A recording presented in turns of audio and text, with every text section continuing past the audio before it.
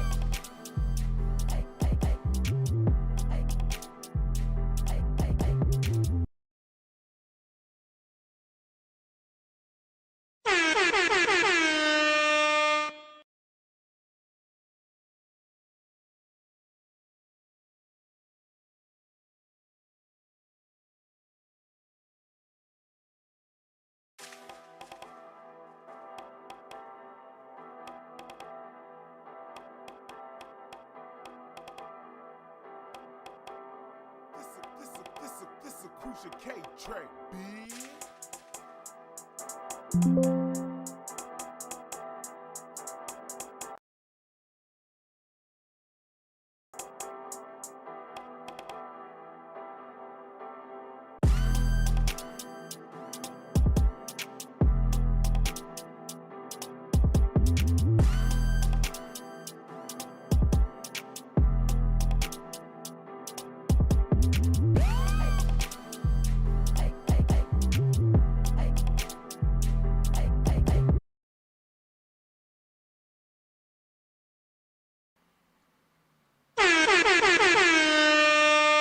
Mic check, mic check, mic check, mic check.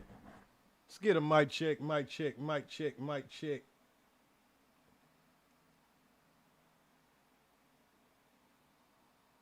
Let's get a mic check, mic check, mic check, mic check. Let's check it out, check it out, check it out.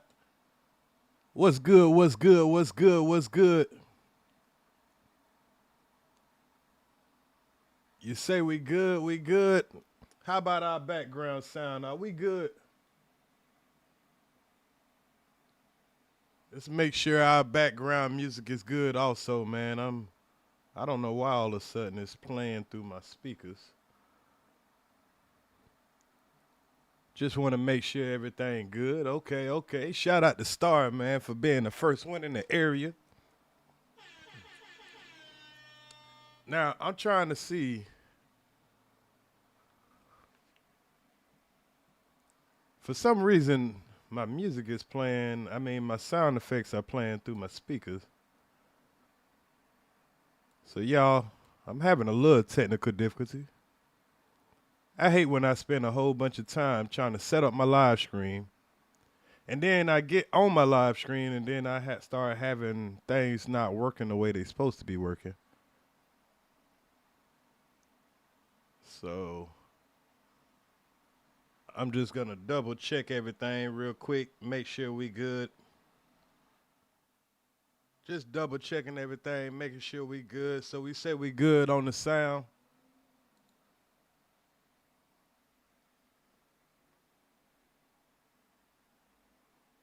All right. Shout out Mojo. Shout out Star. Shout out him and McFly. Shout out to who that was. Oh, hey yo, Splitter. You say you're working and doing your training. That's what's up. That's what's up. Shout out to the hard-working people out there, man. We are the working sector, so shout out to y'all. Say, Ears, are you on vacation? Nah, I'm not on vacation. I'm still waiting on I was waiting on my background check to finish up, so I gotta start this thing on Monday. So I got a couple of more days to do what I gotta do, and I'll be back to working on Monday. So yeah, if you want to call it a vacation, anytime you're not at work, I guess you could call it a vacation, right? So yeah, I'm still chilling. I'm still chilling. If that's what you want to call it. So y'all, man, I got a show lined up for y'all today, man. We're gonna get into some content. I'm gonna sit here as long as I could possibly sit here, which I don't know how long that's gonna be. But you know, I'm in my content mode right now. I'm in that mode where I can I felt like I should start early, man. I feel like I should start early today, get going. That way y'all can have plenty of content to go off for the day. I have been missing in action for a couple of days, so I want to make up for that. And I've been trying to set my live for the last couple of days, but something been coming up every time I'm about to go live. So, but today I got time today. I got time today. So we're gonna cover a couple of things today. First thing we're gonna cover, man, we've been going over some of the Pooh Shiesty stuff when it comes down to Gucci Man, Pooh Shiesty, and that whole situation. And we want to see if EARZ was right. Because y'all know a lot of times they say EARZ don't know what the fuck he talking about. So I want to show y'all today that EARZ be knowing what the hell he talking about, man. So we got some updates on the Pooh Shiesty situation. We also have some updates when it comes to the Iran-U.S. war. Because we haven't touched on the Iran-U.S. war in a couple of days. So we definitely want to touch in on the Iran-U.S. war. We had another story that a subscriber recommended that I cover. They wanted to hear my opinion about it. And that's the Offset situation. Have y'all heard about the Offset situation, man? Offset getting shot? So yeah, I got somebody that wanted me to cover the Offset situation. Shout out to Brittany Smith. She definitely had a request for me to cover the Offset situation. So I'm gonna do that because she is one of the loyal subscribers. So I wanted to cover that for her. But I did want to make sure I got some more information on it. I just didn't want to be talking about it and then we had some new information coming out. So I definitely wanted to be well aware of what was going on in the Offset situation. So, and then we'll get into some other things after that. I mean, we'll kind of freestyle after that. But I think that's enough just to get us, to a good point. So, let's get started, man. Let's get started. So, I think the best place to start off at will be with what we already been talking about, and that's been the Pooh Shiesty situation. Now, if you missed the last couple of lives, I recommend you go check out the last couple of lives because we covered all of the paperwork. Here, let me pull up my screen real quick. Let me pull up my screen. Okay, so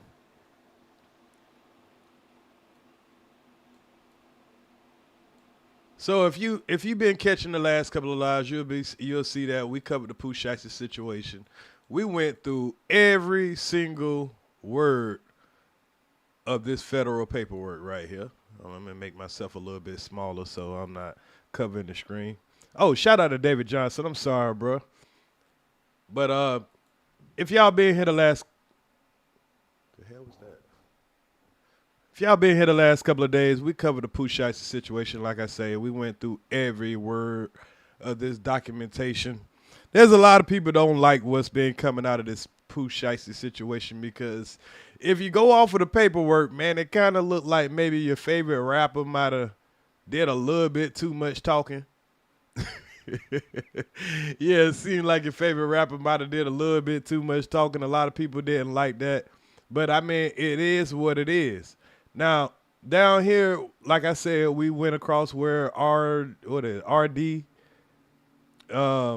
happened to be Gucci Man, and they said that Pooh Shiesty took RD's wedding ring, watch, earrings, and cash after he forced RD to sign some paperwork. So that's pretty much the gist of this case. And the other day, I made a case that if they don't have the possessions, they don't have the rings, they don't have the watch, they don't have the earrings, they don't have this so-called contract, that this is a case that Pooh Shiesty might, shiesty his way out of. And I've had a lot of people say that, man, they got the other people, they got the other witnesses. They don't need Gucci Man's testimony. Gucci Man didn't snitch. They got enough evidence. I say all the evidence they got is that all of those guys was there. But you can't just say that somebody was somewhere and anybody just say that you robbed them. I mean, I could say right now, Star could say right now, hey, EARZ robbed me. Yeah, Star could say that right now. And then they're going to say, okay, Star, come give us a statement. Take us to the place that EARZ robbed you. Give us the details. So Star will have to give them the details. And then when they come and pick up EARZ, they need to find some type of evidence on EARZ when they pick me up, right? Can't just be Star just saying that I robbed her, right? Got to be some kind of evidence. So I said that the other day. A lot of people said that, I might not know what the hell I'm talking about, and I possibly can't. Y'all know I went to fake lawyer school. So I told y'all, I said, a real lawyer will eat this shit up because me being a fake lawyer, I will eat that shit up. Even a fake lawyer like me will tear that case up. But I'm going to let y'all hear Pooh Shiesty's real lawyer and what he had to say about this situation at hand. So yesterday, Pooh Shiesty lawyer spoke out, and this is what he had to say concerning this situation. Let's make sure we're going to be able to hear this.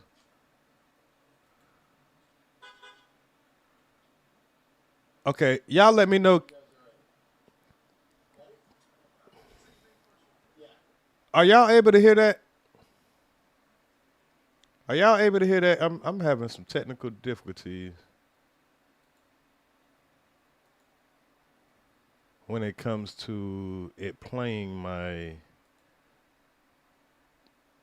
Was y'all able to hear that? Because I don't know why it's not showing my audio. Okay. You said yes. Y'all was able to hear. Y'all was able to hear the audio? Because for some reason it's not playing in my headphones. What's good, Brew Life? Bradford Cohen, C-O-H-E-N, Sam Zangane, and John Holmes.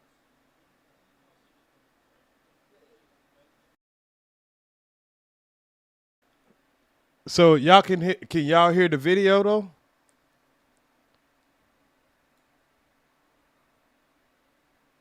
Y'all let me know. Let me know. Because I have no idea why it's not playing.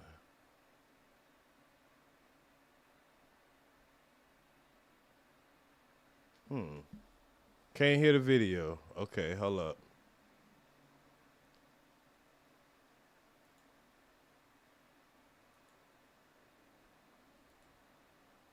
Hold up 1 second.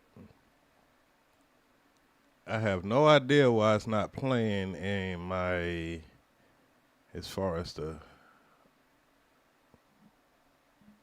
no on the video. Gotcha. Hold up. Let me see what in the world done happened when it comes to my audio.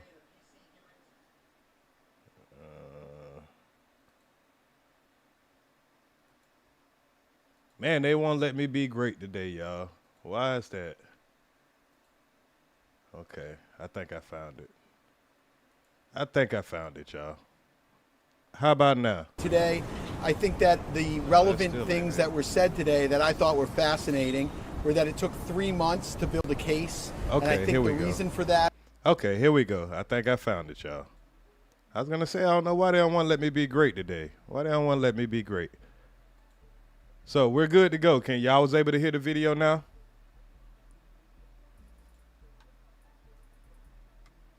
I hate when stuff like that happens, man. It knocks me off of my rhythm. Okay. Yeah, it knocks me off of my rhythm, man. I hate when stuff like that happen. But it is what it is. It's part of the game. So all right. So let's just start back fresh just for, for replay purposes and for my clipping purposes, right?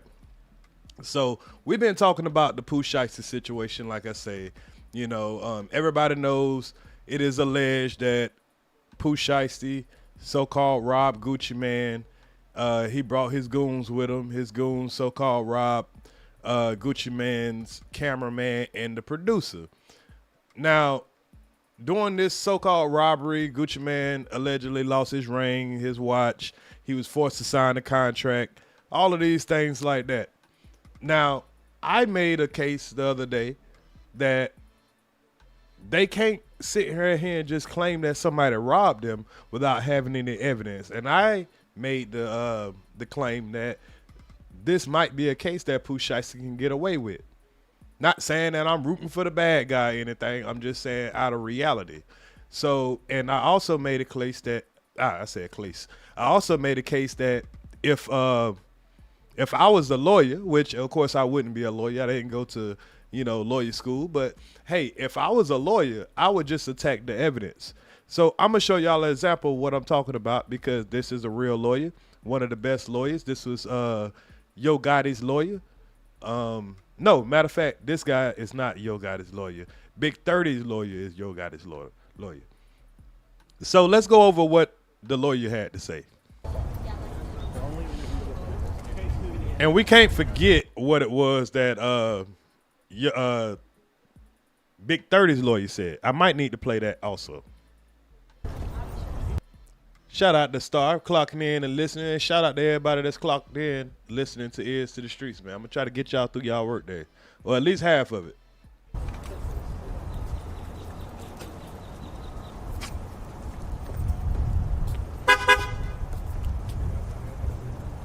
You tell me when you guys are ready. Ready? Would you say your name first real quick? Yeah, Bradford Cohen's. Bradford Cohen's. My boy say, hey man, y'all tell me y'all ready, cause I'm ready. My boy, he already ready. He ready to eat this shit for dinner. I ain't lying. COHEN, Sam Zengane, and John Helms.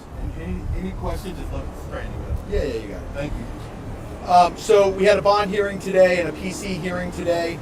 I think that the relevant things that were said today that I thought were fascinating were that it took 3 months to build a case. And I think the reason for that was because the statements that were given on the evening that this occurred were very questionable. What did EARZ say, y'all? These folks waited. That shit happened way in January. Why the fuck are we just getting the damn details? Why the fuck are we just getting charges and all that way in April? You telling me it take the FBI that long to build a case? Can anybody in the chat tell me what would make a case take this long to bring charges if they had a whole bunch of evidence? Can anybody tell me what sense would that make? The crime happened way in January. They so-called got all this evidence. Why would they wait till April? You think a lawyer won't ask those questions? I think the way that the statements were made, what allegedly was witnessed and what wasn't witnessed, I think gave great pause to the FBI. The FBI doesn't take 3 months to arrest someone if they believe everything that was said on the night that it occurred. They were involved the first night and then nothing happened for 3 months. In addition to that I thought was quite embarrassing was that an FBI agent says they don't have the resources to keep their eye on an individual. This is allegedly an individual that committed a crime that they ain't got the resources. Why they ain't got the resources? Is that because Trump done fired a whole bunch of the motherfuckers? Hey, Trump done fired so many of the motherfucking goddamn, done fired so many of the damn FBI agents. Now they ain't got the resources to see what the hell goddamn Gucci Man got going on. Ain't that some shit? Ain't that some shit? They ain't got the resources now. I guess they gonna say the same thing for the Epstein files. Yeah, we ain't got the resources to be checking that shit out. Hey man, if the head of your FBI wasn't out there goddamn twirling around like a ballerina, if he wasn't out there goddamn flying his girlfriend out and goddamn all the concerts and shit, maybe y'all would have the resources. All the resources tied up probably with the Epstein files, if you ask me. Then didn't watch to see if the guns were present, if the jewelry was present, and what didn't we hear today? What we didn't hear today is there is no contract, this mystery contract. There is no contract. Where's the mystery contract? Do you think Gucci Man is going to actually show, or Pooh Shiesty them going to actually show the contract that he allegedly forced Gucci Man to sign? It's a case on it now. You can't make that contract pop up.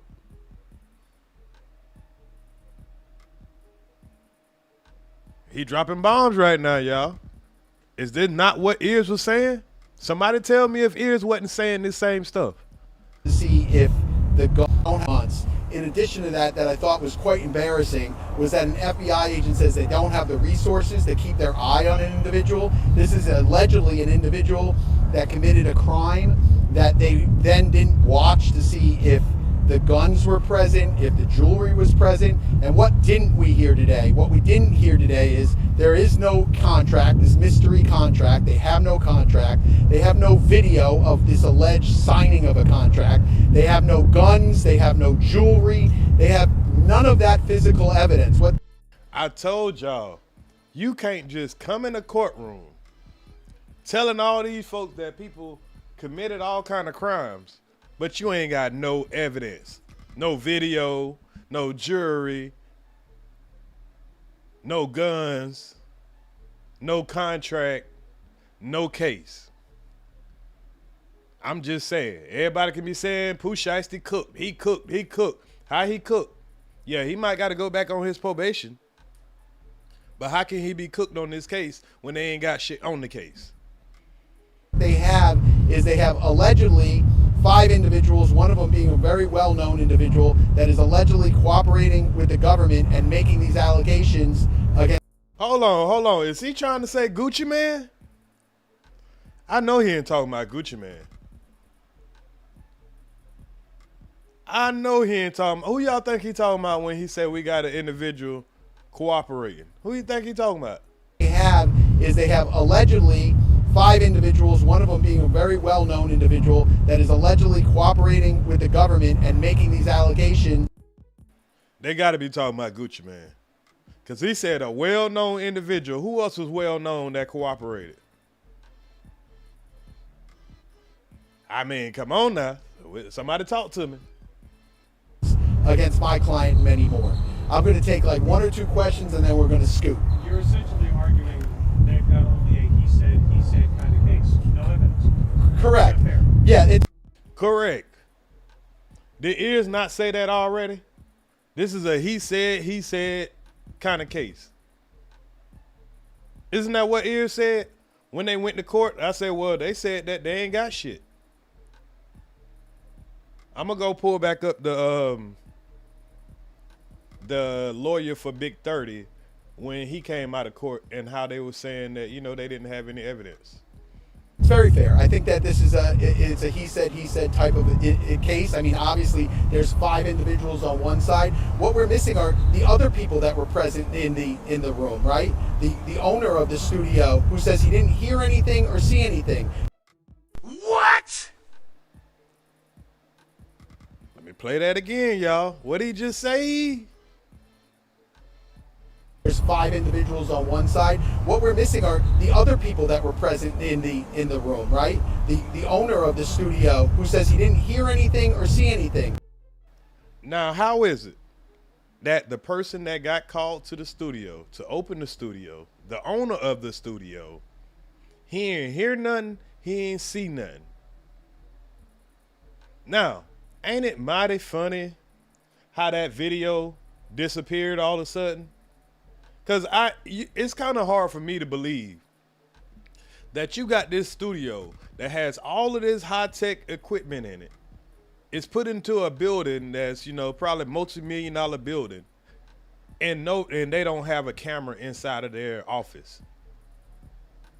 What kind of responsible person would not have a camera inside of their building?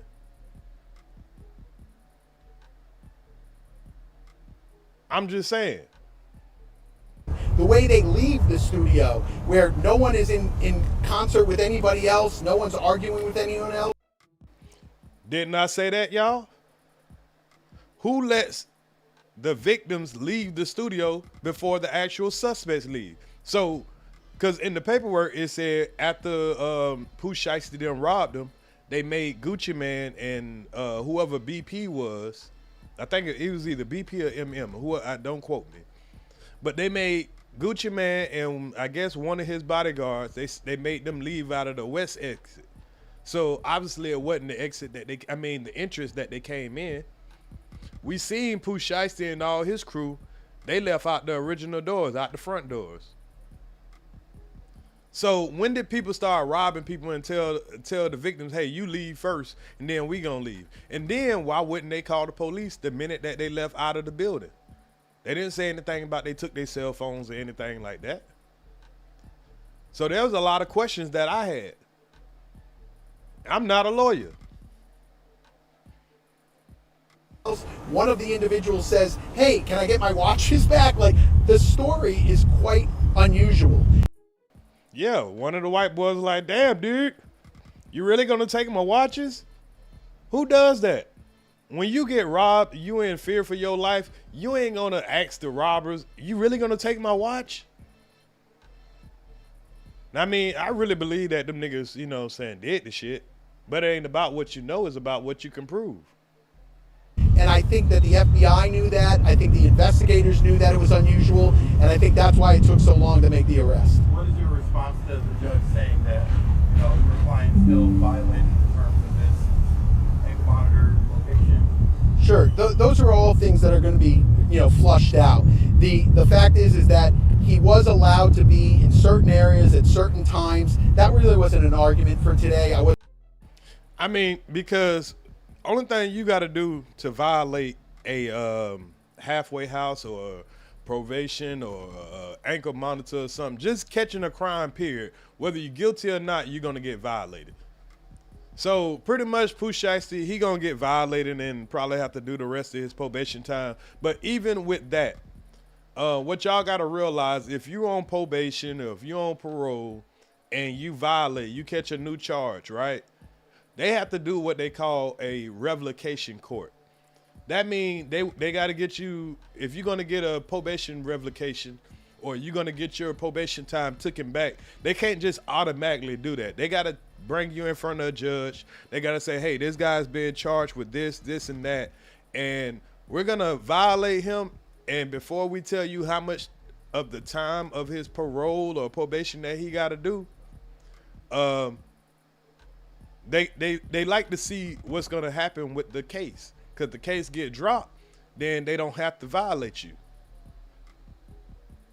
But, you know, if they feel like the case is going to go forward, they can say, hey, we want to take back, he had 24 months left. We're going to give him 12 months of the 24 months. Or whatever it is that they decide they're going to give him. They don't just automatically, you know, make him do the rest of his time.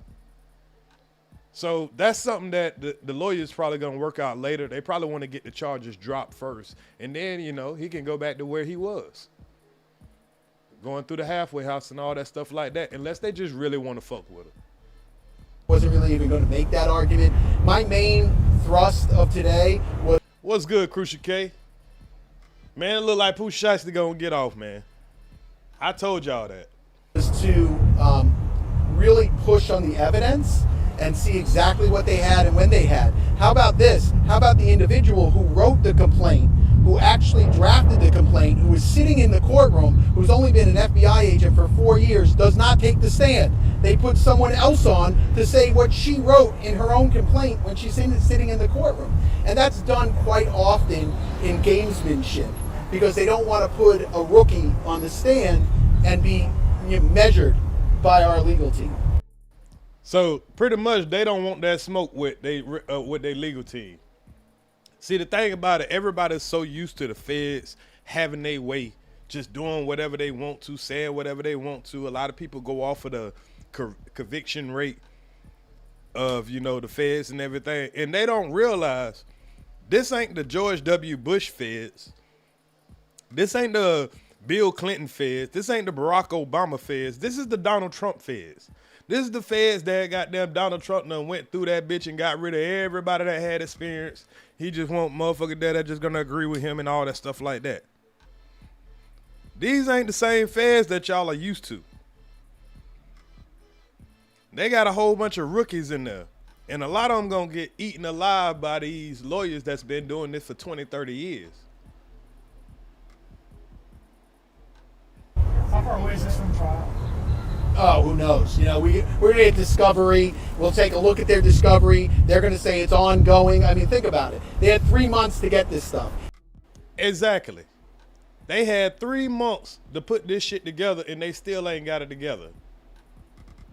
And then you gotta give the lawyers the discovery. You can't just throw a whole bunch of shit out there and not give the defense something to go off of. You gotta tell them everything that you know. And obviously they don't know shit. They ain't got no guns. They ain't got no jury. They ain't got no this so-called contract. They ain't got none of this shit. They're just going off of hearsay.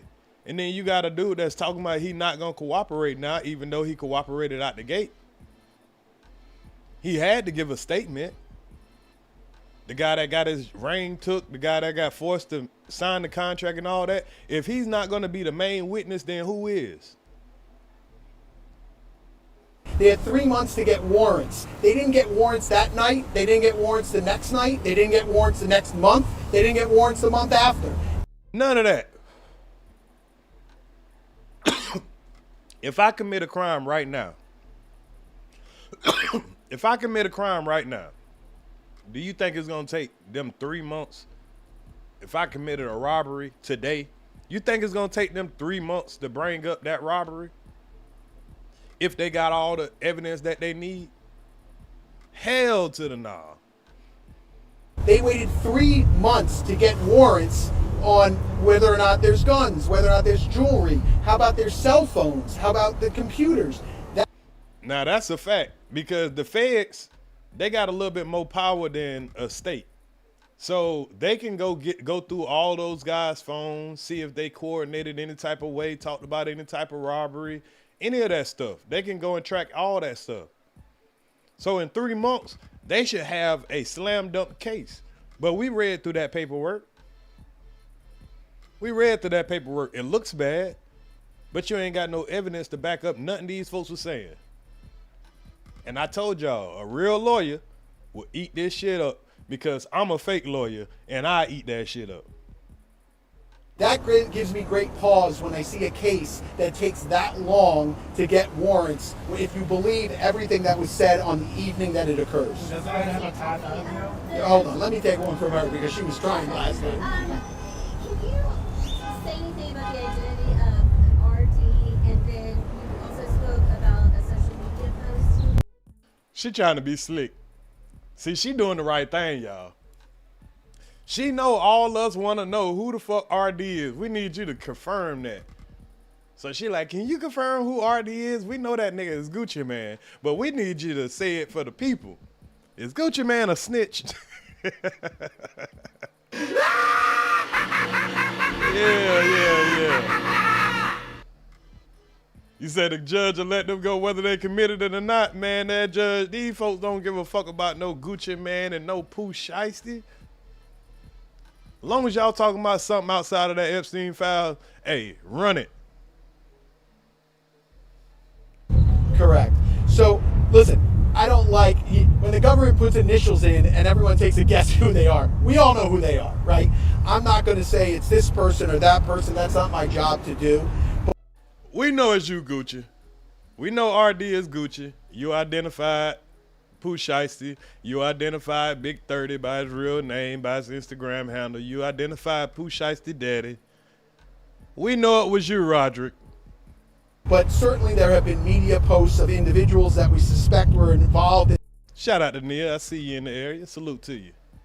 in that evening where they're denying that it occurred or they're denying that they're giving statements to the government. I think that's unusual as well because of what the government put forward today seems to negate those statements, but we'll have to see how this all shakes out. Listen, guys, Sam and I have had many cases together, right? We just finished a case a couple of years ago in San Francisco on the Cash App murder case. And whenever I talk to individuals, whenever I talk to the media, I always say this is not a straight road. It's always a very winding road. So we never know where things are going to take us. We got to look at the evidence as it comes in, and we'll see what's there. I'm just shocked that, you know, when they say there might be video out there, they don't have it. There might be this mystery contract, they don't have it. Oh, they were at Staples, you know, making copies. It's just a total guess. So, like, we're not here to guess. I'm here to look at the evidence, to weigh the evidence, and to make the best decision based on that evidence. Right. We ain't here to guess, y'all. We looking at the evidence. We looking at the evidence because the evidence is going to determine whether it's a fact or not. And yes, we all feel like Pooh Shiesty robbed that nigga, but hey, you can't show the evidence. What's good, Brittany Smith? Shout out to Brittany Smith, y'all. Your client just stays in detention until what? Yeah, currently he'll stay in detention. We'll get discovery. We'll start going through that. There's going to be several motions that we're going to file, obviously, in the next couple of weeks, but that'll all come out, and we'll give copies to everybody. Motion to dismiss for lack of evidence. That's the first motion. Fast and speedy trial. If y'all decide to motherfucker indict this shit, we want this shit to go fast as possible. Look at my man. This got to be a black dude. Y'all see how he said, look at my man. Anytime you see a white man do that, that means he talking to a black dude. Look at my man. Yeah, that sounds like a black dude back there.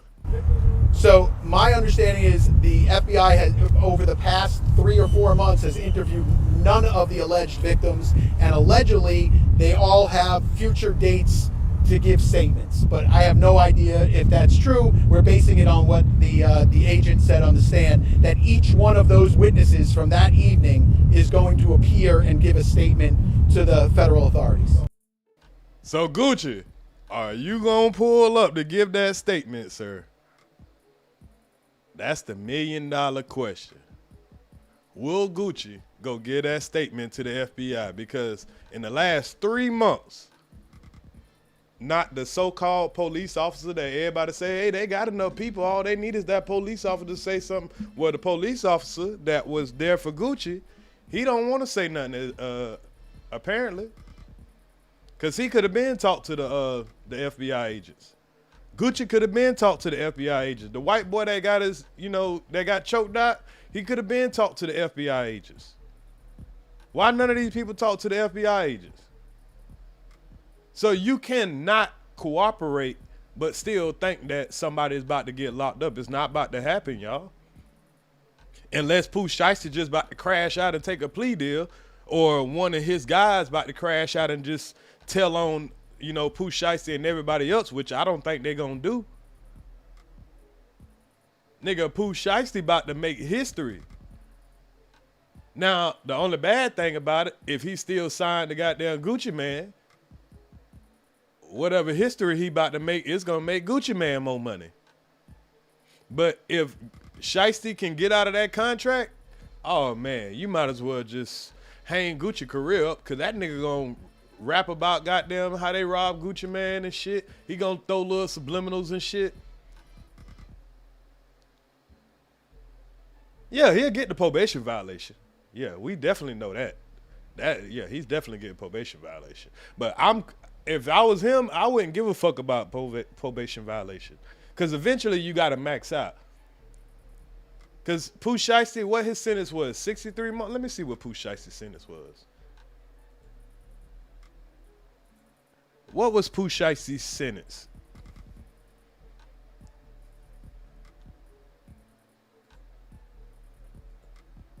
What was the rapper's Pooh Shiesty sentence? Okay, let's see. Yeah, I gotta type it in. Okay.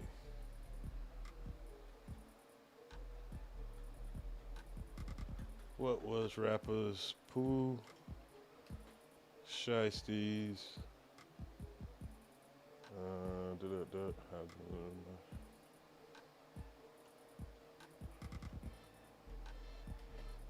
prison sentence?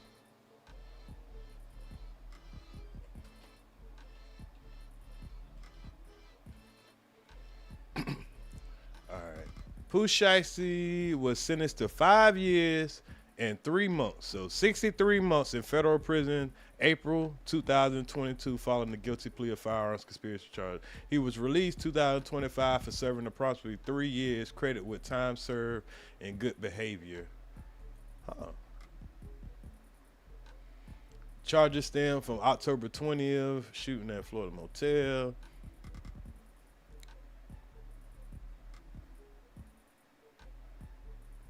So hold on. If he got 63 months, they let him go October 25 for good behavior. So, because he had done did 3 years. So pretty much April 22. So right now it's April 2026. So he done did 4 years on a 5-year, 3-month sentence. So Shiesty only got 15 months left, y'all. If he beat this charge, Shiesty will be home in 15 months. How about that, y'all? Shiesty could be coming home next year. And then what niggas gonna say? What niggas gonna say then? Now let's do a recap on what Big 30 lawyer said yesterday.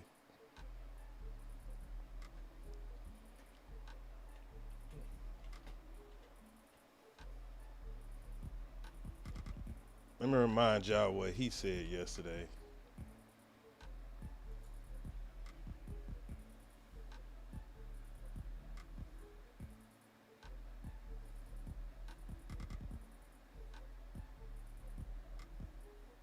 Niggas got pictures of Big 30 all in jail and shit.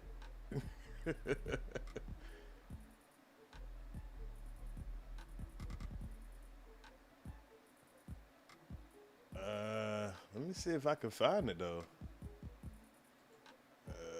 Welcome to Wix Harm. The fuck I did with that? I had the video somewhere. They held the federal hearing on the 16th floor in the smallest courtroom in the Earl Cabell Federal Building. Nah, this ain't it. Hold up.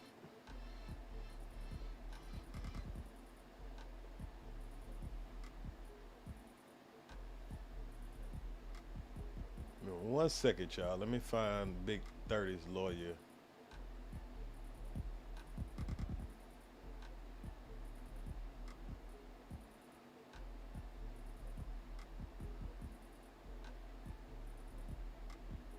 I might have to get it off of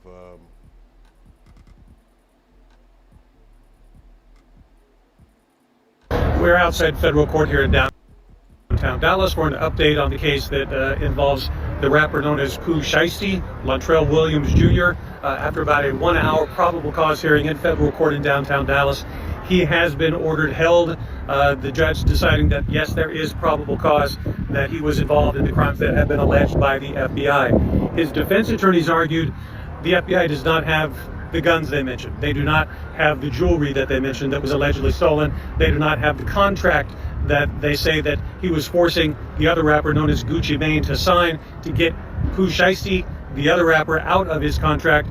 But the judge said the evidence is heavy that he was involved in this, that he does have a lengthy criminal history, including gun violations before. So at this That's bullshit. How you gonna say he's involved in this, but you don't have any evidence on the shit? So they pretty much saying that, you know, they know he did it, but they need a little more time to get the shit together. And look at how Shiesty looking at Guwap money like that. This nigga been planning on robbing Guwap. I ain't lying. Hey, you can't tell me a nigga looking at your money like that, boy, that nigga ain't planning on robbing you. At this point, Latrell Williams Jr. is being held in federal custody pending his next court date. We'll have other updates throughout the day. Well, we're going to show you the paperwork. All right, so this ain't the video I was looking for, but that was a different perspective. Move my damn cup, the shit in my way. That was a different lawyer, but the video I'm looking for real quick is the video I played the other day, and he had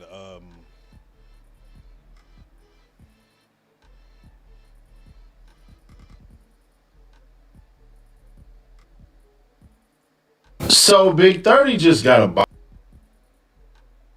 and he had here it is right here. This is how easy it is. Sorry about that. All right, yeah, here it is right here. Here's Big 30 lawyer, what he had to say the other day. Granted, and he said there's more to it. Initially, I guess she found that there was probable cause for the case to move forward. Alleged robbery and kidnapping of the rapper known as Gucci Mane. Action News 5's Imani Williams joins us now live from downtown after being inside the courtroom during the detention hearing. Imani? Joe, it was a packed house today. I mean, there were dozens of people inside that federal courtroom in support of Rodney Wright Jr., also known, like you said, as Big 30. Now, the defendants had two people that they brought to the witness stand. Those two people were Big 30's dad and also the general manager of Endless Entertainment. I want you to take a look at your screen so you can kind of see what we saw in this complaint. So Big 30's dad said that his son stays with him at home and he takes care of his kids. And the GM at Endless Entertainment, shout out to Big 40. He said that Big 30 has some contractual agreements that he has to go through with putting out music and putting out albums. Now, the prosecution brought up his criminal history, including a gun charge in 2018, but it was wiped off of his record. So Big 30, he ain't even got shit on his record, but they don't want to let him out. And I want to take note of what his lawyer had to say when it came to Gucci Mane. About the bond granted, and he said there's more to it. Initially, I guess she found that there was probable cause for the case to move forward. And then today, in the detention hearing, she did grant him a bond of a secure bond of $100,000. U.S. Attorney's Office in the Northern District of Dallas is going to file an appeal, and they're going to appeal the judge's decision, and we will have to have another detention hearing in Texas. Now, the government has already, they have already documented and put in that stay. I just looked at it in my email just a few minutes ago. So the government has put in that stay to wait for an appeal from the Northern District of Texas. But now we really... So we see that these folks are planning on keeping them, even though they don't have, that much evidence. Even though they don't have anybody wanting to testify, because right here you hear the guy say that Gucci don't want to testify. Right here. This rapper Pooh Shiesty, Horn said that Gucci Mane is not being cooperative with the government on this case, and so he questioned if the government will have a case because Gucci Mane is not cooperating. He said it will make it hard for them to do that.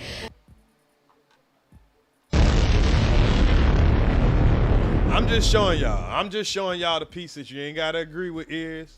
We just gonna have to wait and see. But unless that video come out, which they say the cameras wasn't working, unless Gucci Mane is gonna get on that stand and point him out.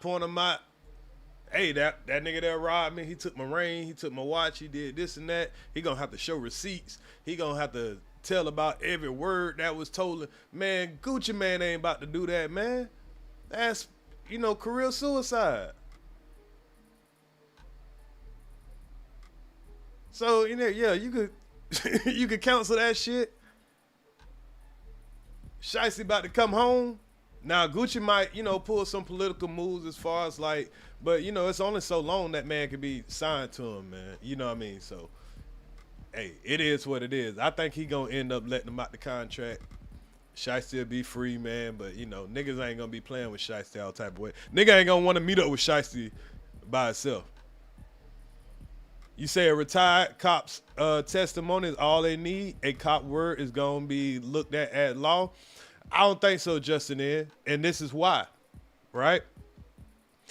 Even if this retired cop is saying, because you got to remember, the retired cop was not in the studio room. Let me show you something. Let me show you something real quick. Let me show you the setup of the let me show you the setup of the room and an important detail, right? Because after Pooh Shiesty got off of the phone with his probation officer, it said that RD, let's go to who was in the room.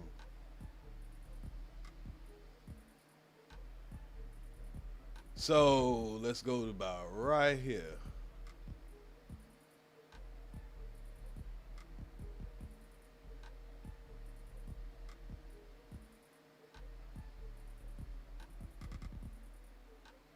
So if you go, I can't find it right now, but when they went into the studio part, right, and they started talking, remember they asked for a private talk.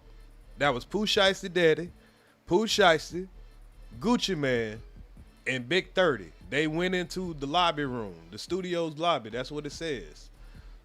So let me show you this studio real quick. So when they went in there, is when they started talking about the contract. Gucci, he didn't like what Gucci was saying. He told Big 30 to leave the room and go get the bag. So he went and got the bag and came back. And remember Big 30 standing in front of the door. It's only Gucci, Big 30, Pooh Shiesty, and goddamn Pooh Shiesty Daddy in the room. So the part where he's forcing him to sign the contract and taking all his money and all that shit like that, is only one person that can see that. I mean, it's only those people that's in that room that can see that and that can testify to that. Everything else is just, hearsay. And if he the only one testifying, but there's 5 other people, you telling me you as a juror gonna believe that? You be like, well, why the other people ain't testifying? Something ain't right here. He could be a shady cop, because that's what they're going to try to paint him out to be. That's what the lawyer going to try to paint him out to be. I know they got pictures of the studio somewhere. I saw it before. Oh, here it is right here. So look at the studio setup, bro. You can be out here in the lobby, but then you can have people go in here in this private room, right, or over here, wherever it was at. It looked more like this one here. So you can have people go in this private room right here and have that dealings going on while everybody else out here. And remember, they said that the security and the cops, they were out in the studio lobby. They wasn't even inside of the studio at the time. So there's a lot of things that he would have to testify that he did not see. That's all I'm saying. Trying to have somebody testify for you, that don't work in the court of law. I don't care if you are a retired police officer. Hey, that's not going to work for you. Oh, shit. I'm sorry, y'all. My fault, y'all. I didn't have it goddamn switched over. Here, let me show y'all again. I was talking about this studio room right here. And I was talking about back here is where the studio's at. I apologize, y'all, because I didn't realize that I didn't have it transferred on the screen.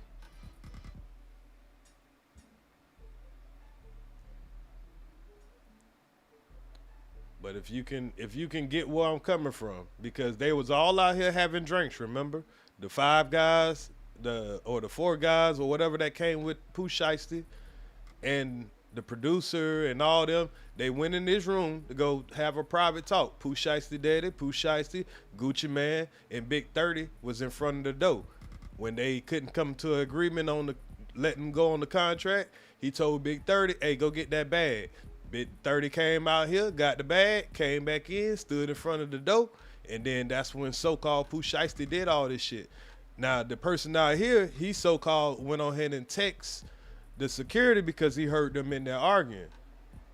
So that's what he did. But when they came in, they said that they couldn't get in because they realized they was outgunned. So who was they outgunned by? All of these niggas right here. They don't know what's going on inside of this room right here. So it's hard to testify about some shit that you wasn't there for. All you could testify about is those guys that was out here, they had guns. But then you still got to prove the guns because there was no surveillance footage in that room. But as you can see, even the news and the lawyers, that's what they're going to fight. You know, it could be wrong. Some more stuff could come out. All we can really do is just wait and see. Yeah, they robbed Gucci in the booth and they robbed the white boys in the lobby.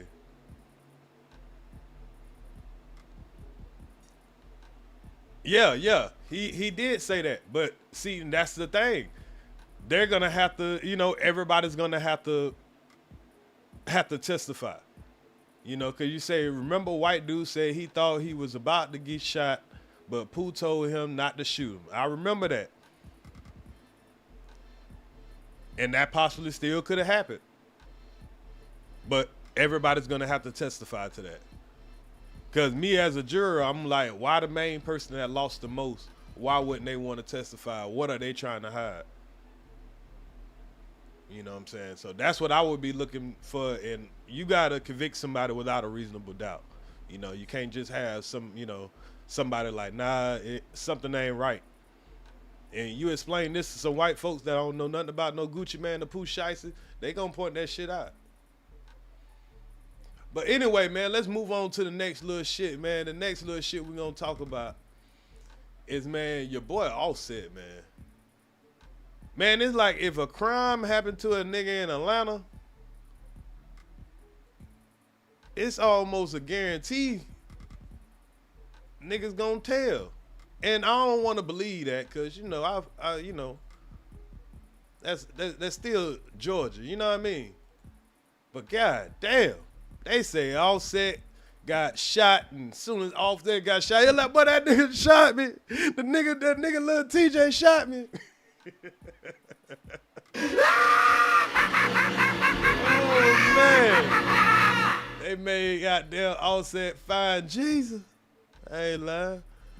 So man, your boy Offset, man, they say he was putting hands on this nigga named Lil TJ. Now, if you know who Lil TJ is, or if you don't know who Lil TJ is, don't feel bad, because I don't know who Lil TJ is, right? But I've learned a little bit about Lil TJ through, you know, social media and all this stuff. So apparently, Offset was cool with Lil TJ, and he owed Lil TJ some money, right? Cause Offset been gambling like a motherfucker, and he been fucking up all type of money. So let me show you what Lil TJ had to say some months back when I wasn't really paying attention to this shit. But he was saying that Offset had done fucked up some money or whatever, and they was at the casino, and he just wanted his money back.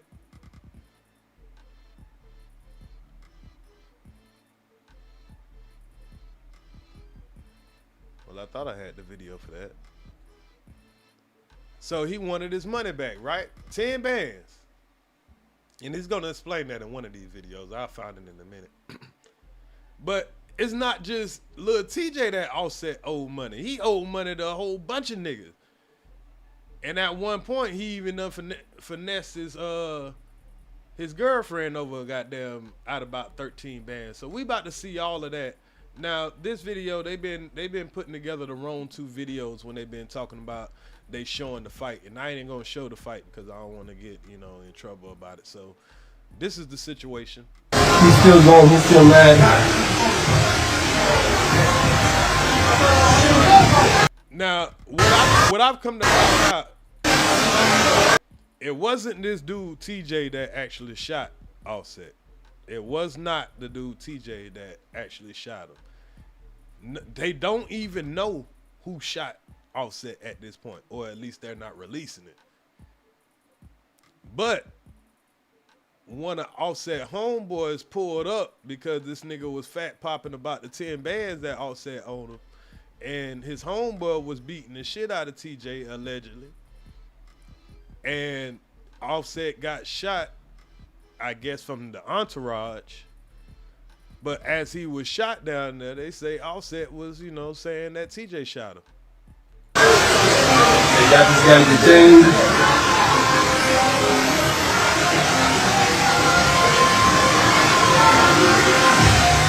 detained. Broke. Okay, so this is the guy Lil TJ. I knew I had the video, but I didn't know it was on this one. So this is the guy Lil TJ about to explain what him and Offset problem been, and this was about last year. I wasn't paying no attention to it, but I believe I saw this. Oh yeah, I'm gonna tell y'all the stream too. That broke. That pop. I'll tell y'all a true story. I ain't got nothing to do with that shit casino. He was pop. He was panicking. For the old folks like myself or whatever, but y'all know that New York slang. When he say pop, he mean when a nigga done. We call it bloop. It mean like when a nigga gambling and they done pretty much gambled away all their money. And it crashed out, whatever you want to call it. When you go gambling and you fuck up your money, we call it, where I'm from, we'll say, man, I blooped out. But he's saying that the nigga popped. He was asking random people for cash apps. He was broke. I don't know what happened. Nobody was answering his phone call. He popped, trying to run up, chasing. Must got a gambling addiction. And the says, yo, he just popped. He calling for cash apps in front of me. I ain't gonna lie to you. The first 5 hours. Hey, man, imagine you being 1/3 of the biggest fucking group in the world. I'm talking about that made millions. And you crashing out at the motherfucking casino. All this time we was thinking it was Cardi B. This nigga trying to fuck up the check. And I'm like, yo, you pop, you waiting for some bread? Wait for my money. I swung that 5. You know how I get. He gets popped. Not us two dicing. So I think Buddy here, he say he threw him 5 bands. Then the nigga, fucked that 5 bands up. Then he gave the nigga another 5 bands, but he borrowed 2 from somebody else. He got another chick saying that he borrowed money from her too. Matter of fact.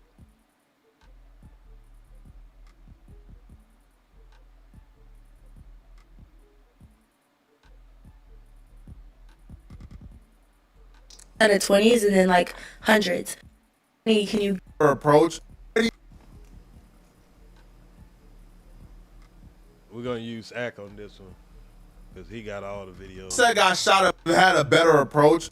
He looking, he says, "Oh, I've seen Offset." He still needed that. He still needed that.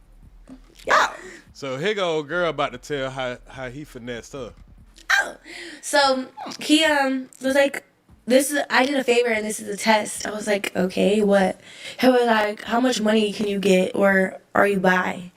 And I was like, I mean, like I sent him the video, like all that money that I have in my safe. You're rich. And he immediately. Boy, this how you finesse a motherfucker with your celebrity. He told the bitch it was a test. Called me. He called me back and then he was like, bring all of it. And I was like, I don't even know how much this is. He was like, bring all of it, because I have a Yeah, bitch, bring it all. Bring it all. I don't blame her, man. Shit, I would have finessed her, too. She got fake lips, fake cheeks, fake everything, and she just trying to goddamn be down. Yeah, bring me all that. in the 20s and then like hundreds. At the time, not now. Currently. No, yeah, no. Because she trying to take up for the hoeing. Tell me, yeah, at the time, yeah, not now. Well, They been had all 20s and 10s and shit. Come on now. Continue. Keep going. Cause now, so then he was like, yeah, bring all of it. So Yeah. This a test. Trying to see if you a goddamn blooper. Shit. I actually did. So this is what Offset the. Hey, what my boy says she a gopher. Yeah, this is what we call a gopher. Tell your girl anything, she a gopher. Tennessee again. And she a go for anything. But in my mind, I was like, I can't give him the 20s. Like, let me just give him the hundreds. He was like counting out in the car. I went to the casino, by the way. I'm not going to do every single detail and have this. She's working on her 40-minute straight drive. And just like Offset did to Lil TJ, when it came back to paying back the money he borrowed, all of a sudden Offset created beef so he don't got to pay it back. So, hey, y'all ever had a nigga create beef with you because they owe you money? That is a fact. Selena Powell would post on her social media that she was getting threatened by Offset because she asked Offset to pay back the money that he owes her. So she took to her social media to says, if anything happens to me, Offset did it. She would also go and says, tired of this grown man. I remember all that. Offset was indeed shot in the leg. Offset was transported to the hospital. He was listed in stable condition. Now he's still in the hospital as far as I was told. Now, a rep for the Seminole County Police Department tells TMZ, we are aware of an incident that occurred at a valet area after 7 p.m. Monday outside of Seminole Hard Rock, Hollywood, that resulted in non-life-threatening injuries to an individual who was transported to Memorial Regional Hospital in Hollywood. The rep added, and I've been to that casino. That casino right there in goddamn Hollywood, Florida. That Hard Rock. And this nigga over there blooping up, y'all. Do y'all know that this nigga, well, we about to get to how much money this nigga lost or how much money this nigga was down in that Hard Rock, y'all. They got actual messages that where he was talking to the person at the table. Bro, maybe Lil TJ just likes going to Hard Rock. Chat. I'm gonna show you this. So Selena sent me this, and it was this was when Offset finessed her for like 20 or 30 grand. Look at this shit, chat. This is. Hey, shout out to the niggas that got 30 racks out of the chick instead of she getting 30 racks out of him. Shit.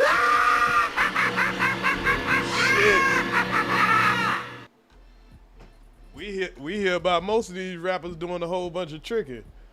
But shit. That nigga Offset got 30 racks out of chick. Wow. This is look, right? But that's not the important part. And also, you can't be sending this type of shit around to people. Look at this. Look at this. This is Offset with his Hard Rock host. He's like, I'm here. So only gave me $3K in cash. He says, at least you have some cash. That's what the host says. He says, credit line.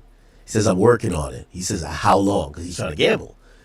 The host says, I'm not sure. I sent it higher. It's up in credit. He said, what did they say? Now this is, he says, this is the host. He says, do you want to know what's your down this trip? He says, yes. $890,000. He said, oh my God, what the fuck? What the fuck? Hey, bruh. If I went into the motherfucking casino and these motherfuckers told me I was down $890,696, bruh. Yeah, you chasing now. You really chasing. That's just this casino.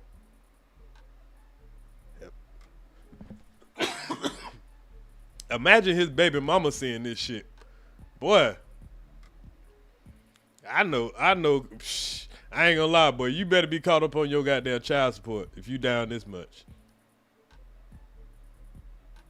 Say that nigga doing Drake numbers. Yeah, for real, boy. You ain't got Drake money like that. I need 500K more. That boy said, I need 500 line ASAP. What? That nigga say, nigga, I'm ready to go in $500,000, nigga. You down $1 million, give me $500,000. That nigga about to get in one of those Bruno Mars situation where that nigga performing and shit. I'm surprised they ain't got that. He ain't out there and just trying his luck in Vegas. Why be down here in motherfucking Florida, bro? You might as well get out there in Vegas. At least if you lose, you know what I'm saying, you can just perform for life like Bruno Mars, my nigga. Oh, fuck. Oh, man. Yo, I'm living in that bitch. Yeah. Oh, yeah. Jesus Christ. Boy, imagine nigga being down, cause so say they give him that 500. Cause we don't know, they might have gave him that 500. Now this nigga down 1.2, about 1.2.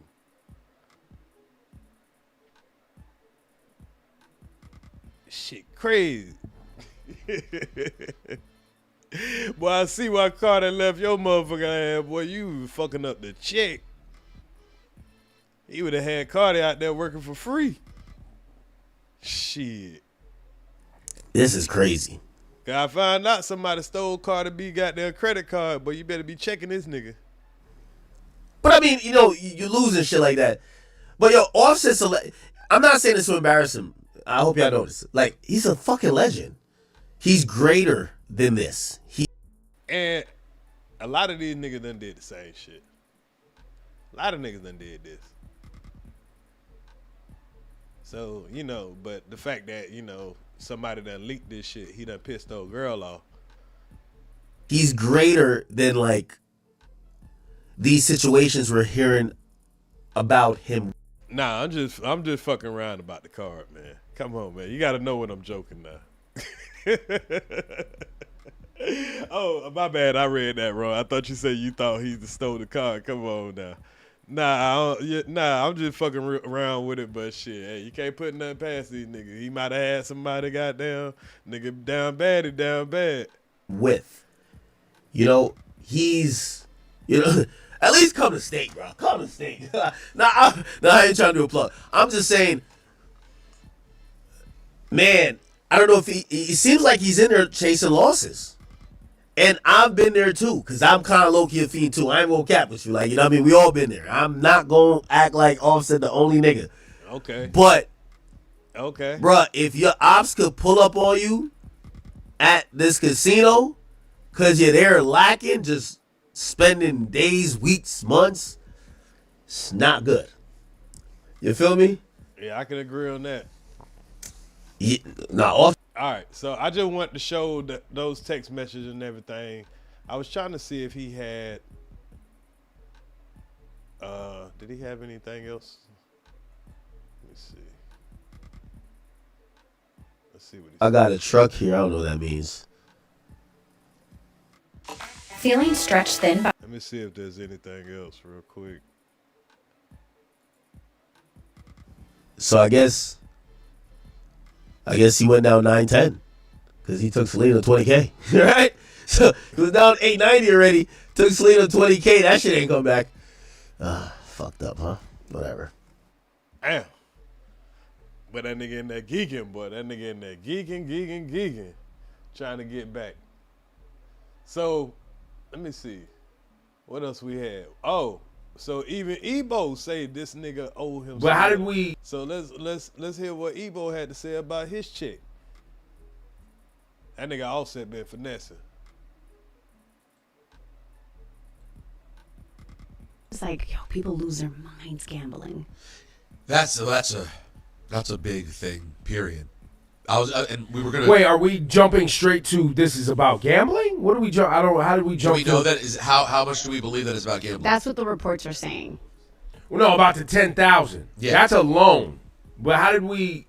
Well, because it was at the Hard Because Rock they were at a casino. I get that, but Yeah. you were like losing their mind gambling. I'm like, wait, so now we're. Well, because there was also Laura was saying that at one point Cardi during a crash out session on their relationship mentioned the gambling being a problem. A lot of people have been talking about Offset having a gambling problem. Didn't you and Offset have a bet? They just had that shit on display now, and you like, damn, boy, your shit fucked up. He owes me $5,000. Oh God. He does. Was it a serious? Yo, Baskin. Come on. Man. Oh God. Offset's fine. I tried to call him last night. But was it a serious bet? Yeah, we bet on the Super Bowl in New Orleans. Now, if you had lost, would you have paid him? I mean, I bet $5,000. I was prepared to pay him $5,000. You were prepared to? Yes. Damn. That is funny, though. I've talked to him 1,000 times since then and never jammed him up about $5,000. No, of course. Because clearly he's somebody that didn't pay his bet. Like, why I'm not going to chase you around. $5,000's not a big deal to me. Well, see, why you turn into a... By the way, if it's not a big deal to you, why... Shit, nigga, you better get that $5, nigga. The fuck? I ain't saying you got to go whip the nigga ass, but you can at least ask the nigga, hey, what up with them $5, nigga? Why would it be a big deal, little TJ? Well, that's where I was going to go. That I don't think that TJ's got more money than I got. I don't think it would be over $10,000. Everything is $5,000 not being a big deal is relative, by the way. Like, it depends who owes you $5. Me and Offset are in a good enough situation where I don't need to borrow stress money from you. Yeah, it wasn't a loan. We made a bet. You made a bet, right. Now, TJ, so the suggestion is they were gambling at some point, and Offset was like, oh, man, I'm down. You got money? And all right, so I just want to show that. Now, we got Dez Bryant also, of course, saying that, you know, he ain't get his check either. Ain't nobody got their check. Hold on, where we at? So, yeah, we had Dez Bryant ain't get his check. We had Cardi, shit goddamn go missing. Hold on, let me pull up the Dez Bryant one.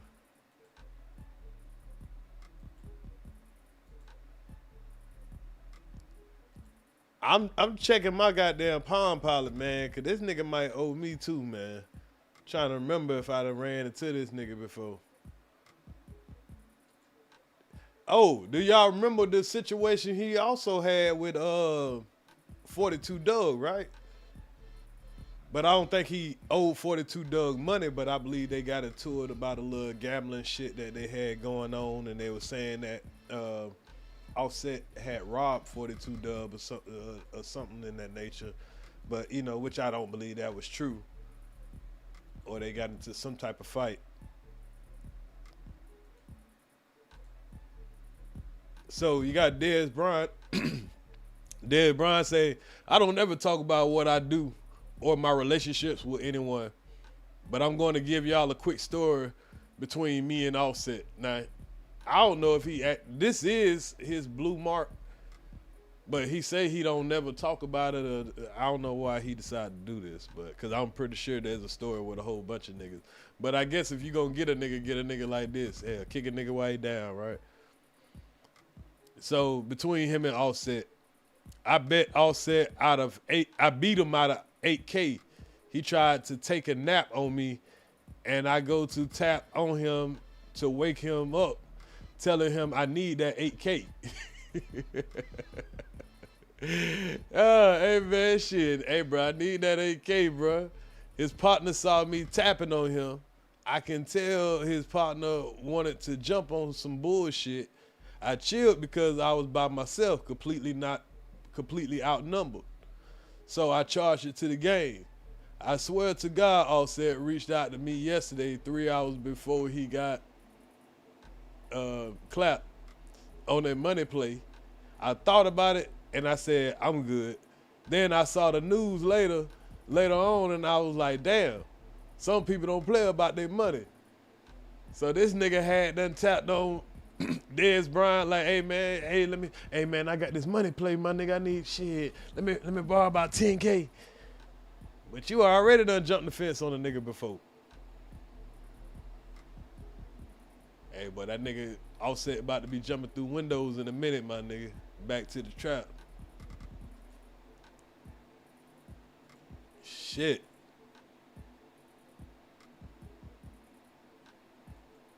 Yeah, you say he punched 42 Dub? Oh shit. I'm tripping, y'all. I ain't bringing this shit up on the screen.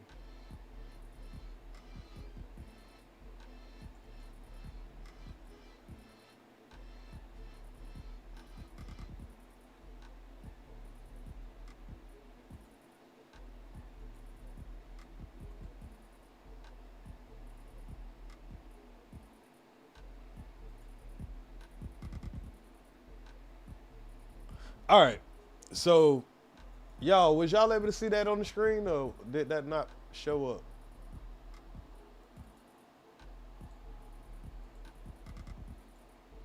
Oh yeah, that did show up.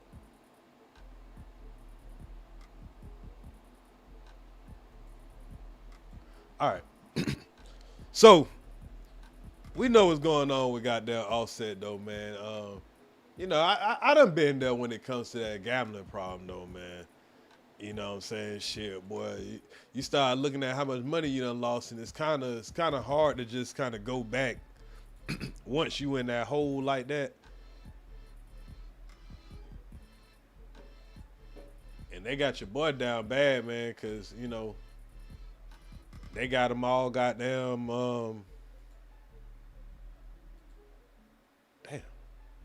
they got them all on the goddamn, damn, I'm sorry, y'all. I can't pull this damn screen up for some reason. Oh, there it is. They got them down bad all at the hospital. Somebody just sitting outside with a camera. Catch your boy smoking a cigarette and shit. Look like he trying to make a bet on the phone. Yeah, damn. What y'all think that nigga doing on the phone, man? You think that nigga trying to make a bet? He done forced these folks to take him outside to take a fucking smoke break, boy. You know a nigga stressing like a motherfucker.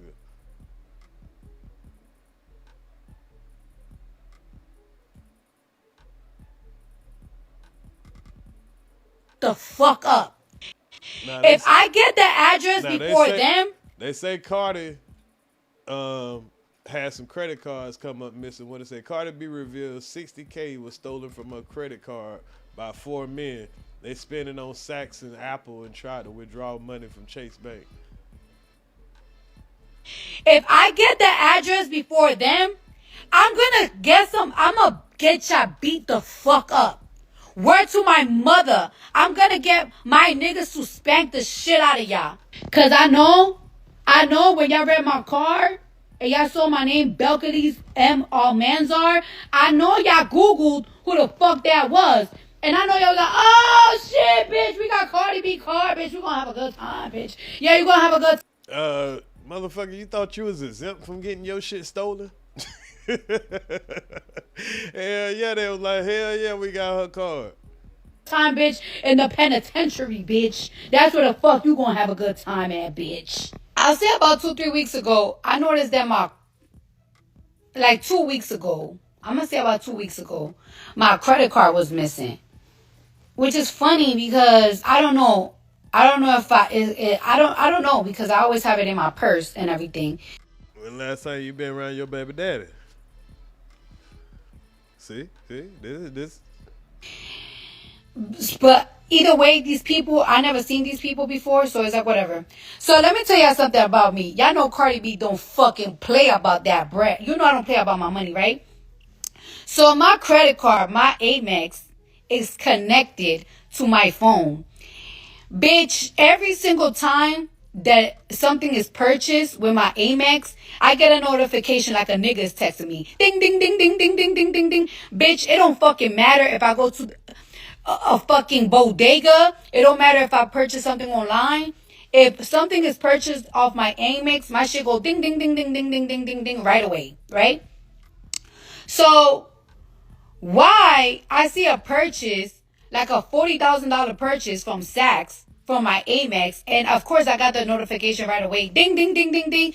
So I'm like, what the fuck? $40,000 Amex on Saks? God damn, boy, nigga went for the big. Wow, they must already got somebody ready to buy a purse or something. They must, yeah, that's probably what it is. Go and buy something major, come back. I mean, go on the street, sell it for 10, 20,000, 40,000. And then there was a $20,000 purchase on Apple. Right away, I already knew it wasn't no Juan. It wasn't no 20,000 on Apple. Oh hell yeah. Nothing. Some weird shit was happening. And let me tell you something. Before I even called my accountant called me. Because my accountants also get a notification. Bitch, I could be ordering porn, bitch. And me and my accountant is going to get a notification that I purchased porn from my credit card. That's how much I don't play about my money. As soon, I was going to call my accountants when I saw that Apple purchase. She called me before I even called her. She was like, yeah, some funny activities is going on. So let me tell you something.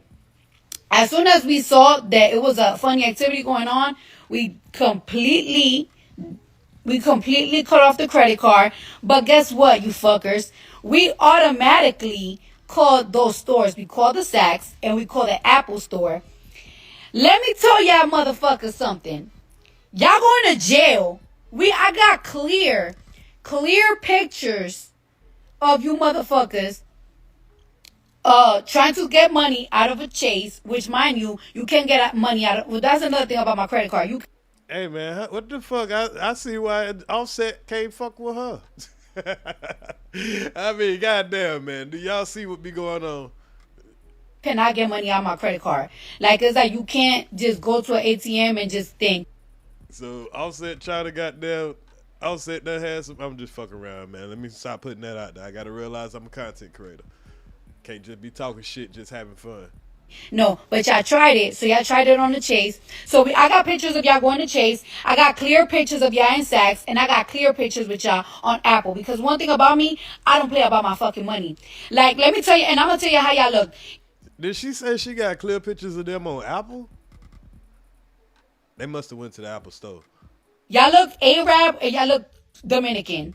Like, y'all in between. But to me, y'all giving more like, I don't know, like the Middle Eastern look.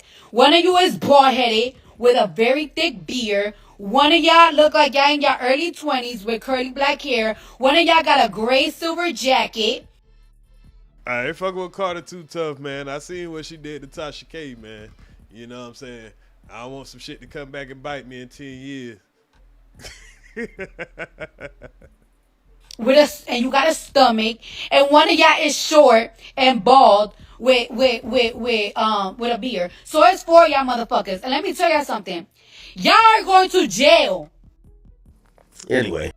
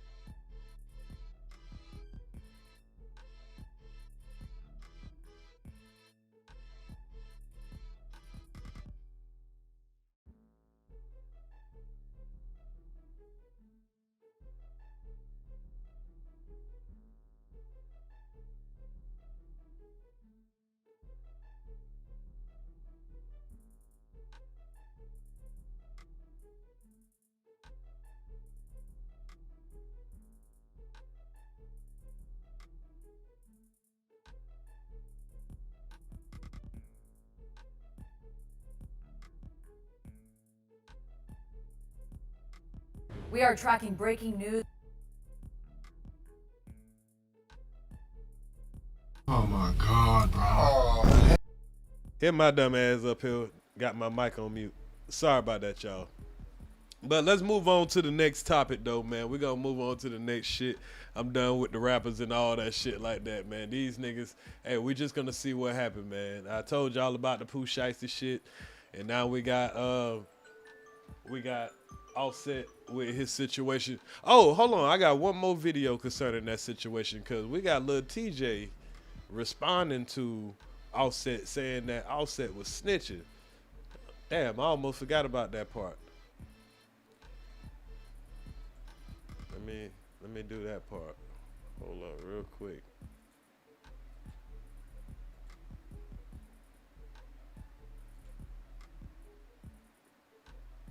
Yeah, Lil TJ got there saying Offset a snitch. I said no. Not the Offset we know. No, not the Offset we know. So let's get TJ point of view from this shit. My fault, y'all. I almost forgot the victim. I mean the suspect. I seen, the last thing I seen was Offset looking at me like this. Yo, that shot me. That shot me. La la la is a rat. I don't do no damn fighting. And then he ain't even the one that actually shot Offset. They say it was another dude that was fighting him. They say the other dude was beating him. I don't know. Got to get more details on it, and there will be more details coming out. But I really ain't, I ain't seen no police report, nothing like that. I ain't really going off of the rumors and shit.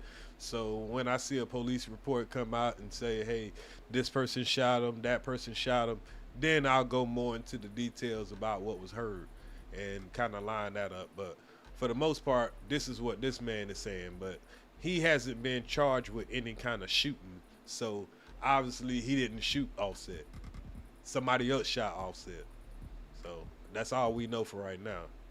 It wasn't this dude. Who is a rapper named Lil J. Now, I do remember the one song that Offset did with Lil J called Run It Up. And somebody had to mention that to me, or I think I seen it on somebody's YouTube page or something like that. So I do remember that song. I did like that song, that Run It Up song. But I don't really know of Lil TJ like that. He's a New York rapper, but he's obviously been doing pretty good. Did I shoot? Crazy. They're saying you were disordered. I Did saw he the put casino his hands fight on you? near the Or fellas. smack the shit out of Offset. He would never play with me like that in his life. Ask Offset. Ask Offset. He owe you money? Ask Offset. The last thing I seen was Offset looking at me like this. Yo, that shot me. That shot me. La la la is a rat. I don't do no damn fighting. Just want to tell us what happened. Did I shoot? Crazy. They're saying you were disordered. I saw Did the he put his casino hands on fight you? near the Or fellas. smack the shit out of Offset. He would never play with me like that in his life. Ask Offset. Ask Offset. Ask Offset. He owe you money? Ask Offset. The last. Hey, man. He only got charged with disorderly conduct. So I think if I just have to put together a little story, this is what I think happened, right? I think he borrowed that 10K from Offset, which at first he said that he didn't really give a fuck about the 5,000, but he borrowed the 10K. They was talking shit back and forth, you know what I'm saying? And I think it was more about the shit talking back and forth than the 10K. He found out that Offset was up there at the casino. He was in the area. He pulled up, smacked the shit out of Offset. The entourage got into a fight, and somebody shot Offset in the ass. Or in the leg, wherever they shot him at. Probably in the leg because he wouldn't have been sitting down. And then, that's just what it was. It's probably a good thing. Now, they say the dude, YRN Mango, let me see if I can, who did it? I can't remember who channel I saw that on. But it's one of Offset homeboys, that's, be around with him all the time. They say he was beating TJ ass. And I guess one of TJ entourage shot Offset in the leg or in the ass or whatever. But as soon as the police got there, they say Offset was like, that nigga TJ shot me, that nigga TJ shot me. Oh man, so he was ready to snitch, bro. Even though he snitched on the wrong nigga because the nigga TJ didn't get charged. But you already telling on the nigga. So, you know, we ought to see what it is, man. We ought to see what it is, boy. Nigga say, TJ shot me, TJ shot me. He said that nigga Offset a snitch. Yeah, you better leave that boy. You better leave all the Atlanta niggas alone, boy. I ain't lying. I'm telling you, boy. Niggas will kill you, but niggas will goddamn throw your ass in the Fed too. Shit, you gotta respect that shit. I'm just saying, just from the record. I ain't trying to diss Atlanta. I love Atlanta, but hey, just from the record. You know, you gotta respect it. Yeah, man. I don't even think it was about the money. I think it was about the shit talking. You know, you don't want a nigga to owe you money and be talking shit to you. That's just crazy. So, y'all, man, y'all ready to get to the political, you know, to the political talk, man. Let's see what all this distraction has been for. All of this distraction has been for. Just to cover up some things that, you know, we should be talking about that's important. But before we get to that, man, let me bring up one more funny moment that I don't know, I just thought this shit was funny. So let me play this little quick video, man. I seen this shit, and this shit can only happen in fucking probably Florida, where a fucking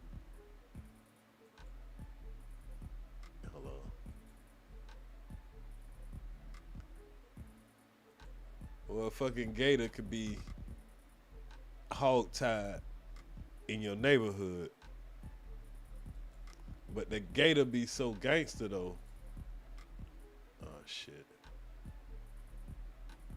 Yeah. I know what I did.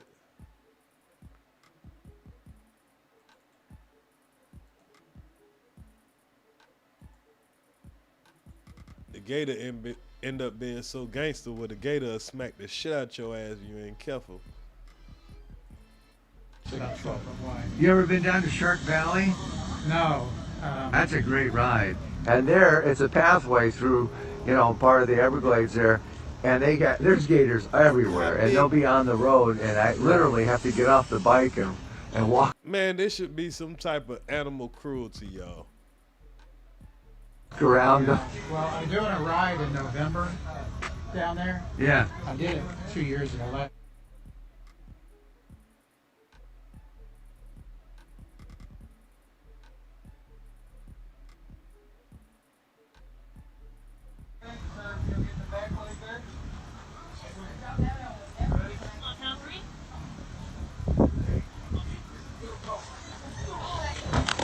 Ooh, he's coming back.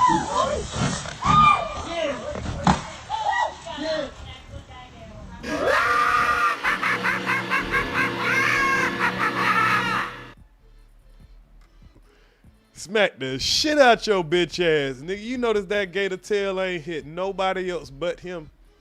I would like to see this from her camera. Yeah.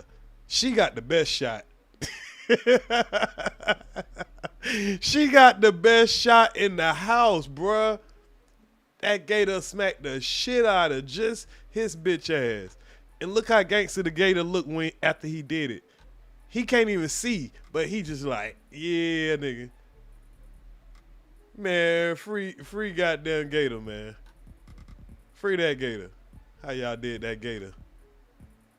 I wish I had that thug life shit. That thug life drop to put on that. Yeah, that'll teach you.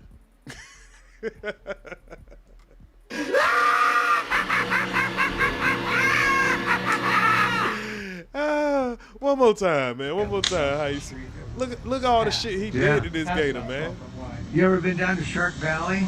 No. He's stepping. See, That's this is a excessive force. Like, this is like the police arresting you and they just doing that extra shit. great ride. And there, it's a pathway through, you know, part of the Everglades there. And there's gators everywhere. And they'll be on the road. And I literally have to get off the bike. But I guess he might be doing that just to see if he could bust out of the tape. And walk around. Well, I'm doing a ride in November down there. Yeah. I did it 2 years ago.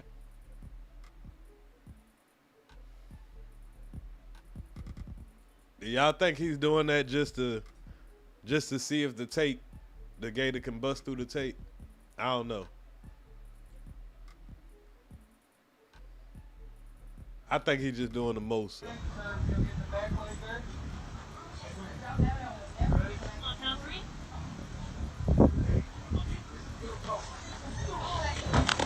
Ooh, he's coming back.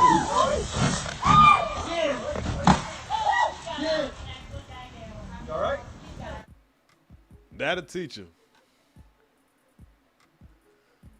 That'll teach him. Look at the black dude laughing like a motherfucker.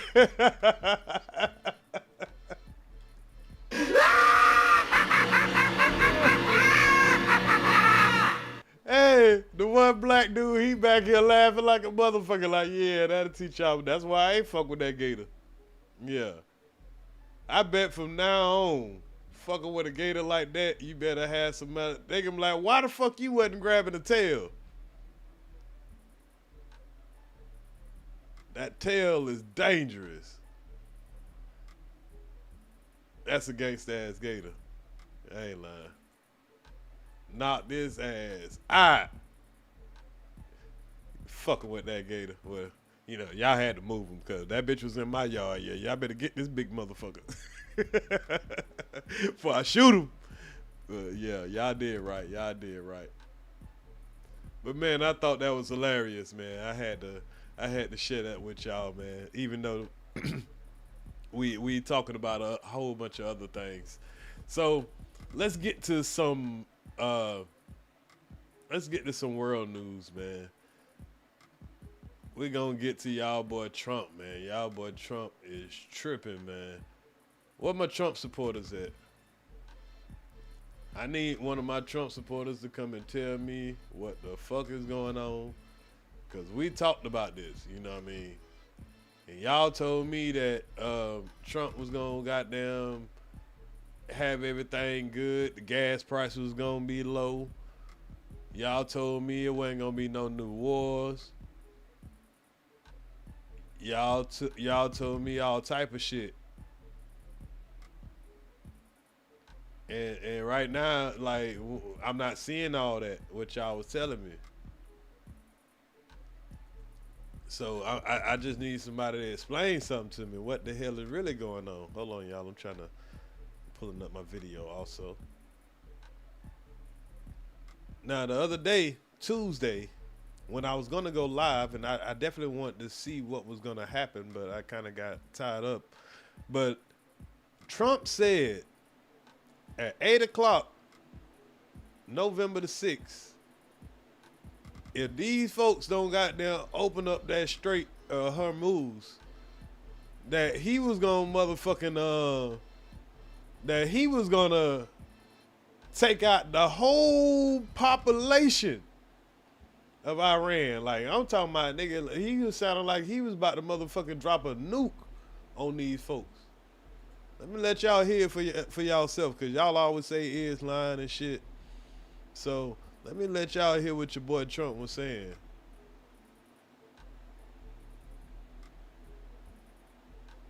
Just the other night.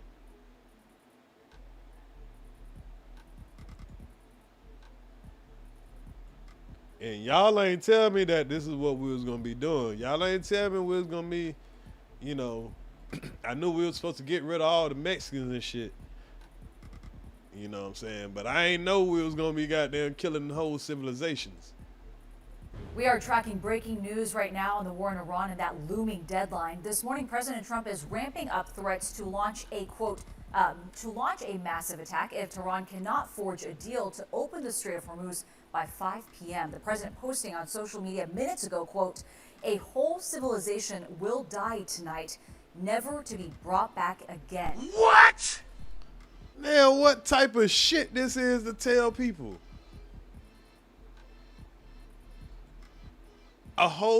Really? A whole civilization will die tonight? What type of demonic ass shit this is? "I don't want that to happen, but it probably will," end quote. Iran's leaders responded to Trump's other threats overnight, saying if more attacks are carried out, the U.S. will be blocked from getting oil and gas for years. Iran's president.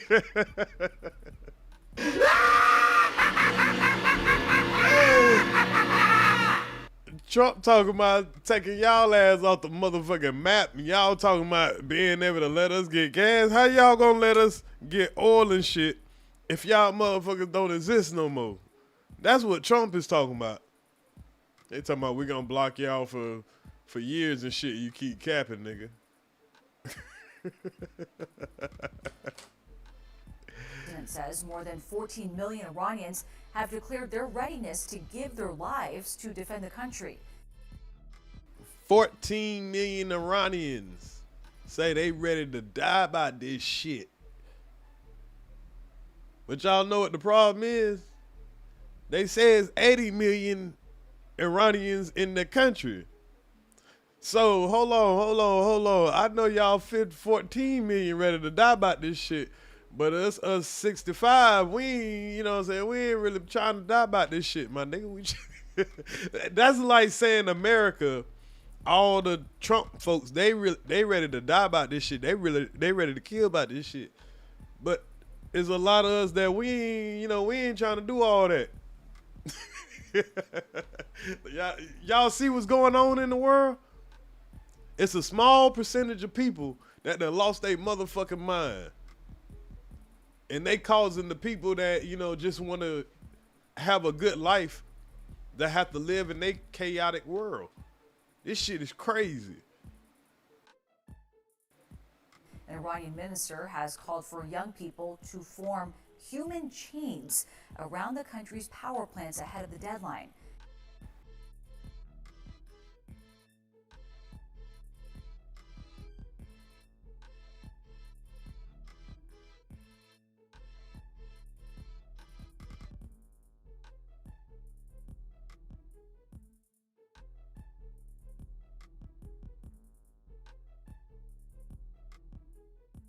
My bad, y'all. So these people are willing to make themselves human chains around anything that's important in their country because they are daring Trump. I apologize about me being on mute, y'all. They are daring Trump to massacre millions of people in the age of the internet. They daring him. Experts warn what Trump is threatening could be considered a war crime if civilian infrastructure is hit. Whether something is a crime or not a crime would have to be decided by a court, but any attack on civilian infrastructure is a violation of international law. And now, this is the spokesperson for the United Nations. There's laws and rules to war, which I really didn't. I knew that they had them, but I'm not going to say I know all of them. But apparently, during war, you're not supposed to, bomb civilian infrastructure. Which I'm pretty sure we done did that shit before, but hey, whenever they made these rules, hey, that's a good rule to make. Very clear one. President Trump has previously brushed off concerns about committing possible war crimes. Iran just yesterday rejecting a ceasefire proposal. The UN Security Council is set to vote on a resolution to unblock the strait this morning.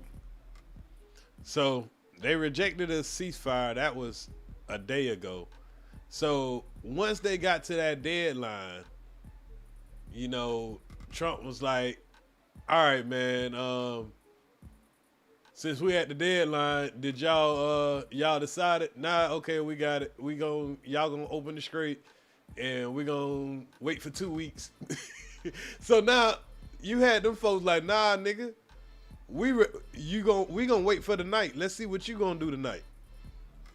در صورت عملی شدن تهدیدات آمریکا در خصوص نیروگاه‌های ایران بلافاصله اقدامات تنبیهی انجام خواهد شد. همه نیروگاه‌های برق، زیرساخت‌های انرژی و فناوری اطلاعات رژیم صهیونیستی و شرکت‌های مشابه در منطقه که سهامدار آمریکایی دارند به طور کامل تخریب خواهند شد.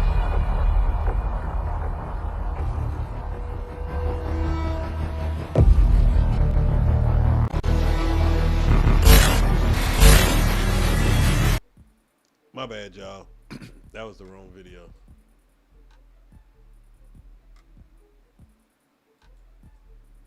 Hold on. Let me get my playlist ready.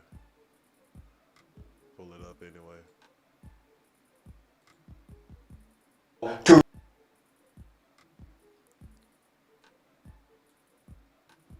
So, we had this so-called 24-hour, well, they got down to 24 hours. It was supposed to be April the 6th that Trump was threatening that, you know, if y'all don't open that straight by the 6th, he was going to wipe out a whole civilization, right?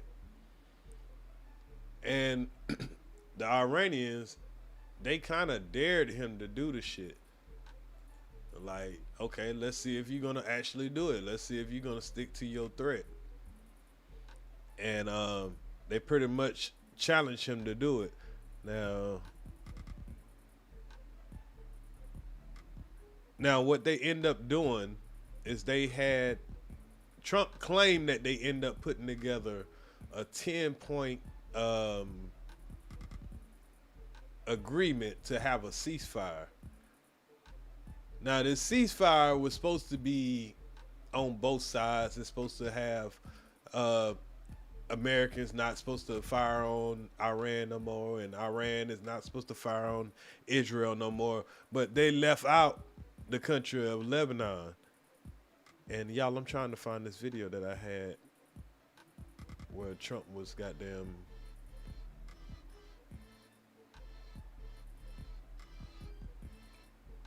Oh, the 10 commands. I mean, the 10 demands and the 15 demands. I had 2 videos set up for that,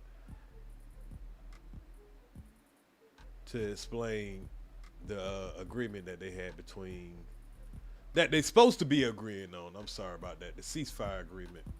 Okay, here it is. Ceasefire. The ceasefire deal. Okay, let's track the latest in the Middle East. Those are the 2. Revolution. Okay, let's go over kind of what's in the deal that's supposed to be a part of the ceasefire, right? Now, you got Iran that's claiming that what they want in order for this shit to be over with, and you got America claiming what they want for this shit to be over with. And nobody's coming to these terms. And that's why motherfuckers still shooting missiles to right now. To start holding part of the plans or not, or if it's really the United States coming with a 15-point plan, Iran's coming with a 10-point plan, and they're just going to talk during these 2 weeks. I will say, when it comes to several leaks regarding what this current 2-week ceasefire involves, the only concrete things are coming out of the 10-point plan. They're not coming out of the 15-point plan. So anything that has been reported with regards to what is being agreed upon so far reflects more what Iran is demanding rather than what the United States is demanding. All right, so that's what we got here. We got what Iran is demanding and what we demanding. And the whole point is to open up this damn strait. Now, Iran ain't, as of today, Iran letting who they want to let through, which is their own ships, you know, and America kind of can't do nothing because they had to release all the sanctions. They temporarily took all the sanctions off of Iran, so now Iran can still sell their oil. Iran's still making money. Iran want to now charge a toll to come through this motherfucker, and this bitch used to be for free. So when we talk about the time frame here, and for anybody who might just be tuning in, this is a 2-week-long ceasefire. The president sent out on Truth Social that the U.S. agreed to the 2-week ceasefire as long as the Strait of Hormuz would open. And then we heard shortly after that, yes, the Strait is going to open again. And Trump think he's slick.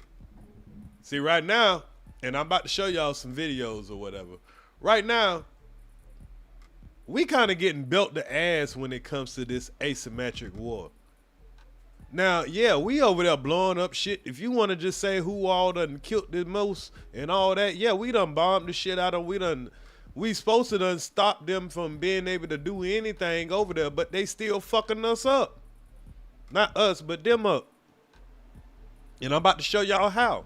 Because they are fighting asymmetric war. They are making sure that them surviving alone is costing us so much fucking money. It ain't hit us yet. We'll feel it in a couple of more months. That's why Trump is going crazy over this oil not being able to come through, because this is fucking up the pockets of his people.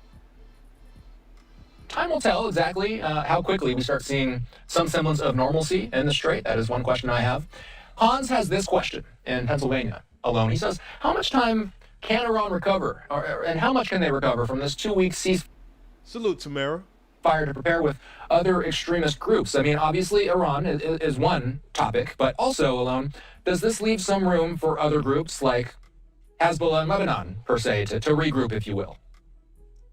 This shit gonna give everybody time to regroup. Because we got troops on their way over there. They about to try to go take over this motherfucking little island that they got over there. Because that's what 90% of Iran oil come from. So they figure if they go take over that little island, they gonna force Iran to, you know, come to the table. They done blew up everything else. How you gonna, I don't know how they figure they can unalive these folks' whole fucking country and then tell them to come negotiate. You unalive their spiritual leader, and then now you want them to come negotiate and do what you want them to do. Pretty much let us get 50-50 of that straight. Let's get 50-50 of that straight. Iran like, nah, fuck that. Absolutely. So again, if we go by what has been reported so far, this ceasefire is going to include the war going on between Israel and Hezbollah in Lebanon. We don't know if during these 2 weeks Israel is supposed to withdraw from Lebanon. I would be very surprised if that is included. What I would not be surprised is if the sides are supposed to halt their fire wherever they have set up. Israel. And that's the problem. Israel ain't about to do no ceasefire with Lebanon, because Lebanon is right beside Israel. So if they do a ceasefire and let them motherfuckers recharge and all that, they're going to be in some trouble. Especially knowing that they really ain't, you know, trying to ceasefire. They just want goddamn Iran to goddamn put their guns down for a minute while we wait on these troops to get across the sea, while we wait on that other ship to get here. All of that shit like that. Now we about to get into all the losses that we've taken since the last time I covered this Iran situation. We're gonna go over the last 2 weeks of losses that we've been taking, and you'll see why all of a sudden we decided to come to a ceasefire and a fake negotiation, because ain't shit being negotiated. Nigga, as soon as they were talking about, oh, it was a ceasefire, man, Iran started dumping more motherfuckers. Well, hell, Israel was the first one to start shooting more missiles. And Iran went to fucking them right back up. Nobody's gonna win this fucking war. There's no winners, no losers. But as long as it keeps going on, it don't do nothing but, you know, escalate shit. You got Russia and Ukraine, then now you got America trying to fight a small, I ain't gonna say a small country, but it's 3 times as smaller than this country. Yeah, really 4 times. And we're pushing all our resources to fight over some oil that most Americans don't agree with. set up about 8 kilometers, that's about 5 miles into Lebanon, and then probably the lines are going to freeze there for 2 weeks. Absolutely, this is going to give both sides, Israel and Hezbollah, time to regroup and fortify their position in case this breaks down. Same goes with the Houthis. The Houthis until now have been firing missiles at Israel. They've been threatening to cut off the Bab el-Mandeb Straits, the straits that lead into the Red Sea. They have not. Now imagine if they decide to cut off the other strait. Now you got 2 straits turned off. So I guess American gonna go over there and want to fight too, huh?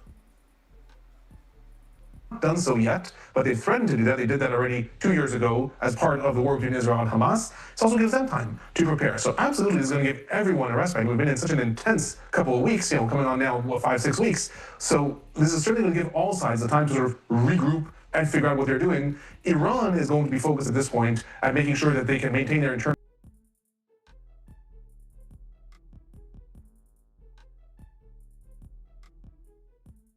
Imagine being able to build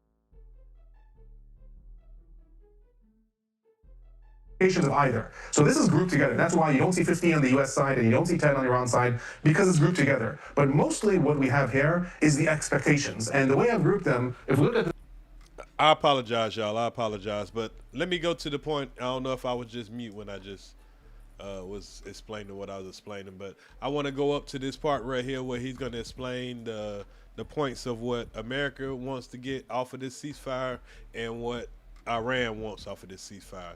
So we're going to look at this part and then we're going to move on to the financial part of this war.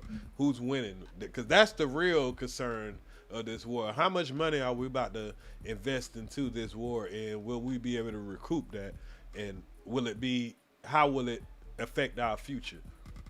Because that's what it all comes down to. We don't give a damn about how many fucking people that they massacre over there. Well, I give a damn, but at the end of the day, ain't nothing we can do about that. We just care about, as a unit, how it affects our pockets. And we already seen from that 20-year war in Afghanistan and in Iraq that this shit don't really pan out well for us. The side of the 15-point plan, what the United States is demanding. The first 6 relate to nuclear material. Dismantle existing nuclear capabilities, all enriched materials handed over to international organizations. And that's already a no-go. Iran ain't about to give up their fucking nuclear materials when they see y'all motherfuckers trying to goddamn bomb their ass back to the Stone Age. I wouldn't want to give up my shit either. When we see what the fuck Israel got planned for them folks. Man, please. No uranium enrichment, all that relates to nuclear materials. Then we have an opening of the Straits of Hormuz, limitations on Iran's missile programs, and that Iran will abandon all proxies, and in turn what it will get is lifting the... So they want them to get rid of all their proxies, get rid of all their missiles, get rid of all their nuclear shit, open up the strait, let them just pretty much take everything. Just, just come in here and just take our whole country if you want to. The sanctions, abandoning, assistance in civil nuclear programs, and no snapback mechanisms, so no sanctions coming back. That is from a week ago already. That was the 15-point plan that the United States put forth that Iran outright rejected. In turn, 2 days ago, Iran gave Pakistan a 10-point plan of what it wanted. And again, I've grouped these together because there's different reports on how this is broken down. Now, take note of that. Iran gave this 10-point plan to Pakistan. They ain't give it to no motherfucking America. They gave it to Pakistan. And Pakistan gonna say, hey, this is what these folks want. What Iran is demanding is very different. First of all, they want a permanent declaration that the war is over, not a ceasefire. They want binding guarantees that the United States and Israel will not attack Iran again. And that's a no-starter right there, out the gate. We is not about to admit that the war is over. So, Ain't about to fucking goddamn guarantee no damn. We ain't about to fuck y'all up in the future. They want recognition that Iran has the right to nuclear enrichment on its territory. And that definitely ain't about to happen. Within the non-proliferation treaty, saying that there will be recognition that Iran can enrich materials. Removing all direct and indirect sanctions on Iran, because both direct sanctions on Iran and also indirect sanctions on any company that does business with Iran will have sanctions on it. They want recognition that Iran... That might be the only thing we can work with y'all on. Taking some sanctions off. All right, man. We'll do a little business with y'all for now. Can control the Straits of Hormuz. And what they are demanding is that they will be able to charge transit fees. Any ship going through the Strait of Hormuz will have to pay $2 million in transit fees, and that will be split between Iran and Oman, and Iran says we're going to use that to rebuild. So they gonna split money with Oman. You know, Oman is the country right across from them. They cool with Oman. They don't really want to fuck with Oman. I heard Oman is a nice country too. They ain't fucking with the AUE or UAE. They ain't fucking with Dubai and Qatar and all them motherfuckers. They fucking with Oman. They'll split the money with them. Want $2 million apiece. Fuck this shit. $2 million apiece, or ain't nothing coming through this motherfucker.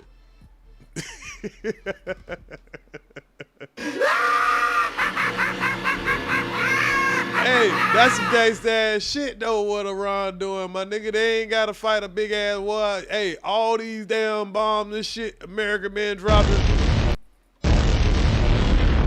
All this shit they been doing.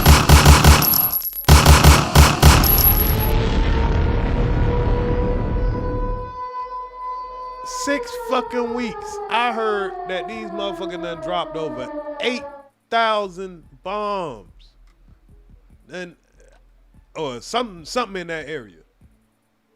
They done hit 500 or so different locations or whatever. Non-stop. Well, why the fuck ain't the strait open? You telling me all them folks ain't gone yet?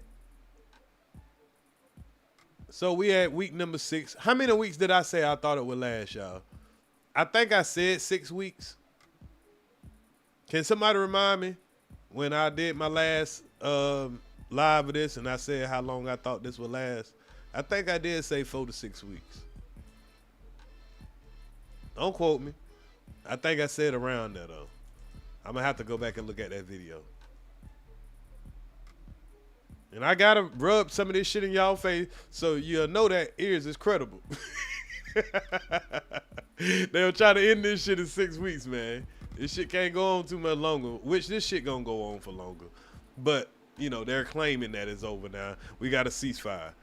This shit about to go for another 6 weeks. Initially, Iran was demanding reparations from the United States and Israel. Now they're saying hell nah. They're going to use that instead of the United States and Israel paying every ship passing. But it's important that they said that they want recognition that the straits belong to them, so they can change those fees whenever they want.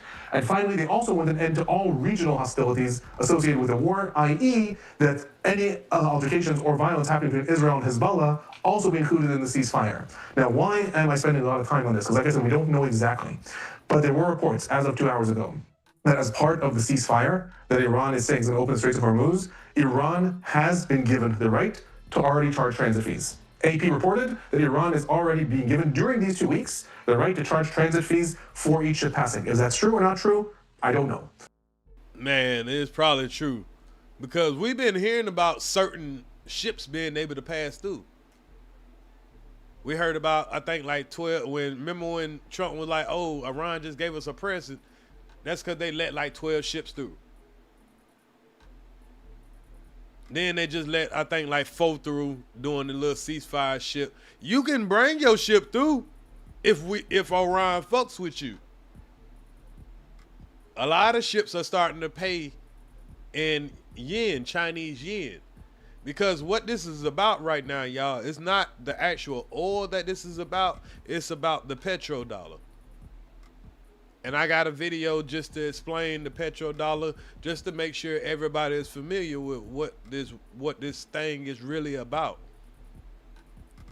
It's not the actual oil. It's about the petrodollar.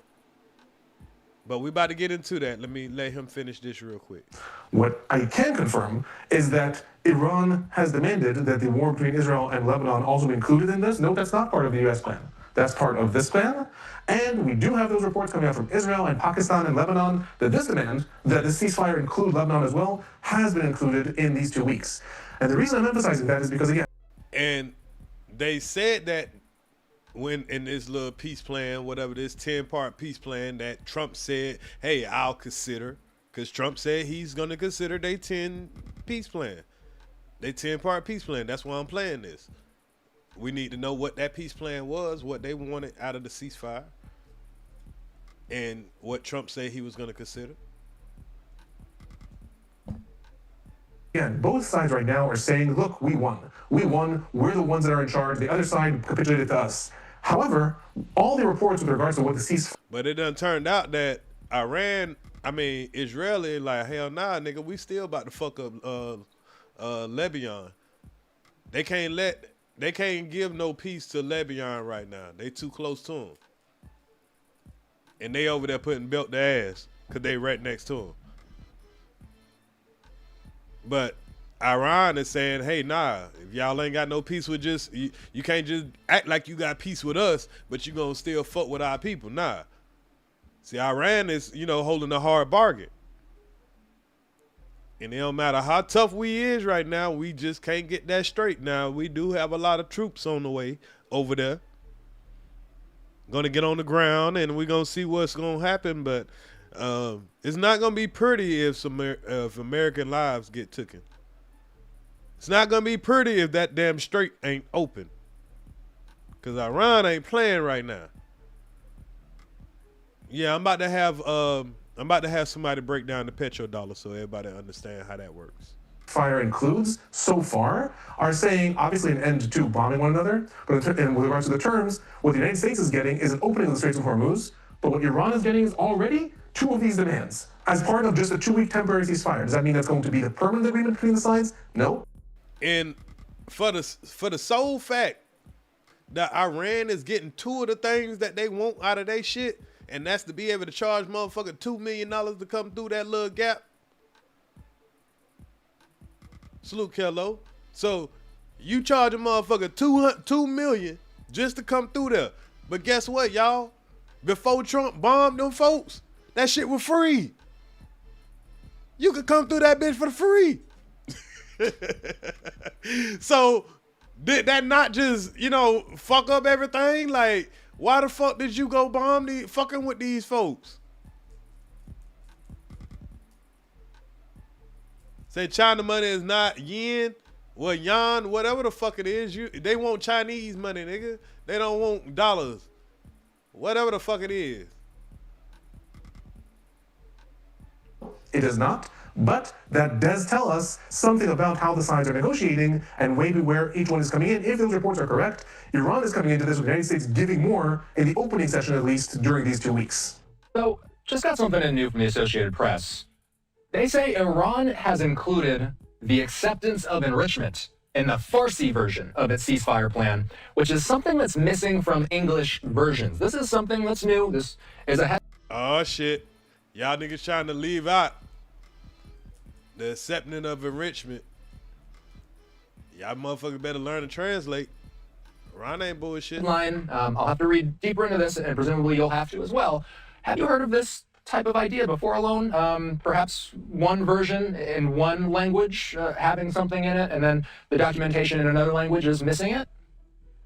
We unfortunately see this often, actually, when it comes to negotiations in the Middle East, because, like in the United States, at this point, the main concern for the different actors in the Middle East is to sell this to their population. All right, so we definitely know that's going to be true because they both got to sell us that what we're doing, America has to sell it to us that what they're doing over there and the reason our bills are going up, the reason our gas is going up and all that stuff, there's going to be something that's going to be in it for us. And right now, their country, they have to sell it to their people is, hey, why don't we surrender to these motherfuckers? Because, hey, it's a bigger picture. We have the, we have the better end of the stick. So let me get to something to show y'all where we at in this war, right? Or whatever you want to call it, because it's not a war, it's a conflict. And there was a situation. There's been a lot of situations, actually. I'm talking about a lot of situations. I'm talking about we've been losing planes. We've been getting like gas station planes fucking shot out of the air. This shit been getting ugly. We even had 2 pilots that got stuck over there in Iran. So let's start right here. I need to go back a little bit to show y'all over the last week or two how bad it's been, just, you know, us been going through this whole thing, period. Because, you know, it started with, of course, yeah, we killed all their, they killed all their spiritual leaders, right? Then they killed like 40 ranks of their military, right? So you would think that we would be done. But then we start taking out little kids, little girls. But now you had a situation where 6 crew members end up losing their lives because they say they collided, but it's kind of hard for me to believe that some professional pilots would collide in the middle of the air again. Because remember, when this thing first started, we had 2 planes that collided in Kuwait. So we end up losing $2 million out the gate off of 2 planes. Now we have refueling planes that came down, got damaged, and 6 lives that were given and taken because of this. We talk more right now about the latest on Operation Epic Fury. I do want to bring you the sad breaking news that we are learning as U.S. Central Command confirming that... You say we think that we're part of America? Hey, we live here, man. We know that we don't have any decisions and all that stuff like that, but hey. All 6 of the U.S. service members on board a refueling aircraft have died after a crash over in western Iraq.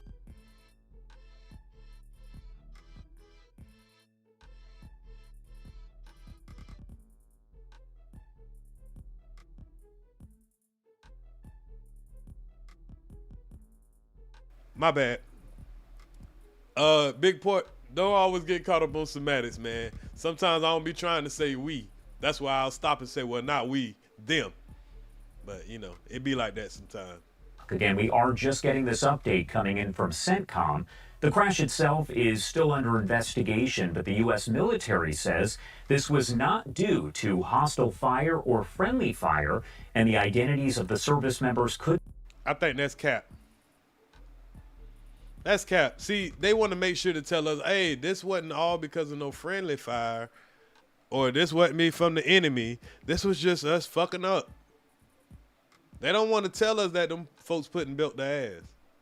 Could be released later today once family has been notified. Again, U.S. Central Command just putting this out here, confirming sadly that all 6 of the people on board that aircraft have died. Right now, I do want to bring in a great friend of the show here. We have Matthew Wiz Buckley, a retired Navy FA.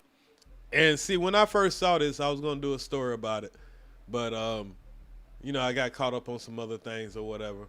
But the fact that you're talking about these huge planes right here, y'all. And I think, let me see if they explain how these things work.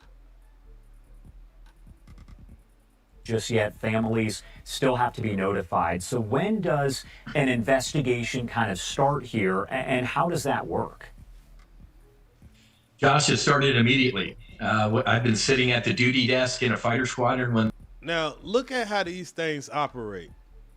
The fighter jets can just fly up under these planes, and these things fuel other planes. So imagine the type, you know, this is important equipment. And then you had 6 people that passed away dealing with it, so they were specially trained to deal with this type of equipment.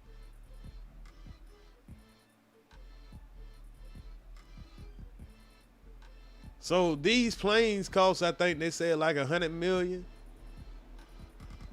So we done counted the 2 planes that we done had crash into each other. Then they're claiming that this one was a plane that, you know, accidentally hit. And there's been a mishap, and you literally. That means 2 of these had to go down. So that's another $200 million because it collided with another plane, and 6 people passed away. I don't believe that because I believe somebody would have survived. I think it must have got hit with a rocket or something, but they don't want to tell us because they don't want us to believe. They want us to believe that, you know, Iran's missile capability ain't shit. So they'll rather say, hell, we out there fucking up than to say Iran got some shit that we can't fuck with right now. Reach over next to the phone for a binder.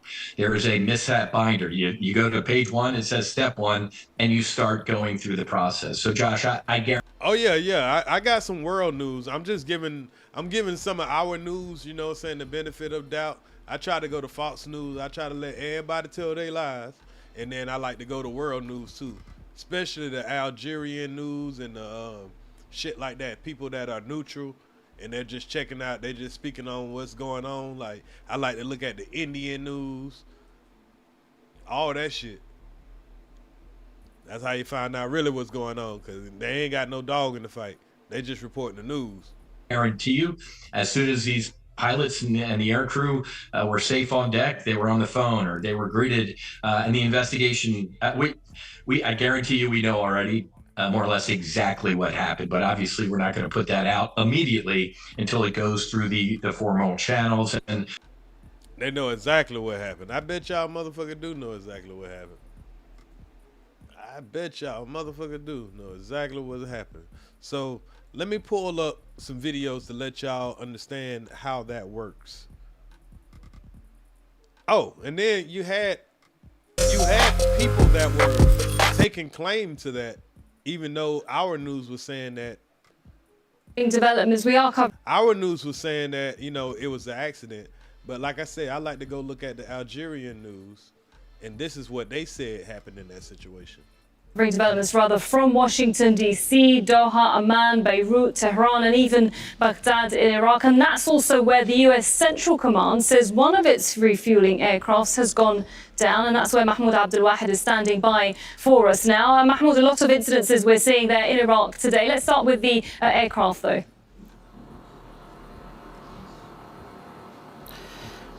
Well, what a so-called Islamic... So, my boy over here in Baghdad, yeah, you know, so they gonna tell you what they heard. Resistance that is affiliated to Iran has just released a statement claiming responsibility for shutting down the U.S. CK-135 aircraft. We understand. Hey, they say that shit, yeah, we shut that shit down. That's how they described it. Belt the ass. Shut down. That Iraq has turned it into a secondary battlefield since the beginning of the military campaign by U.S. and Israel on Iran. You know that Iran-aligned armed groups here have been targeting U.S. facilities, military bases, the consulate in Erbil, the Victory Base, which is next to Baghdad International Airport here in the capital, Baghdad. And in fact, you have more parties involved in this conflict here in Iraq more than in Iran. For example, today we have had several. So the fight is really going on in Iraq, y'all. Imagine you just a fucking battleground on a whole nother country goddamn doorstep. That's crazy. Incidents in several locations, several provinces. In the north, a drone was shot down. It was heading towards the U.S. military base, which is next to Erbil International Airport in the Kurdish region. In central Iraq, or in the north of Baghdad, in Salahuddin province, a headquarter belonging to the Popular Mobilization Unit was also targeted. And in Mahmour, which is in Nineveh province, a French military base was targeted, and the so-called the Islamic resistance has been carrying out attacks against foreign, especially coalition troops and U.S. troops facilities in Iraq. Here in the capital, Baghdad, the Victory Base, which is home to U.S. and coalition troops, which is next to Baghdad International Airport, it witnessed an aerial confrontation between drones that were directed towards the base to hit the base and the protection battalion.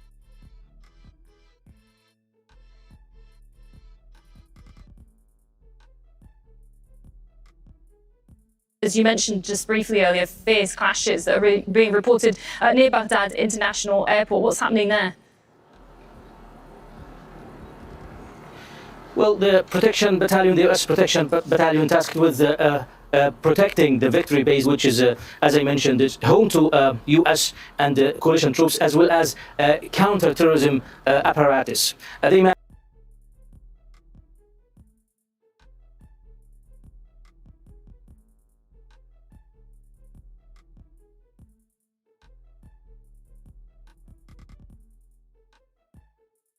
Join Planet Fitness for one.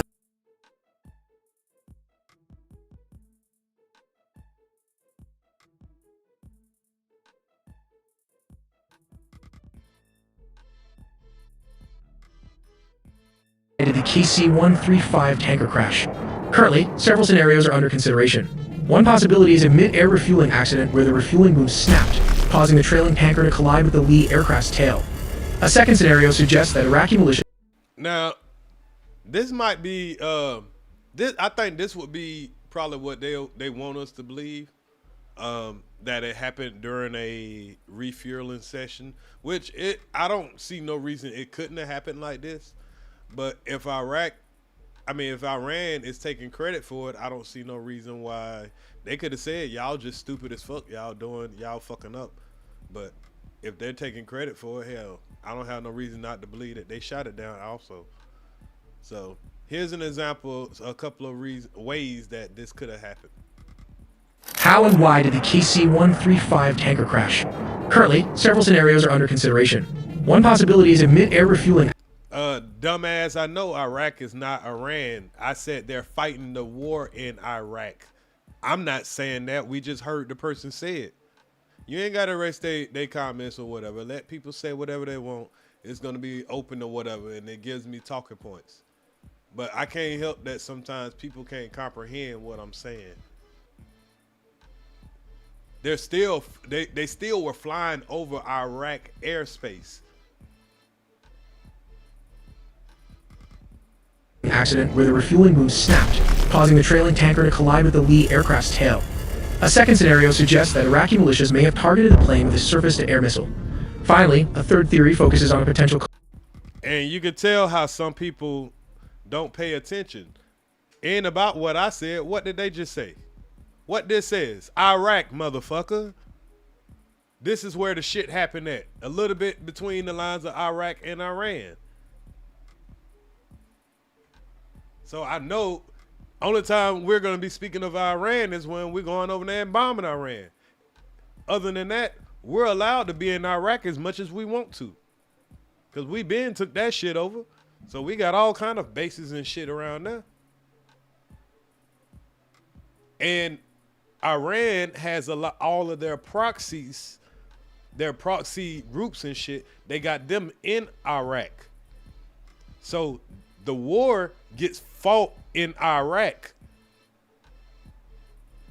They bombed the shit out of Iran, but this is why Iran is so effective, because they have a lot of proxy groups in Lebanon, in Iraq, in Yemen, and they fight the war closer to Israel's front door. In Jordan, in Syria, and all those Middle Eastern places. So when people come in here and they say dumb shit like that, let them talk their shit. That way it give me a chance to know the people that don't have a little bit of the information. So hell, they can get informed. Iraqi militias may have targeted the plane with a surface-to-air missile. Finally, a third theory focuses on a potential collision caused by the tight flying formation of the two tankers. So how exactly did this gas station crash? On March 12, 2026, tragedy struck in the skies over western Iraq. Here is exactly what we know about the recent crash involving a U.S. Air Force KC-135 Stratotanker. The incident happened in what is considered friendly airspace while the aircraft was actively supporting Operation Epic Fury. According to SEDCOM and public... Yeah, all of them are just as bad as the other. Whether we did it on accident or we got blown out of the air. And I don't mean we, I mean them. But, whether it was an accident or whether it was intentional, it's still a bad look. Because we're supposed to be out of here. We're supposed to be in and out. This is supposed to be easy. All we need is this little bit of stretch of water, and we should be done with it, right? We done blew everything to smithereens. After y'all done took out 190 little girls, I really don't want to hear no more. But you done took out the Alatola, you done took out all the leaderships, you done, did all of this stuff. Non-stop bombing, over 8,000 bombs or something like that dropped. That's a lot of damn bombs. And y'all still ain't handle business? Now you talking about taking out a whole civilization, but look at how much money is being lost. Cause these two ships, these two planes right here, which are refueling planes, these are like $100 million planes. And we ain't even got to what we just lost the other day. We're gonna get to that. But I'm going back a week or two to, paint a picture of all the money that has been lost just in equipment. Not only when, the Strait of Hormuz is held up, there's a lot of money been held. A lot of money and a lot of equipment that is getting lost within this situation that was supposed to be a quick little, we'll be in and out. Public flight tracking data, this wasn't an enemy shoot-down. It was an apparent mid-air collision between two KC-135s operating in tandem. One of the massive tankers went down in the Iraqi desert. The second aircraft immediately declared... In the what desert?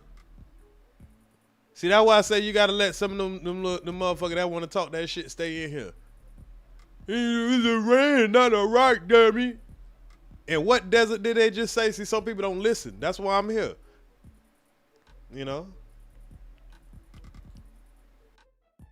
Declared an in-flight emergency.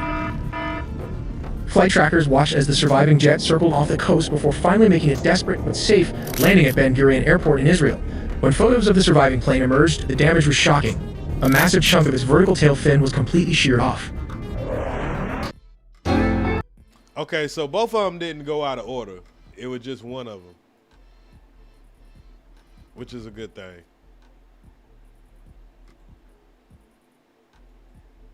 When mid-air collisions occur between these 150-ton landing at Ben Gurion Airport in Israel. When photos of the surviving plane emerged, the damage was shocking.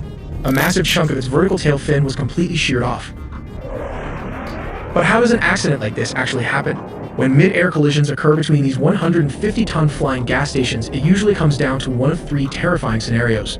Scenario 1 is passing the gas. To keep strike packages in the fight longer, tankers often transfer fuel to each other. The receiving jet has to fly just feet below the leader's tail. A tiny throttle mistake or a sudden gust of wind can cause the massive jet to surge forward, instantly smashing its cockpit right into the leader's tail. Boy, that's some dangerous shit, boy. That's some very skilled shit. I gotta salute to that. I ain't gonna lie. Well, what kind of nerves you gotta have to be flying or have a motherfucker flying behind you and you gotta drop the fuel tank? Which one you would rather be, the front or the back? Man, I think the front one survived. So the back one is not the one you want to be. The margin of error is basically zero. Normally, a standard KC-135 tanker mission flies with a minimum crew of 3, a pilot, co-pilot, and boom operator. However, officials have reported that at least 6 U.S. service members were aboard the aircraft. A U.S. Central Command wrote at approximately 2 p.m. on March 12, a U.S. refueling aircraft went down in western Iraq. 4 of 6 crew members on board the aircraft have been confirmed deceased as rescue efforts continue. Scenario 2 is when tankers flying in the dark. In combat zones, tankers fly in tight groups to hide from enemy air defenses. They go completely dark. Their radios, no active radar, and lights out. If a pilot gets disoriented during a nighttime turn, they can easily drift off course and fly completely blind right into their wingman and crash right into their tail or clipping off their wing section.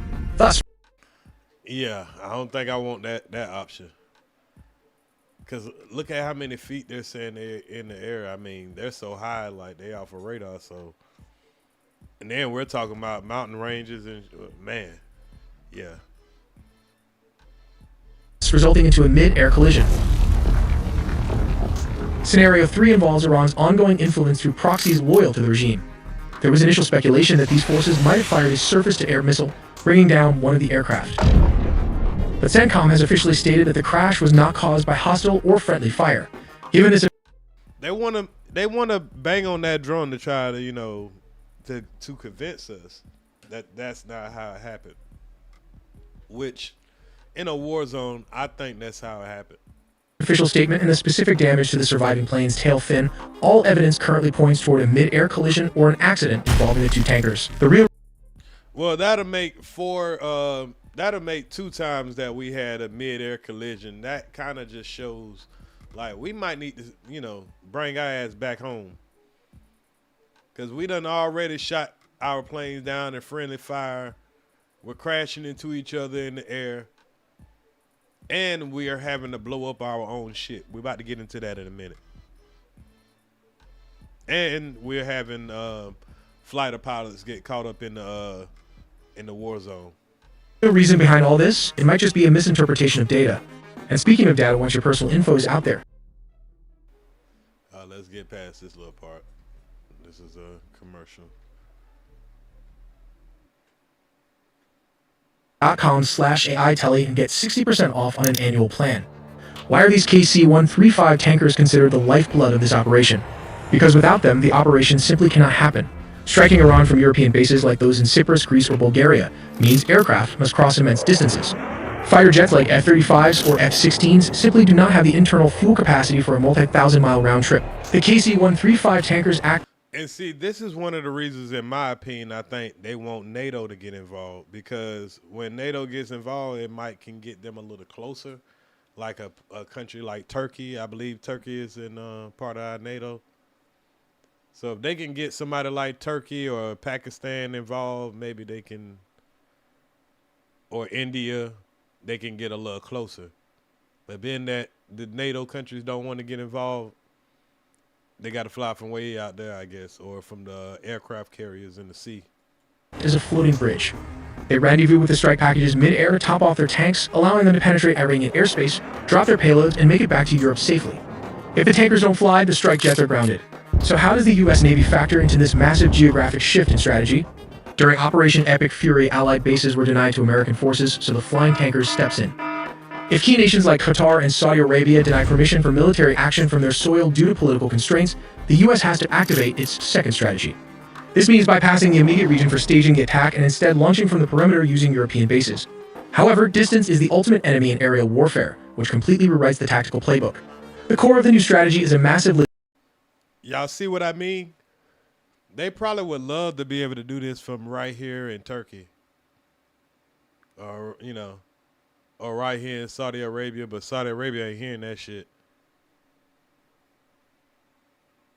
They got to do it all the way from Europe.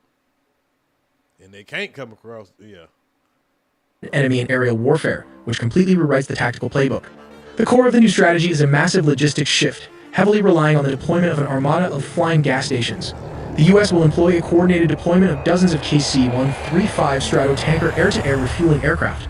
These are moving from the continental United States and the UK directly into bases in Greece such as Suda Bay and Bulgaria. These supertankers help carrier-based jets stay airborne for much longer. They also act as a crucial lifeline for B-2 Spirit stealth bombers, especially if those bombers need to enter Iranian airspace before the U.S. has achieved air superiority. The KC-135 Stratotankers, laden with fuel, loiter in friendly airspace over Saudi Arabia, their crews aware that their unglamorous task could mean the difference between triumph and catastrophe. As the B-2s lift off, their jagged silhouettes blend into the night sky. Stealth is their shield, but distance is their enemy. Hours into the flight, they rendezvous with tankers flying over the canal, gulping fuel midair as F-A-18s circle protectively. The growlers emit a cacophony of electronic noise masking the strike group's movements. Meanwhile, in underground command centers, U.S. analysts watch real-time feeds ready to redirect forces if Iran's radars flicker to life. Israel also used the same tactic to attack Iran. Well, the supertankers were the lifeline for the mission. At 9 in the morning, Israel launched more than a dozen aircraft, but it's a complicated process. They have to navigate or entirely bypass the airspace of neighboring countries like Syria and Iraq. Imagine sending 12 motherfucking fighter jets, aircraft. Boy, these people want to get this shit over with. This is a lot of money being invested in this campaign. And they're trying to get it over with within 60 days because anything after 60 days, they got to get Congress. Yeah, this is some crazy work. This is how far they're going to try to get that strait open. And they still can't get it open. To avoid hostile air defenses, defense analysts estimate the actual flight distance to reach central Iran is between 930 and 1,240 miles each way. Although this road may... That's going halfway across the country. Pretty much you got to fly across the whole country of the United States to get to Iran from where they're trying to get to it from, Israel. Seem straightforward, they involve complex planning, including calculations for air refueling and coordinating attack aircraft to pass through Jordan, Syria, and Iraq. Israel and U.S. strategy was to attack Iran in 3 waves. The first wave targeted surface air-to-air sites, radar installations, and Iran's air defense headquarters in Tehran, Elam, and Khuzestan. The second wave focused on destroying ballistic missiles, and finally, the third wave targeted military manufacturing industries. So they did all this. Now, remember, this was about 2 weeks ago. We ain't got to the latest shit. With the air defense network fractured by Tomahawk cruise missiles, usually fired from destroyers hundreds of miles away, the path is now clear. Now comes the strategic sites like nuclear bunkers, which can be bombed by B-2's Spirit, the tip of the spear. Launching from bases in Jordan and the UAE, squadrons of F-15 E-Strike Eagles roar into the theater. These are the bomb trucks of the operation. Each F-15 is heavily laden with GDAMs and small-diameter bombs. Interestingly, it can carry up to 19 GDAMs or 28 small-diameter weapons. While the B-2s hit the deep bunkers, the F-15s hunt the mobile targets. Their AESA radars scan the ground for ballistic missile launchers hiding in valleys. Working in pairs, they drop precision bombs on missile convoys, hangars, and secondary command nodes. Once they are Winchester, out of ammo, or low on fuel, they don't go home yet. They connect to this tanker common launch. Oh, that's the jet you used to work on, Iceberg, the F-15E? Okay. So you know these motherfuckers are badass. And we've been fucking them up, y'all. There's no doubt that we've been fucking them up. But we still haven't got control of that straight. So all this shit is just, you know, millions and millions and millions of dollars. Your ex used to make composites for those jets. That's what's up. Tube that fits into almost any aircraft's existing fuel hatch. They retreat to those tanker tracks established in Phase 1, taking on thousands of pounds of jet fuel in midair before turning back for a second sortie. We make original videos from scratch and animated by humans. So that's just an idea of what those planes are used for. So of course we lost one of those and we end up losing 6 Americans.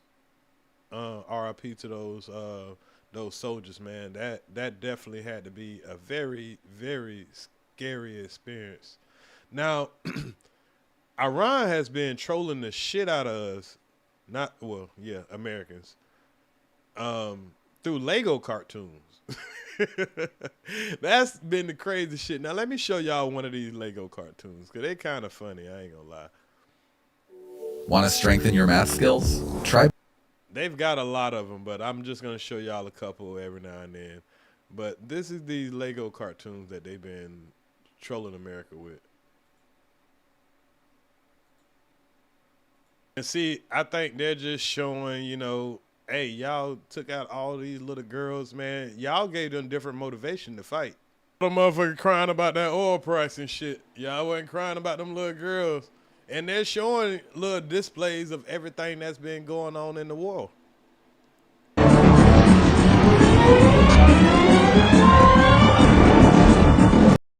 And they ain't bullshitting, because they been fucking Tel Aviv up.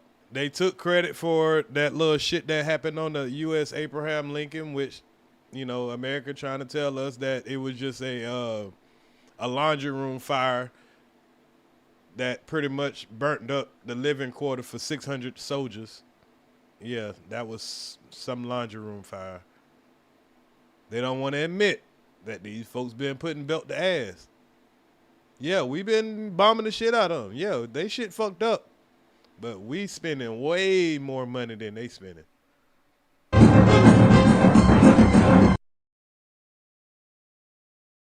Yeah, we've been spending way more money than they spending, and it's been a big embarrassment. It's been a very big embarrassment. So let's get to, I got some playlists of videos that I think are important to kind of give us a little idea of what's been going on now. Now there was a situation that just happened the other day, and they want us to believe that a pilot doing a bombing campaign was shot down, and he had to be rescued. But there are suspicions that there's more to that story.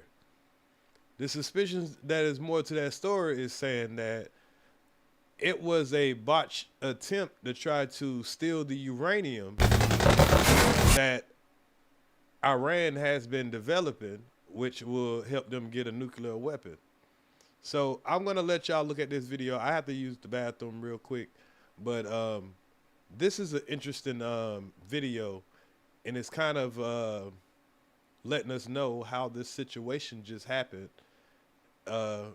where we just end up having a American pilot stuck on the other side of enemy lines. Still putting boots on the ground, and would you do that without going to Congress? I just have lots of alternatives. The so-called rescue operation of the U.S. Army, which was in reality a deception mission and a hasty escape plan, staged under the pretext... Oh, hold on 1 second, y'all. My fault.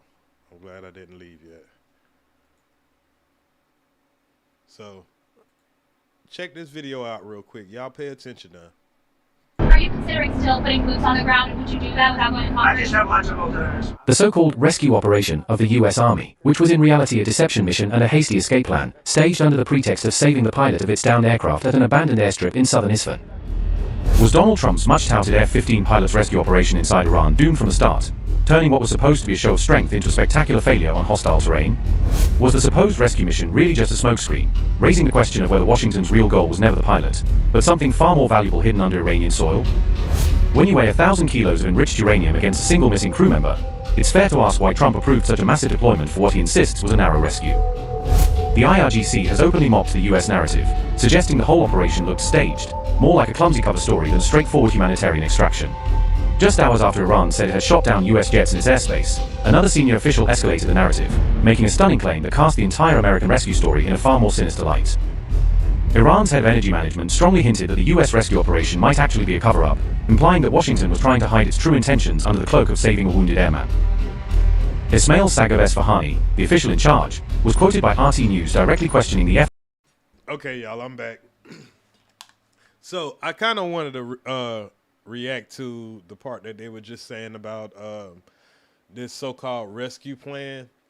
It really was a mission where they can steal the uranium from Iran, which would have been a good thing, I mean, if that was the plan from the beginning.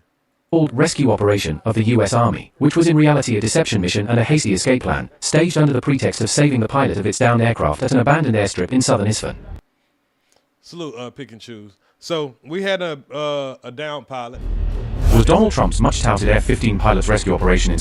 Now, what y'all looking at right here is what America, well, the Army or the Air Force or whatever it was, they had to destroy a lot of our own shit. Inside Iran doomed from the start, turning what was supposed to be a show of strength into a spectacular failure on hostile terrain? Was the supposed rescue mission really just a smokescreen, raising the question of whether Washington's real goal was never the pilot, but something far more valuable hidden under Iranian soil? When you weigh 1,000 kilos of enriched uranium against a single missing crew member, it's fair to ask why Trump approved such a massive deployment for what he insists was a narrow rescue. The IRGC... Cause y'all, we just lost $900 million worth of shit to save one soldier. Now, I'm not saying that it wasn't worth it, because, you know, if you fighting for your life and you in another country, I want you to come save me. I don't give a fuck if it costs you $2 trillion. Save me. But, you know, this was a bad plan. Has openly mocked the US narrative, suggesting the whole operation looked staged, more like a clumsy cover story than straightforward humanitarian extraction. Just hours after Iran said it had shot down US jets in its airspace, another senior official escalated the narrative, making a stunning claim that cast the entire American rescue story in a far more sinister light. Iran's head of energy management strongly hinted that the US rescue operation might actually be a cover-up, implying that Washington was trying to hide its true intentions under the cloak of saving a wounded airman. Ismail Saghab-Esfahani, the official in charge, was quoted by RT News directly questioning the F-15 rescue mission, asking whether the narrative made any sense given the scale and location of the US deployment. RT, citing Esfahani, highlighted his incredulity, 2 C-130 transport planes and multiple helicopters amounted to overwhelming force for a single-man mission, raising doubts about what Washington was really after. Esfahani went further, noting that U.S. air... Right, because see, these planes that had to be self-destructed, that had to be blown up by us. No, it doesn't make sense for us to have these planes over there if all we were doing was rescuing one soldier. We'd have had some Black Hawks, a couple of, jets or whatever, but why did we have these big-ass planes over there? Because, in my opinion, we was planning on loading up a whole bunch of uranium on these big-ass planes and getting the fuck up out of there. But somebody got shot down, so they had to abandon mission. And that's what these people are implying. That, yeah, when we shot that plane down, it fucked up y'all move. Y'all was supposed to fill those planes with uranium and get up out of here. But when we shot that plane down, y'all had to try to save that soldier. Now you were running low on time, and you had to blow up your own equipment.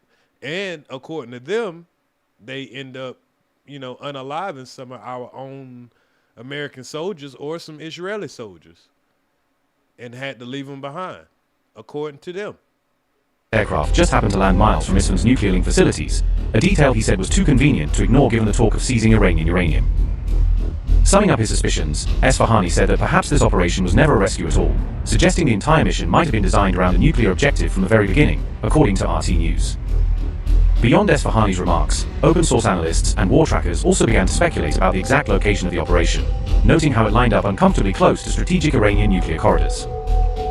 One prominent geolocator went as far as publishing precise coordinates for the US crash site, feeding a wider debate over whether the mission's geography matched a rescue story or a nuclear grab. Yeah, it was a nuclear grab.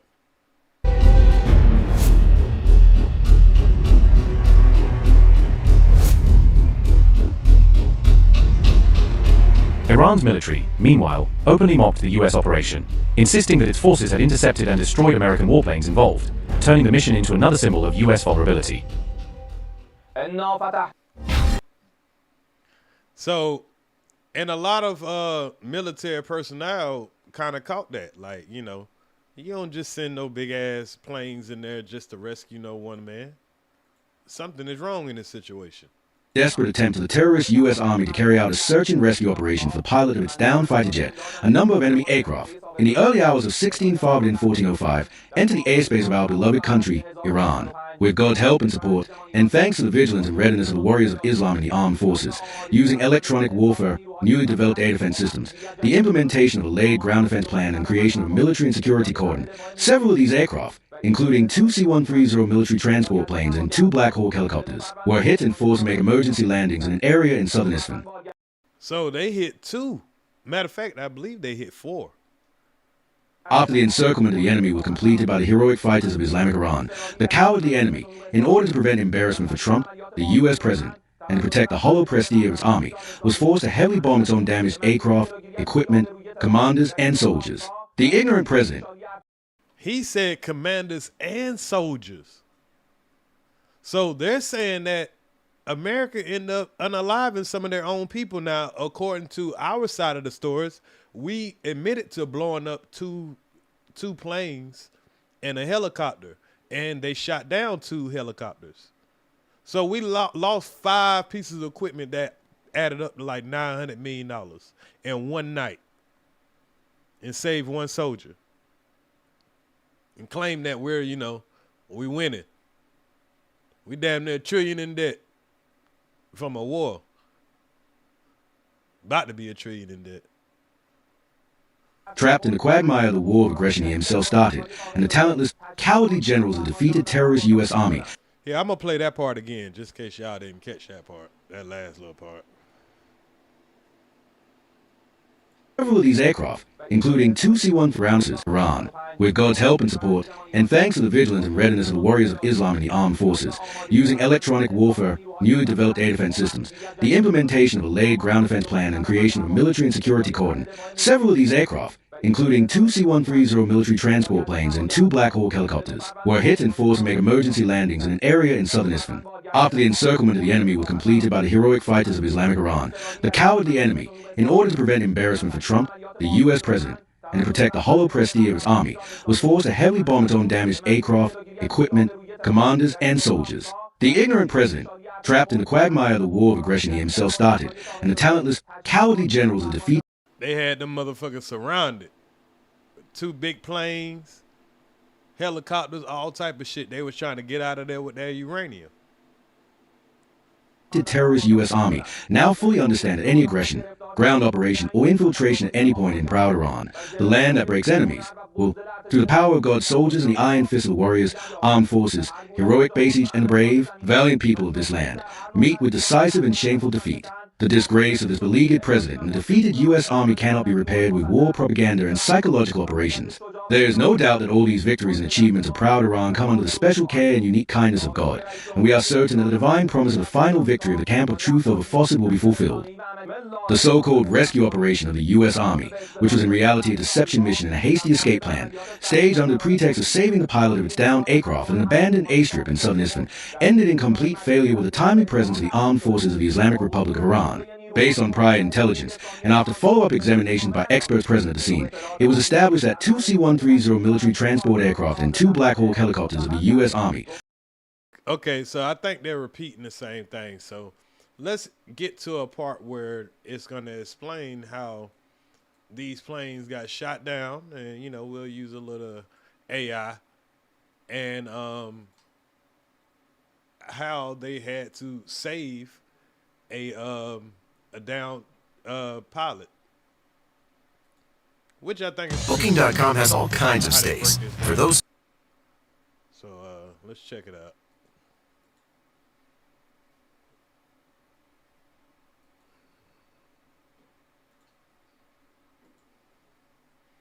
And right after all this happened, this is when Trump decided to say, hey, we just gonna take out a whole civilization if y'all don't come to an agreement. And then Iran said, fuck y'all. Did an F-15E Strike Eagle get hit while flying? How exactly did an F-15E Strike Eagle get hit while flying a routine mission? Just one of the nearly 13,000 combat sorties flown by the U.S. military. Now, see, they want to say that they were just flying a routine mission, but I think a lot of them are leaving out that they were on another mission, and that's what that guy was just saying. However, it was on this day that Iranian forces successfully targeted an American jet with a Russian-made missile. But there's one strict code in the U.S. military that overrides everything else. Nobody gets left behind. An A-10 Thunderbolt flew into the rescue, treading an approaching Iranian convoy before they could reach the American pilot. But this aggressive maneuver came with a massive risk. Because the A-10 was flying at such a low altitude, Iranian forces armed with thousands of man-pads were able to launch a Chinese-made, shoulder-fired missile. It found its mark, crippling the A-10's engine. But this single incident triggered a massive chain reaction. When 2 rescue helicopters launched to recover the downed pilot, they flew right into an ambush, taking heavy fire from a Soviet-era Zu-23 anti-aircraft gun. On the 3rd April 2026, the Zagros Mountains, Kermanshah province, near the Iran-Iraq border. This terrain is characterized by jagged peaks and deep, narrow valleys. It is a tactical nightmare for aviators, but provides excellent terrain masking to hide. And see, this is why you can't really just run in Iran all type of way. You can't just invade them just like you could do Iraq. You got to go across all type of fucking mountains and terrains and all type of shit. You can't just have a army just march through somebody's country like that. Them motherfuckers gonna die in the mountains. From long-range radar. However, it also allows enemy forces to set up devastating short-range anti-aircraft ambushes. But how did the U.S. lose an F-15E Strike Eagle, an A-10 Warthog, and nearly a combat search and rescue team helicopter, and a Reaper drone in a single night? How did we do what? What? Let me play that back, y'all. Think about what we lost all in one night. How did we lose what? Anti-aircraft ambushes. But how did the U.S. lose an F-15E Strike Eagle? That F-15, one of those jokers that Iceberg was working on. Shout out to everybody that joined the chat. Salute to you. I'm trying to, you know, focus so I don't keep myself on mute and control the videos. An A-10 Warthog and near... An A-10 Warthog. I don't know about what that do, but shit, I'm pretty sure that's some bad shit. A combat search and rescue team Lost the Black Hawk. This was trying to rescue somebody. helicopter and a Reaper drone in a single night. Then you got the Reaper drone. Now, they ain't even mentioning the 2 big planes. We gonna get into that also. But this is what they lost before they lost the big planes. Well, this is how it started at 2:15 hours. A flight of 2 F-15 E-Strike Eagles crosses the border at low altitude. A pilot and a weapons system officer were flying their target a deeply buried command bunker. They used terrain following radar to hide in the valleys, staying beneath the gaze of Iran long-range Bayvar 373 missile network. But what happens when they have to strike? Which they ain't supposed to have no more, according to Trump, because we supposed to be and got rid of those, right? To drop its GBU-28 bunker buster, the lead Strike Eagle has to pull up and move above the mountains. This is breaking the radar horizon. In a gorge below, highly mobile, Tor M1's surface-to-air missile system is waiting. It achieves a lock, and 2 missiles leave the rails. The pilot dumps flares and pulls high GS. 1 missile is spoofed. But could they evade the second? Well, the second missile detonates on proximity, causing catastrophic hydraulic failure. The crew ejects into the pitch-black mountains, and the Sandy Protocol is immediately activated. But this is the US military, and they will move heaven on earth to rescue a fallen combat. At 2:45 hours in the morning, because the crash is near the border, A-10 Thunderbolt II operating nearby are diverted for resort, also called rescue escort. Down below, Iranian quick reaction forces are closing in on the downed airmen. The lead A-10 executes a low-level strafing run with its legendary 30mm Avenger cannon, neutralizing the convoy. But that had to be some scary shit, nigga, to have that motherfucker gunning down on your ass like that. But how did this aggressive maneuver come at a cost? The noise and tracers give away its position, as the A-10 banks hard, bleeding off airspeed. For context, Iran recently flooded the battlefield with these Chinese shoulder-fired missiles, weapons that are essentially reverse-engineered clones of Russian Manpad. The Iranian soldier fires a Mossad-2 infrared guided missile. At this altitude, countermeasures deploy too late. The missile shreds the right turbofan engine. But can the Warthog's legendary armor save it? Yes, the armor did save it from this missile launcher as it flew even with a damaged engine. Because of the armor, the pilot managed to point the dying jet toward a plateau and punches out. But just how many crash sites are we looking at? The F-15E crash deep inside southwestern Iran. Specifically, local reports and verified wreckage photos place the crash site in. And then you got to realize those crash aircraft, those can get reverse engineered.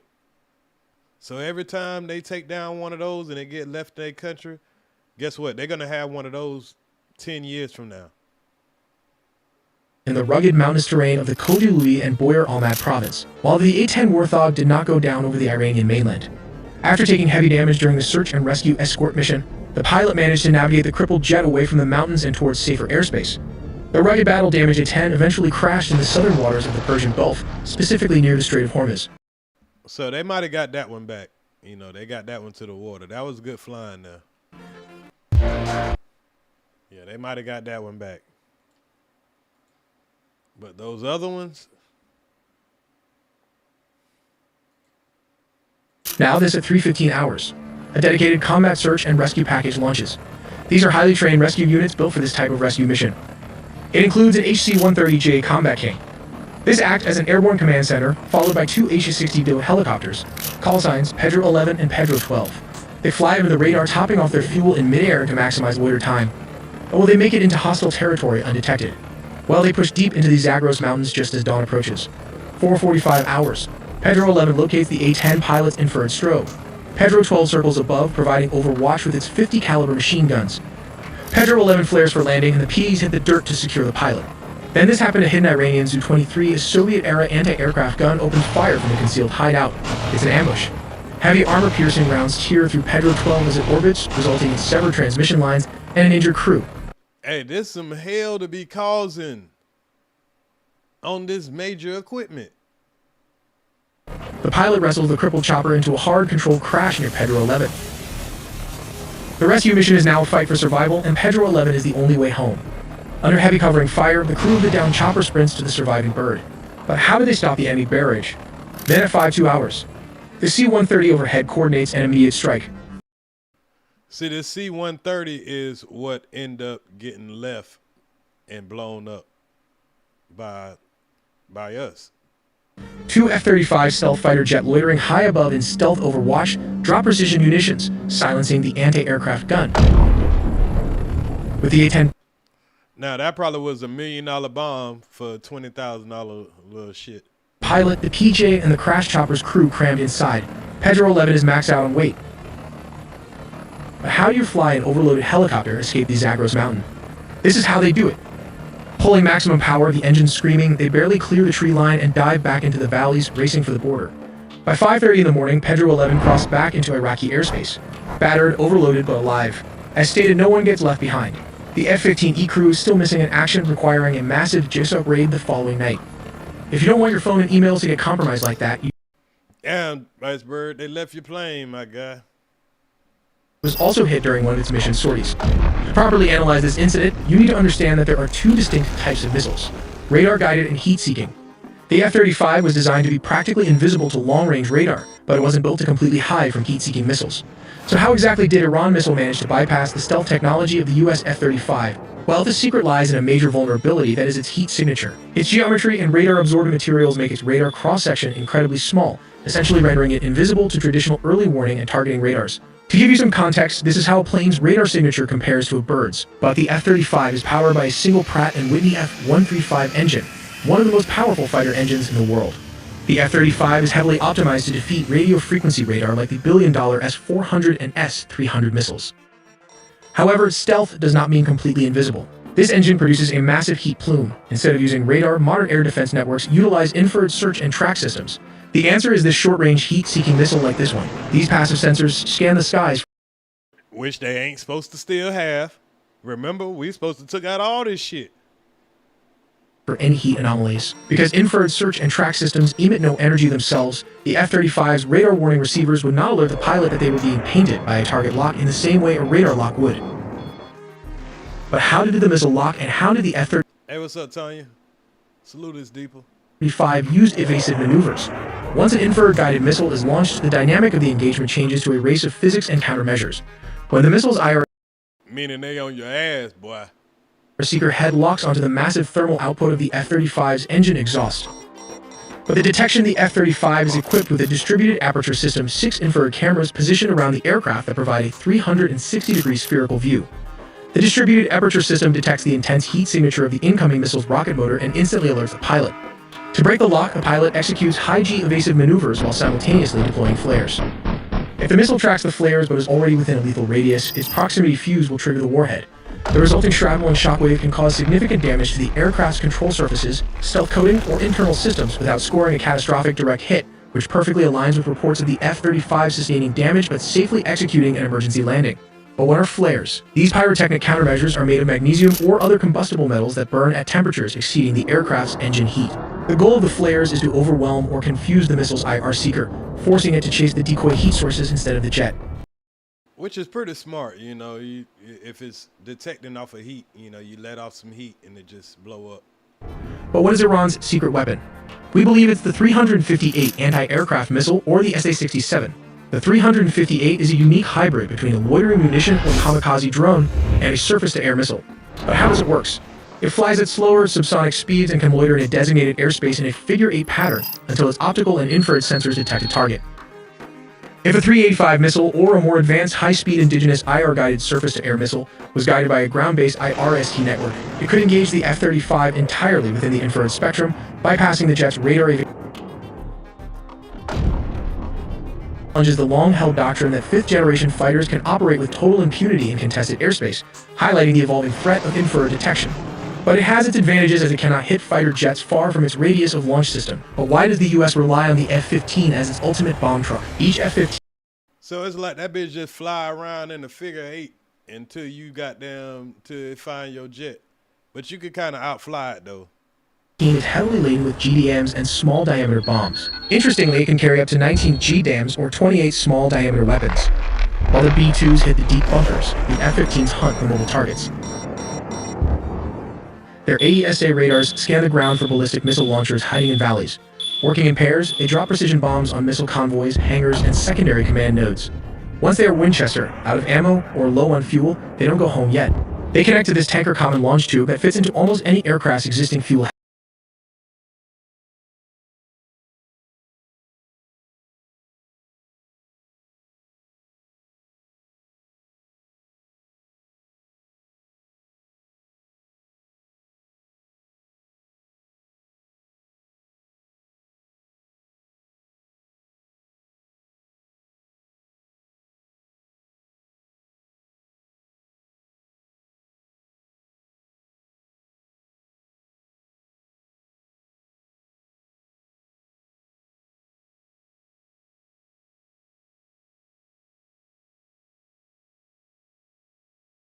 before we get into the part of the F-130 big planes that they had to go find, let's go into how they had to rescue one of the guys, the surviving guy. Because one of the guys, they found him immediately. But the other guy... If your belly looks like this, your chest looks like this. The other guy took us a little while to find him. So while I get this video about the big planes that they had to destroy, let's see how they had to rescue the one guy that almost got caught by them. If he would have got caught by them, man, it would have been real ugly. That was my fault, y'all. How did the U.S. pull off one of the most daring rescue operations in history deep behind enemy lines? It comes down to a strict code the U.S. military lives by: leave no man behind. They will literally send dozens of attack helicopters and over 100 special forces and Delta operators just to bring one person home. The mission started when an aircraft went down.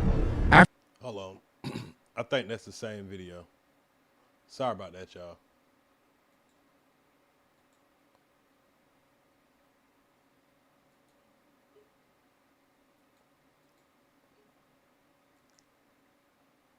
I found this video too. I thought this was very interesting. So let me let y'all check this out too before I go to the next video.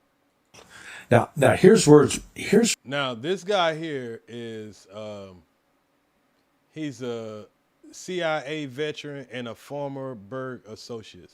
So this guy here is a former CIA. where it really gets strange. It doesn't. Now here's where it really gets strange. It doesn't.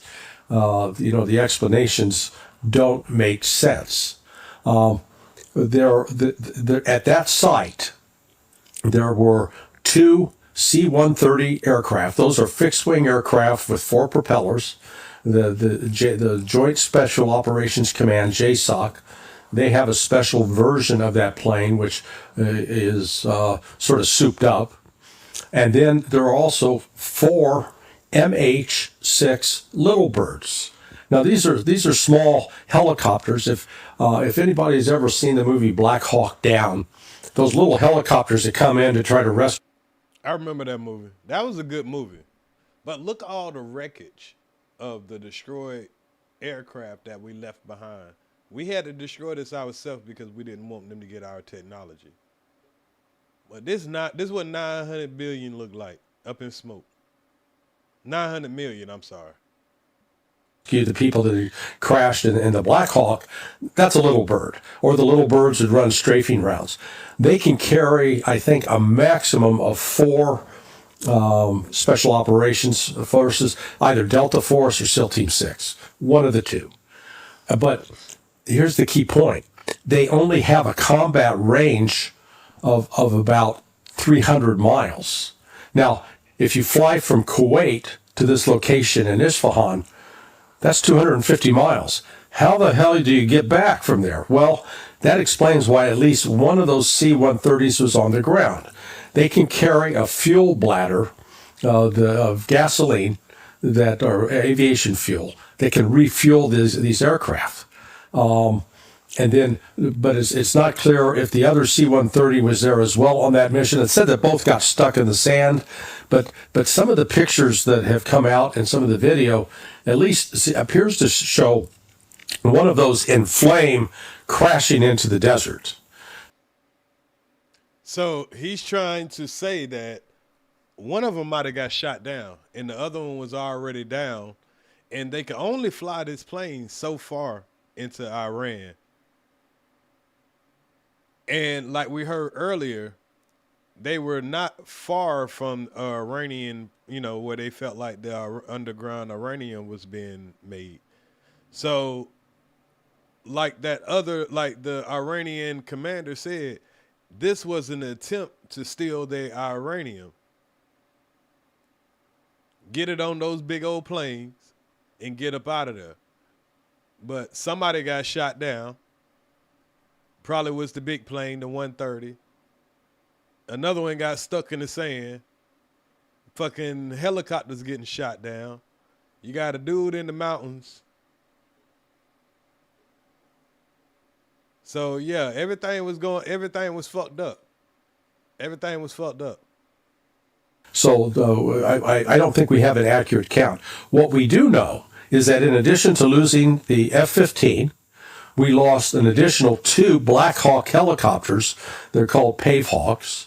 We lost at least, got the 2 C-130s that were gone. Now we've got an additional 4 MH-6 Little Birds, and I think the reason they left them there, they didn't have enough fuel to get them back to safety.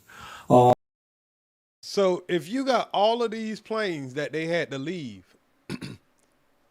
how about the people that you had to take back? Because I'm pretty sure the people that you brought there, they're going to leave on the same planes, right? And if you try to double up all these planes, the people that was on the 130 or whatever it is, so you had 2 of those. So all the people that came on there, then all the people that came on those 4 Black Hawks. How's all these people getting back?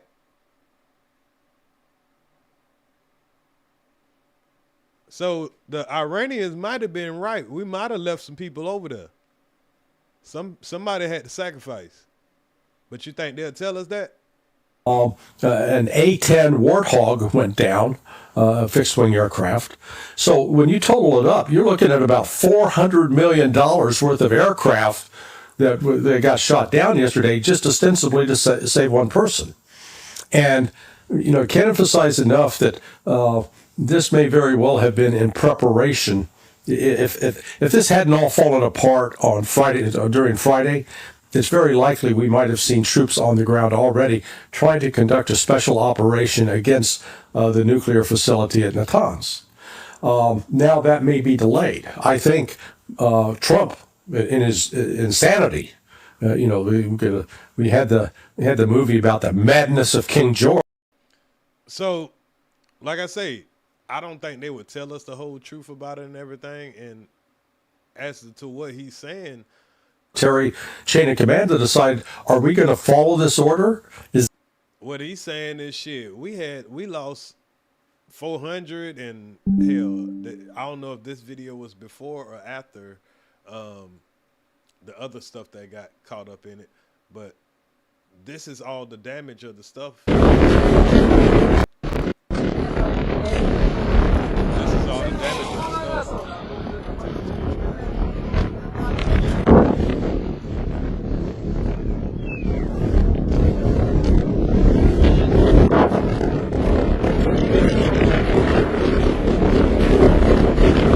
And when you get a good picture up close, like, look at this shit.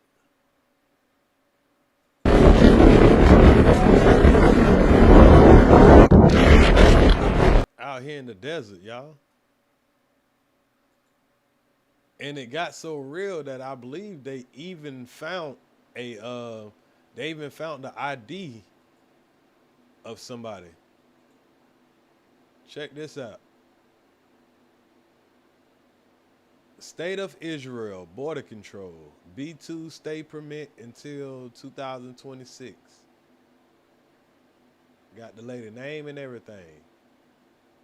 Amanda Ryder.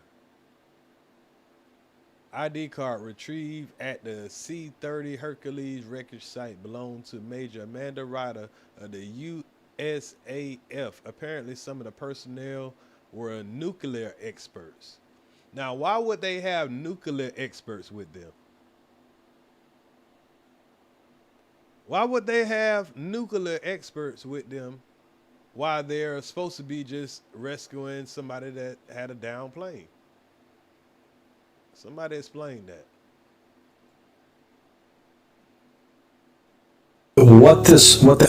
Every American needs to watch this clip. The story we've been given, it's a lie. On several fronts. What that F-15 was doing up in that area, what was its mission? I think it was involved in preparation for a ground attack on the Natanz nuclear reactor. And when the plane went down, the number of assets that one of the pilots was picked up immediately, but the other one, they couldn't find him. There's now information online, which I've been assured is accurate, that this pilot was, he apparently hit the ground 5 miles north and west of the point where he was rescued, and he basically did escape and evasion to get to the top of that mountain to be exfilled. Now imagine your plane going down in a foreign country and you stuck in the fucking mountains. Cause when you parachute out of a plane and then you coming down to the ground, the wind just gonna blow you to whatever. Imagine that wind blow your ass into a fucking mountain. Like, you got mountain lions, you probably got no telling what kind of animals up there you gotta worry about. I don't know if it was daytime, nighttime, or what. You hurt. Pretty sure you ain't got no water on you. Yeah, they're gonna have to make a movie about that shit. Now here's where it really gets strange. Right, Iceberg. I've never been in the military, and I know damn well C-130 don't have no business in no rescue mission.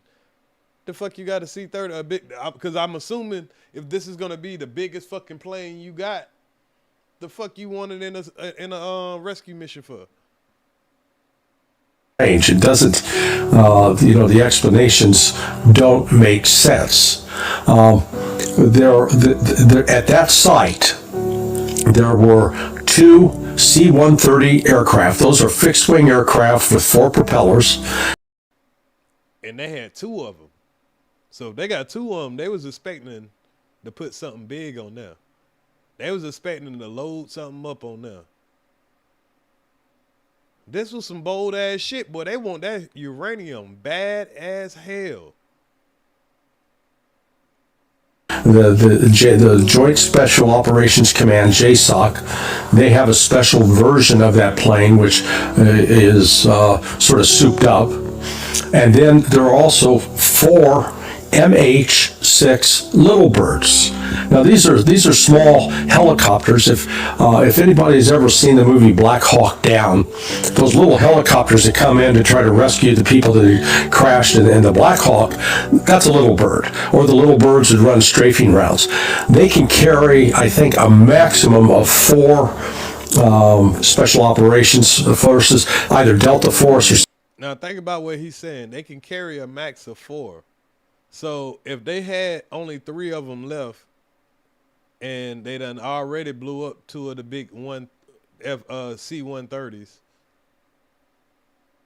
and they had to use the other Black Hawks to go and the other, Jerry fight shit to go get the other guy that was stuck on the mountain.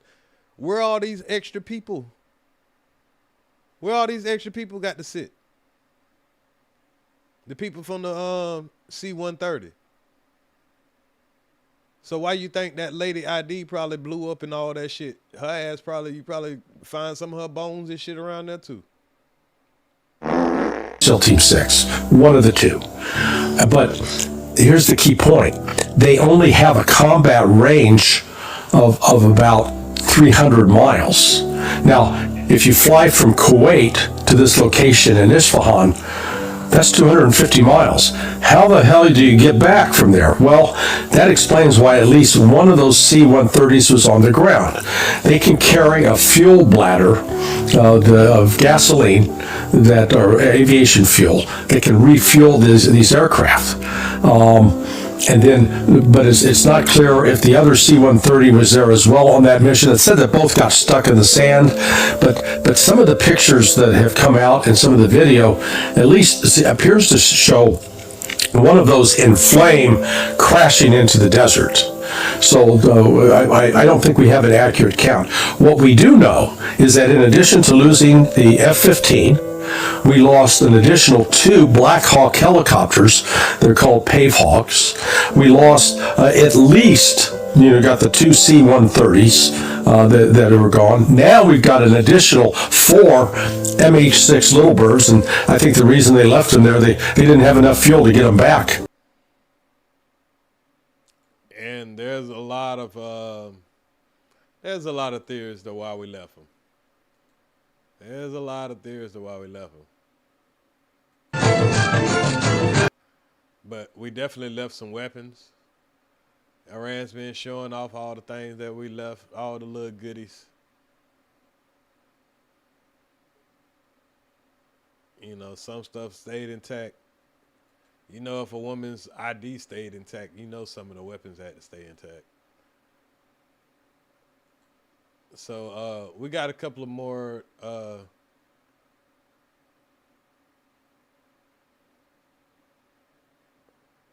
همین هست دقایقی پیش هواپیمای کل سپاه پاسداران. So I found this video. Let's see what this video is talking about.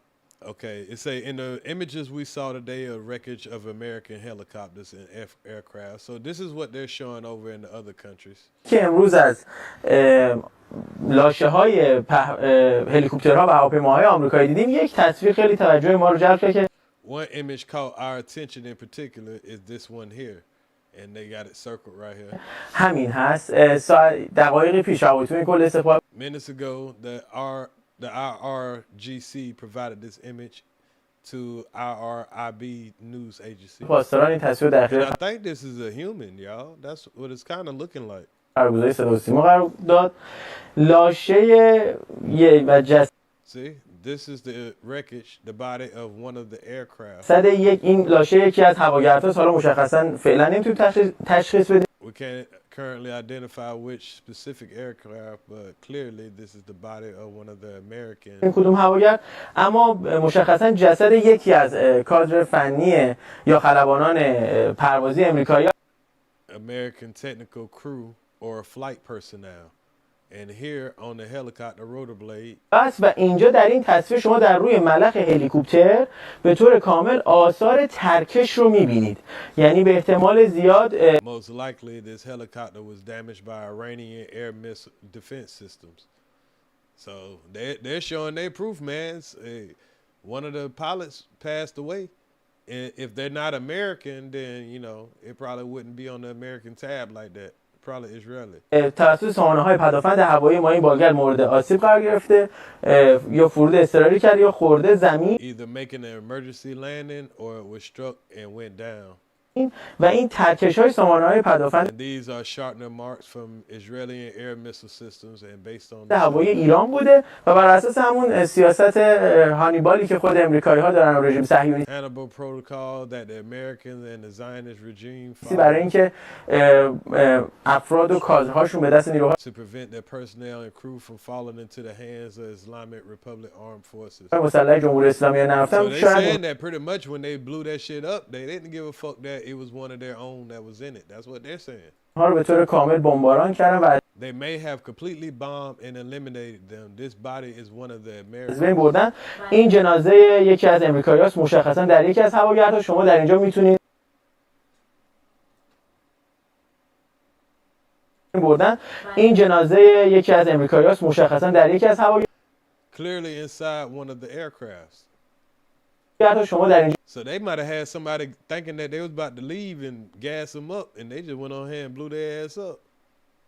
میتونین کنسول وسط هواگرد رو Here you can see the center console of the aircraft and the control display panel of this helicopter. ببینیم و صفحه کنترل نمایش اون بالگرد رو.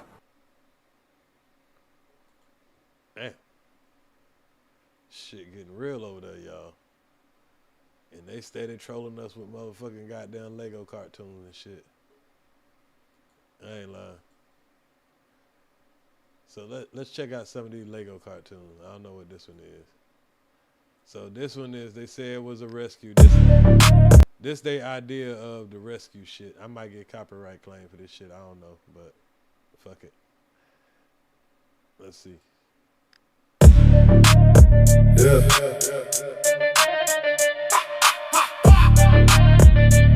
They said it was a rescue.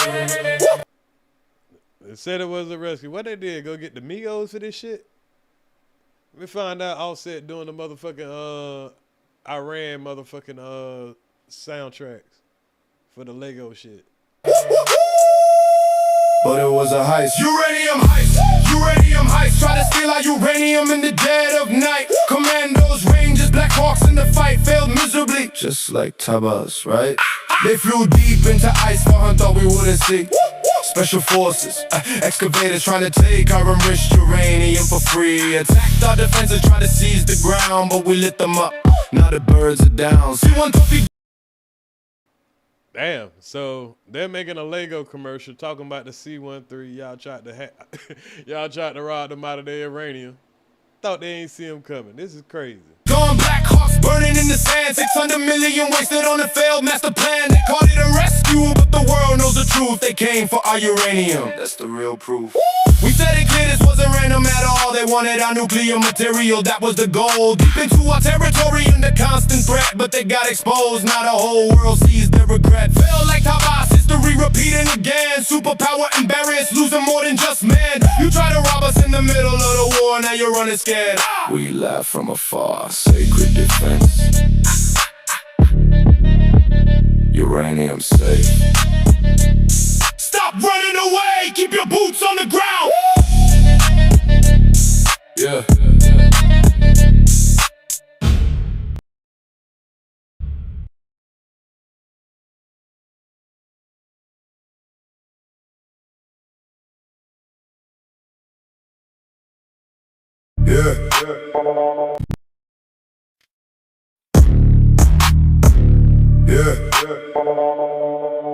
One pilot.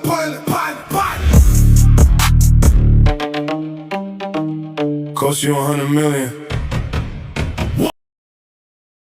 One pilot cost you 100 million. They just talked about how our failed uranium heist just cost us 600 million.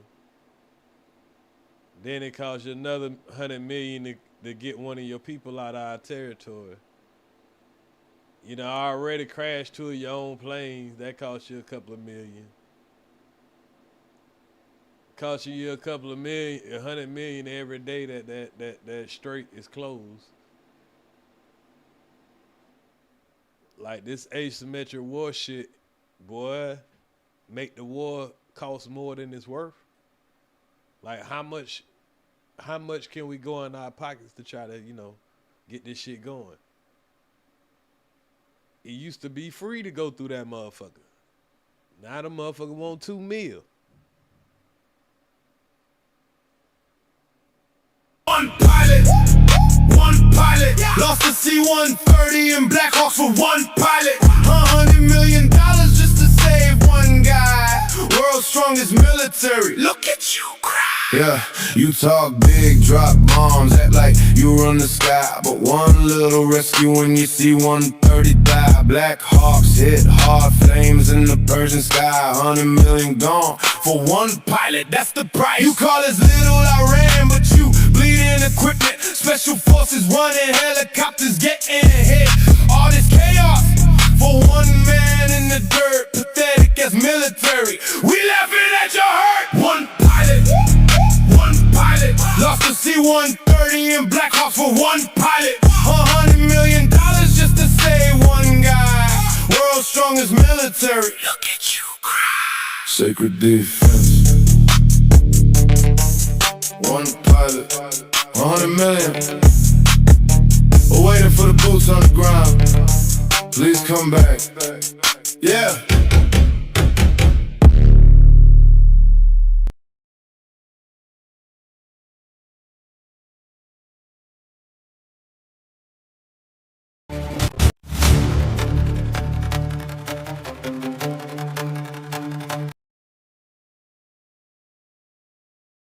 I don't like being on the side of getting trolled like this, y'all. This shit ain't cool. And then they even made one for us black folks, y'all. That's crazy, man. They got the Indians on there. So they trying to act like they fighting for everybody now. I ain't gonna lie, they propaganda game harder than ours, man. They propaganda game is harder than ours, bro. They got the Lego, look, then they got the black folks in the chains. They got Iranian. Look at this shit, bro. Is this a black man that's keeping the rest of them in chains? Why he ain't in chains? I got to get more detail about what this supposed to mean right here. I'm a little confused about this.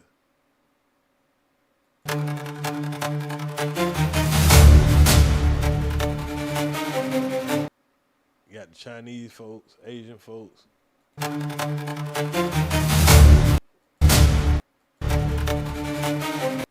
don't know what this about right here. And what the fuck is Fat Man? That don't sound good. Little Boy and Fat Man are two bombs. And it look like this the Asian people. I think it looked like it's just saying everybody ready to push this button.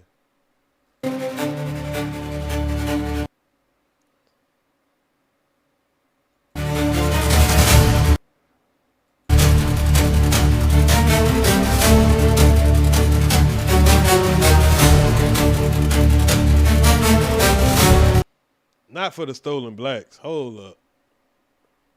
They got the girls ready to push the button for Epstein.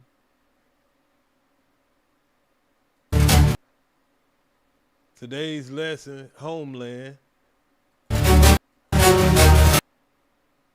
If you are neutral in these situations of injustice, you have chosen the side of the oppressed. They use Malcolm X. Oh, shit. Fatality. No.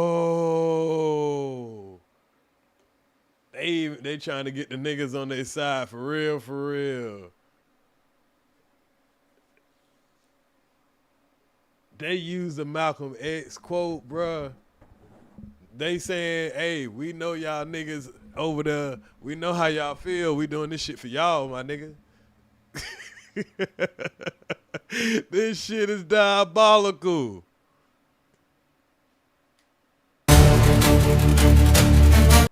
For the stolen blacks. So they telling us some of these bombs they shooting to Israel is for the stolen blacks. Wow.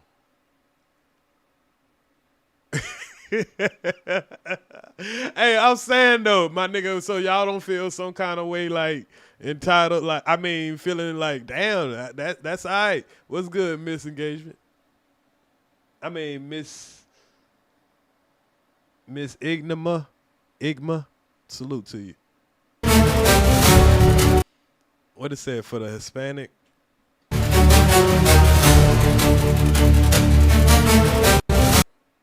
For the people of Hiroshima and Nagasaki. Okay, so that was for the Japanese people that got the bomb. For the victims of Iran Air Flight 655. In memory of Rachel Corrie's freedom struggle. In memory of families in Afghanistan. In memory of people of villages of Vietnam. Damn, they saying they doing this for the whole world. For the victims of American prisons in Iraq. For the Malcolm X way. God damn. For the children of Gaza. For the children of the Epstein Island. For the innocent children of Manab. They had a big bomb for that shit. Then they got the Indians. In memory of American Indians.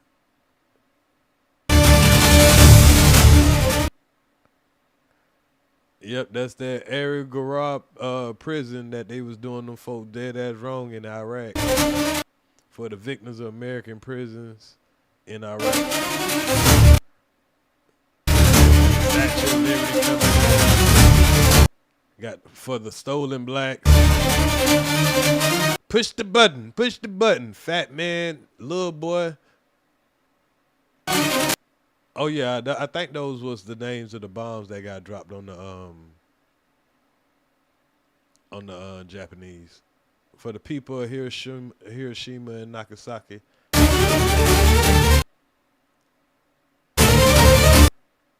In memory of people of villages in Vietnam.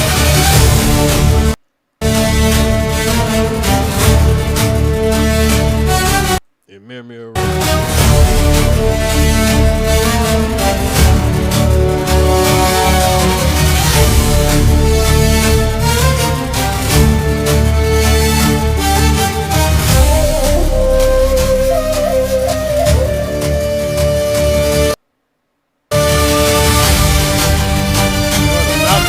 way for the Titanic.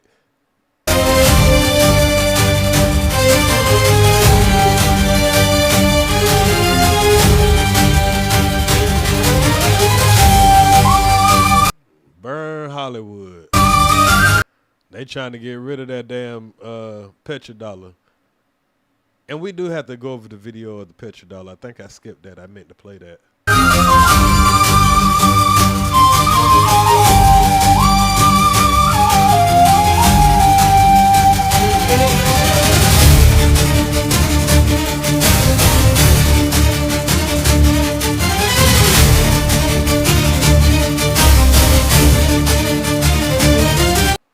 Man, like I say, they propaganda game, man, is on point. I ain't gonna lie.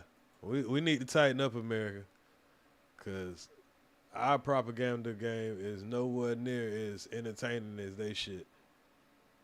This shit we got some weak ass shit. They make a motherfucker happy to be goddamn, you know what I'm saying, fight for their country.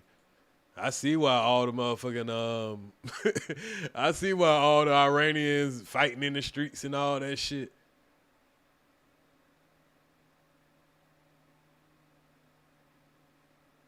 Because shit, they get the damn, they at least get some cool cartoons and shit.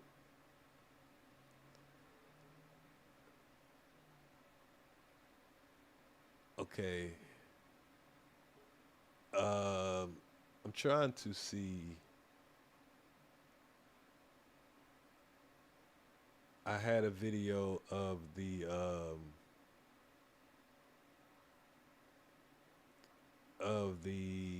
130s, more details about that.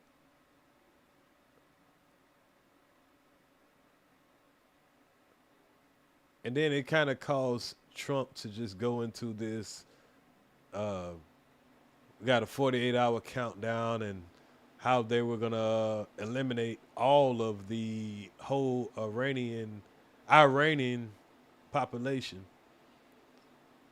And everybody was losing their damn mind. So let's do a little explanation of the petrodollar real quick before I forget again. And then we're going to get into more about those planes.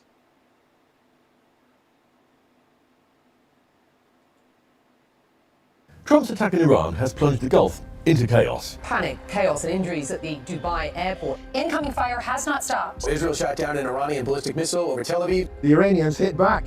The supreme leader of Iran is dead, and an energy crisis looms. Dubai, previously thought of as one of the safest and most prosperous countries in the world, is under attack, along with the other GCC oil-producing states, Saudi Arabia, Oman, Qatar, Kuwait, Bahrain, and the rest of the United Arab Emirates. But what is this really about? What most people don't realize is that it all leads back to China. That China. Now, how in the fuck did all this shit go back to fucking China?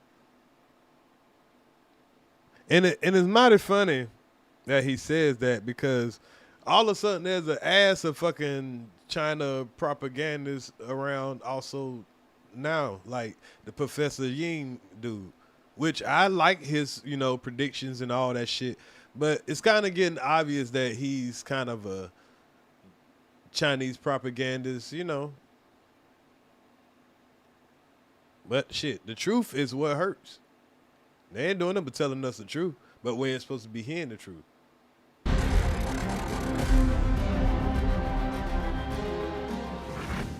Take a look at the stretch of water between Iran and Oman. It's only... Now, let me go for it so he can explain the petrodollar and instead of what we already know. So.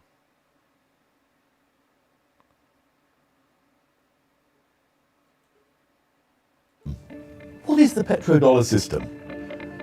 The US petrodollar system is basically a deal made in the 1970s where countries, especially in the Middle East, agree to sell oil in US dollars instead of their own money. Now that's very important, y'all.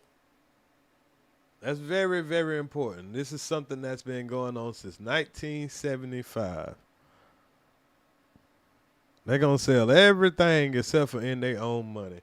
Now, of course, 2026 it's a little different, you know.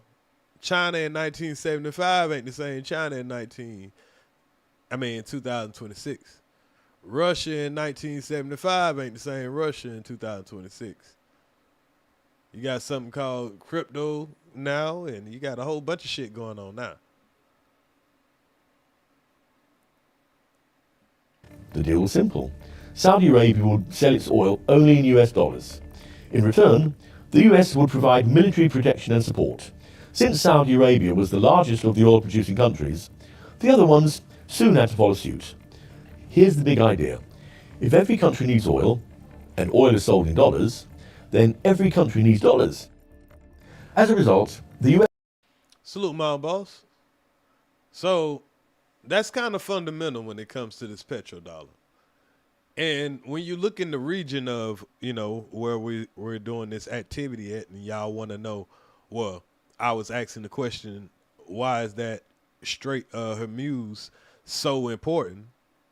Because of all of those countries that are right there: Saudi Arabia, Oman, Qatar, Iran, Iraq, Kuwait.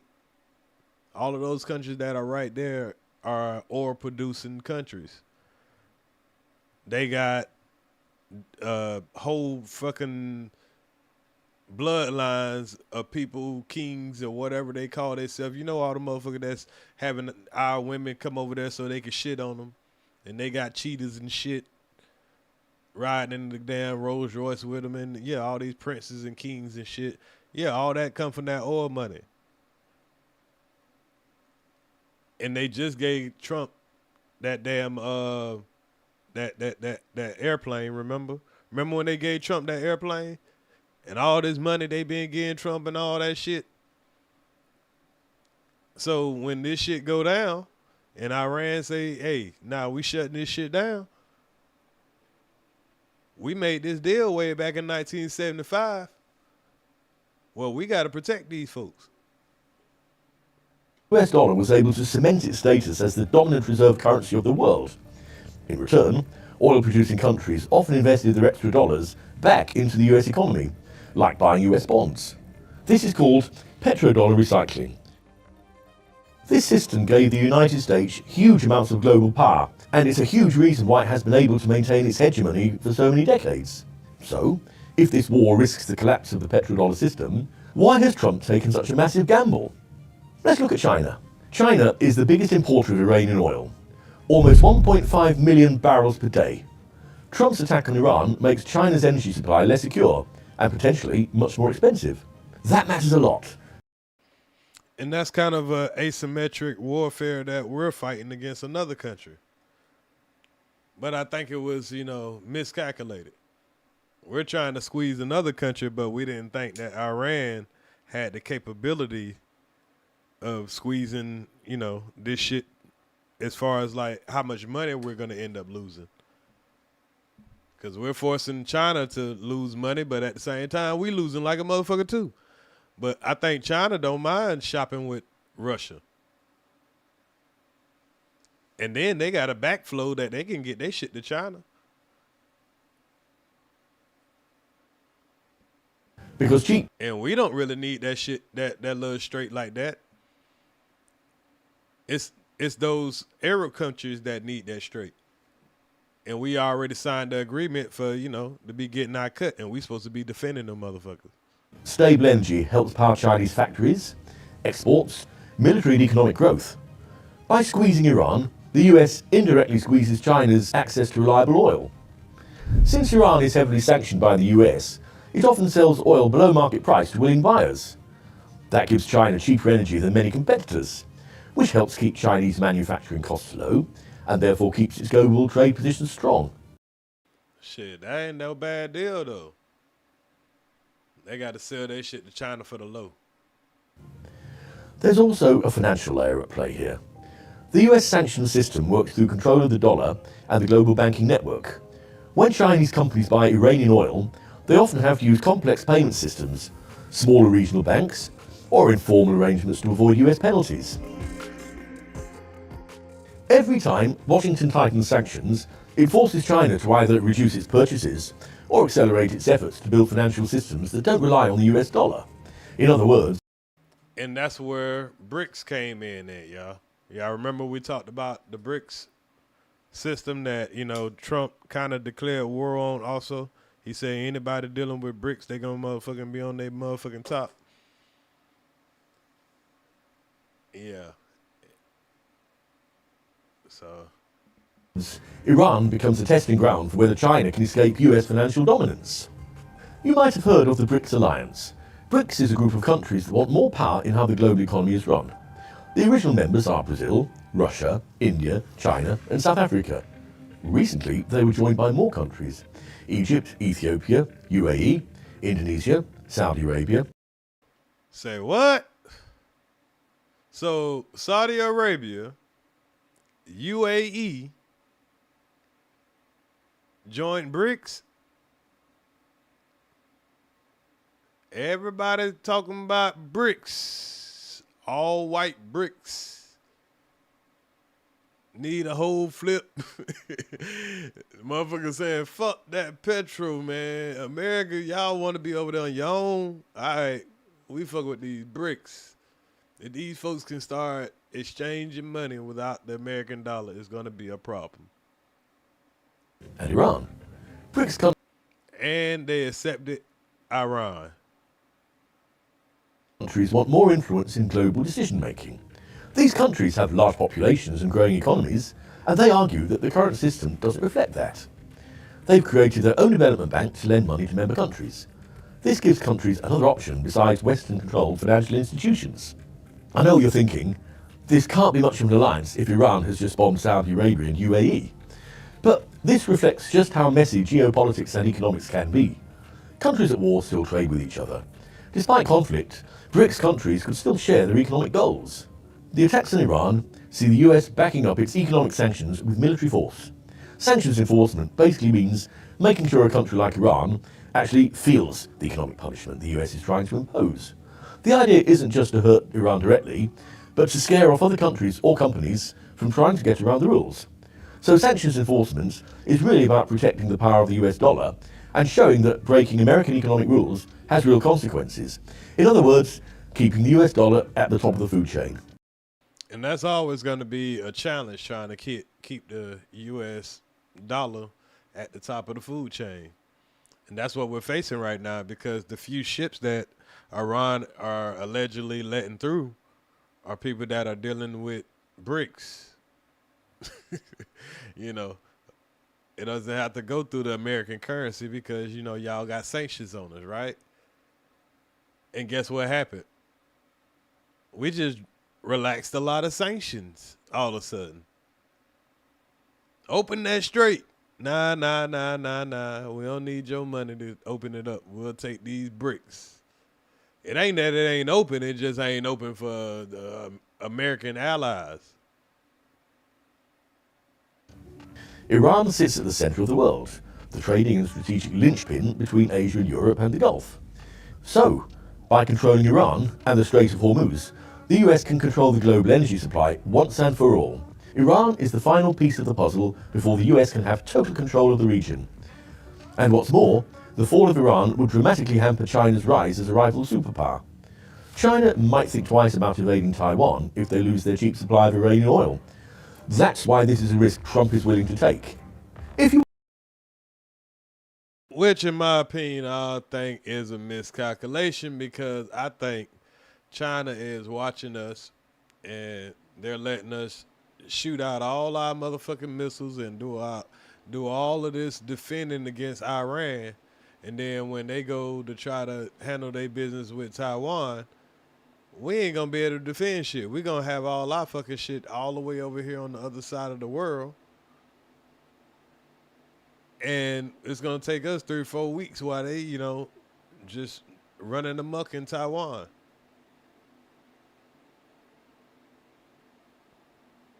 So I mean, it's not a good look. How did the U.S. pull off one? It's not a good look. So okay. So let's go back to our AI video to give a little bit more understanding about this guy that got stranded in Iran on enemy lines, on the other side of enemy lines, and how they had to rescue him. One of the most daring rescue operations in history, deep behind enemy lines. It comes down to a strict code the U.S. military lives by: leave no man behind. They will literally send dozens of attack helicopters and over 100 special forces and Delta operators just to bring one person $1 million aircraft just to save a single fallen comrade. Sorry, y'all. That's the video I already pulled up.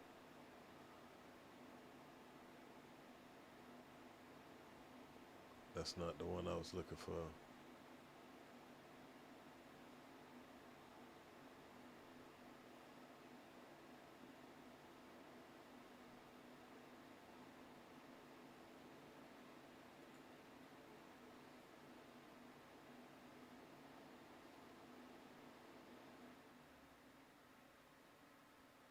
So, here we go. Revolutionizing martial arts schools.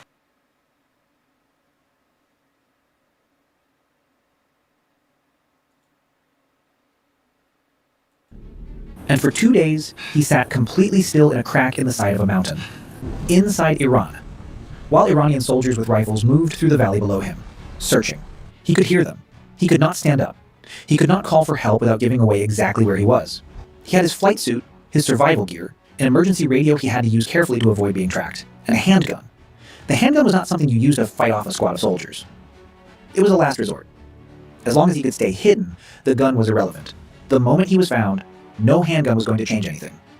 And the only reason he is alive today is because while he was sitting in that crack in the mountain trying not to breathe too loud, a group of people in Washington were running one of the most deliberate deception operations in recent American military history. I'd say use it, but all good, made in China, and cheap labor works until. You're right. I mean, but people, rather, China might make the good shit for them and send us the bullshit. You know what I'm saying? So, and then if we're buying all our shit from China and they're dealing with Iran and they're dealing with all of those countries over there anyway, and Russia and all that, they're getting the same shit we're getting over here. So what would be the difference of the quality of life? Because I don't think everybody's living in shit like they try to make it out to be. Feeding Iran false information about where he was, sending Iranian search teams in the wrong direction, buying him the hours he needed to stay hidden long enough for a rescue to reach him. This is the story of those 48 hours. So we had a guy that was stuck for 48 hours. Now, when the planes went down, I think one of the guys got picked up in a couple of hours, but the other guy, he had to go through hell. So I've seen a couple of these AI stories, and I'll share them with y'all, man. We ain't got shit else to do, right? What the CIA did, how the rescue operation worked, what it. This is our American propaganda. We seen the Iranian propaganda shit. We might as well, you know, soak up all the propaganda, and the truth is probably somewhere in the middle, right? Cost, and what it means that the United States just sent dozens of warplanes and a force of special operations troops deep into Iranian territory to pull one person out of a mountain. And what that tells us about where this war is heading right now. Let us go back to the beginning, because to understand why the rescue was so complicated, you need to understand what happened when the plane went down. Now, we did hear that theory from the real CIA agent where he gave the idea of they didn't bring those C-130s to that area just to rescue one man. So I think they definitely had some kind of mission going on where they was trying to steal the uranium, because you've seen the Lego shit that Iran uses as their propaganda, and they're telling their people, yeah, they tried to come and steal our uranium, and we ran their ass up out of here. They had their big ass planes right here, and we blew them motherfuckers up. Whether they blew it out the air or they had them surrounded where they had to blow all the shit up and abandon ship. That's the L. Damn, near $900 million. That's an L. That's $1 billion in one night. Lost 5 fucking military equipment. No telling how many lives, but y'all ain't gonna tell us about that. or how many injuries. It wasn't all that shooting and all that shit and nobody get shot. But hey, whatever you tell us, but that's an L. Then the next day you talking about the whole civilization is gonna get annihilated, and then you change your mind at 8 o'clock and say, "Oh yeah, it's a ceasefire." Then 2 hours later, Israel still bombing on Lebanon, and fucking Iran still shooting bombs. Everybody's still shooting bombs, but it's supposed to be a ceasefire. Talking about the strait open. Nah, it still ain't open to y'all. It still ain't open to America. It's open to everybody else, but it ain't open to America. But we'll find out. They say it's open. We gonna see. We gonna see if it's open. But let's finish these stories and then we'll see if it's open. On April 3rd, an American F-15 fighter jet was flying a bombing mission over southwestern Iran when it was hit by an Iranian air defense missile and went down in a remote mountain range. The kind of terrain with no roads. No nearby villages, nothing but rock and altitude. Both crew members ejected before the plane hit the ground. The front seat, the pilot, landed somewhere the rescue helicopters could reach relatively quickly. He was pulled out within hours. The backseat, the man who operates the weapons systems, called a weapons system officer, came down somewhere much harder to reach, somewhere deeper in the mountains. And by the time the first rescue helicopter got close, Iranian forces were already on the ground and moving toward the crash site. That is when it became a completely different problem. The first rescue attempt was beaten back. An A-10 attack aircraft was hit. A Black Hawk helicopter was hit. 3 American aircraft went down in the same area in the span of a few hours. Now, this is what the cartoon is saying more like what the hell the people were saying, what the real people were saying. So, you know, people put it in these AI cartoons or whatever, and it explains the story and gives you a vision of what actually happened. But imagining, you know, the losses that they're dealing with in real time. There's no part of winning by having 5 aircraft taken down in 24 hours. And your response to that is let's unalive as many people as possible, but let's go drop some more bombs. The weapons system officer was... Now y'all want peace. Now you want a ceasefire. I bet you do want a ceasefire. 5 fucking goddamn aircraft went down in one damn night. Still out there. And Iran's military, which had clearly prepared for this possibility, had forces positioned and searching. He found a crevice in the rock, deep enough to shelter him, high enough to see the valley below. He settled in and waited. He had no good options. Moving meant being seen. Staying meant surviving long enough for something to change. And while he sat there, the CIA went to work. Here's what the CIA actually did, because this is the part. And then y'all, I know y'all like, okay, so all he did is just get somewhere and sit in a rock. But they got technology now, y'all, where they can put it on a helicopter and they can sense a heartbeat. Like, I found the video for that. If y'all want to watch it, y'all let me know. But that's how they found him. He got up high as possible on the mountain or whatever. And they have this thing where it senses your heartbeat from like 400 miles away. Say he hiked 5 miles on a broken ankle, I bet. Nobody is explaining clearly. The CIA's job in this situation was not to locate the weapons system officer. The military's own tracking systems were doing that. The CIA's job was to make sure Iran did not find him first. And the way they did it was by giving Iran something else to look for. Intelligence agencies operating at this level have the ability to push false information into the channels their adversaries are listening to. Now, that's some wild ass shit. And that's some very smart ass shit. You know this person is down beyond enemy lines, so now y'all are feeding misinformation through the public. And I wonder, how did they do that? Because Iran is not supposed to have, but you see how they got that wired up to Facebook and all that shit. I thought Iran ain't had no power, no internet or something right now. So they're kind of saying that they're in Iran's government. Iran's military communications, their informant networks, their search coordination. All of it can be fed information that looks authentic, but points in the wrong direction. The CIA spread reports that American forces had already located the missing airman and were in contact with him in a completely different part of the search area. Not where he actually was. Somewhere else. Somewhere far enough away that Iranian ground forces would shift their search and stop moving toward the mountain where he was hiding. Think about what that requires. You are not just sending one false message. You are building a false picture and maintaining it over hours.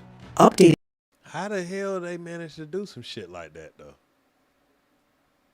You convince a whole military that, okay, they done got him and they got him in a truck and they trying to go out in this direction or that direction. They got to be in the government. That's probably how they know where to bomb their ass at. It as Iranian search teams respond, making sure the story stays consistent enough that Iranian commanders believe it and keep their people looking in the wrong place. All of this while the real rescue operation is being assembled somewhere else. Iran believed it. Their search teams moved. Their attention shifted. The man in the crevice, who had been hearing soldiers in the valley below, suddenly had more space around him. But the deception could only last so long. Iranian commanders were going to figure out eventually that the American was not where the reports said he was. The window was closing. The rescue had to go. What came next is something the United States has not done openly since the early years of the wars in Afghanistan and Iraq. A rescue force assembled that was designed not just to extract one person, but to fight through Iranian territory to do it. Dozens of special operations troops, several dozen warplanes and attack helicopters flying cover, running interference, coordinating the approach. The path into the area was cleared by bombs, not warning shots, actual strikes on Iranian military positions to push their forces back and open a window for the helicopters to land. Man, them motherfuckers sunk everything. I mean, if this is true, it's either that or they already had, some shit already over there because they was planning on fighting their way out of there with the uranium. I believe that the answer is probably somewhere around that. I don't know. If we know, then it's some sloppy goddamn work anyway. So all we could do is speculate. The weapons system officer was reached. He was injured. The ejection, 2 days in the mountains, whatever happened during that time. But he was alive and he could be moved. The rescue team got him onto a helicopter. Then came the part of this story that makes the full picture even more striking. As the rescue force was pulling out, 2 of the American transport aircraft involved in the operation could not fly out, whether from mechanical... Now, see, this is those C-130s, and they're trying to say 2 of these things came on the rescue mission. Now, why would these 130s be on the rescue mission? That's where this shit does not make sense. And this the story that they're technically saying, yeah, we sent everything. We sent the motherfucking whole militia to go rescue that one man. But we got 2 planes here that we knew didn't have enough gas to make it back any fucking way. So why you sent them if you sent them as fucking $200 million goddamn planes, and Trump tried to brush it off. And yeah, we just sent 2 old planes. We sent the 2 old planes. We got 2 new ones and shit. Bitch, nah, bring them old planes back. Shit. You ain't gonna send no old planes over there to no way across the motherfucking world. That was good shit. So you used to jump out of C-130s. I done learned a little bit about the C-130 shit. Yeah, this ain't no bullshit to be flying over there and you only got 300 miles and you done flew 250 of them. You wasn't planning on bringing these bitches back. Or like old boy say, you was planning on refueling on the ground and y'all didn't have time to refuel and get it back in the air and y'all was being surrounded. Because somebody during the bombing campaign, and this is what it appears to me, during the bombing campaign, somebody got shot down. So it fucked up the plan of filling up these damn C-130s with the invasion to get that uranium. And then y'all already had all those helicopters and shit kind of already in that makeshift base And when shit went wrong, y'all was able to, you know what I'm saying, do what you had to do to get those pilots back. But you didn't have enough room to put those pilots and get this shit back in the air because you got detected. That's what it looks like. And then the next day you want to just say, fuck it, let's just unalive the whole civilization, and then all of a sudden it's a ceasefire that Iran don't know shit about. And if it is a ceasefire, Iran already giving you their 10-point bulletin, and President Trump is saying, hey, he can consider that. If you consider that, then boy, you really done lost. Problems or damage, they were not going to make it home. So the decision was made on the spot: destroy them. American forces intentionally demolished 2 of their own aircraft on Iranian soil. Let's play that back because this is real news, y'all. You can get this. I know this might be an AI cartoon, but you can go get this news anywhere. You can get this same thing anywhere. Then came the part of this story that makes the full picture even more striking. As the rescue force was pulling out, 2 of the American transport aircraft involved in the operation could not fly out. Whether from mechanical problems or damage, they were not going to make it home. So the decision was made on the spot: destroy them. American forces intentionally demolished 2 of their own aircraft on Iranian soil. And we showed those pictures of, you know, the Iranians showing the ID of the IDF soldier, the person with uranium, the uranium professor, whatever that was. But we seen the real life pictures of the destruction. Not because they... And not to mention, President Trump, they admitted that they had to destroy some of our shit. He brushed it off as it was some old shit, but they admitted that they had to do that. Now, I don't think they admitted that any lies were involved, because I think the lies that probably were involved were probably not Americans. They had to, but because the alternative was leaving them behind for Iran to study, strip apart, and display on state television. 3 replacement aircraft got the rest of the rescue team out. The last American forces cleared Iranian airspace just before midnight. The next morning, Trump posted, "We got him. My fellow Americans, over the past several hours, the United States military pulled off one of the most daring search and rescue operations in U.S. history. The weapons system officer was flown to a military hospital in Kuwait. His injuries were described as non-life-threatening. For one day, it felt like a genuine, unambiguous win. But something else was happening at the same time. Something that did not get the same headlines as the rescue, but that is arguably more important for understanding where this war is actually going. And it connects directly to a deadline that expires today. Today is April 6th. Yep, April 6th. The day he was supposed to, you know, take him off the map. About 10 days ago, Trump announced he was pausing airstrikes on Iran's electrical power grid, its power plants, its distribution systems, everything that keeps electricity running across the country, and giving Iran until April 6th to reopen the Strait of Hormuz and agree to a ceasefire. And then he set the time to 8 o'clock. He had motherfucker doing the countdown. I'm talking about them people went and surrounded all they shit.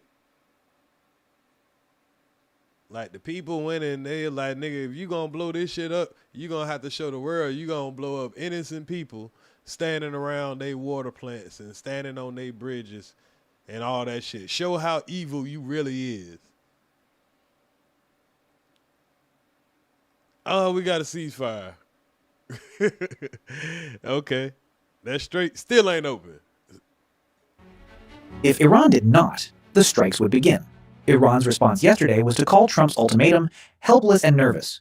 Not, we need more time. Not even a diplomatic refusal. Helpless and nervous. Put out publicly for the whole world to read. So let us talk about what striking Iran's power grid actually means, because the phrase power plant strikes sounds like a military operation. But the reality is something much larger. Iran has 88 million people. The vast majority had nothing to do with the decision to close the Strait of Hormuz.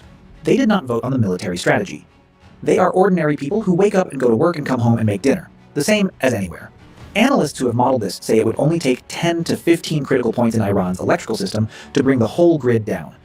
And once it is down, Iran would not realistically be able to repair the damage before summer of 2027. That is 15 months, in summer.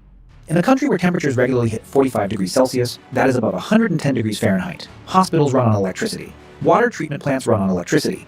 Food storage runs on electricity. When those things stop working, the people who die are not soldiers. They are the elderly, the sick, children, anyone. Man, do you think America cares about these people? I think Americans are starting to, though.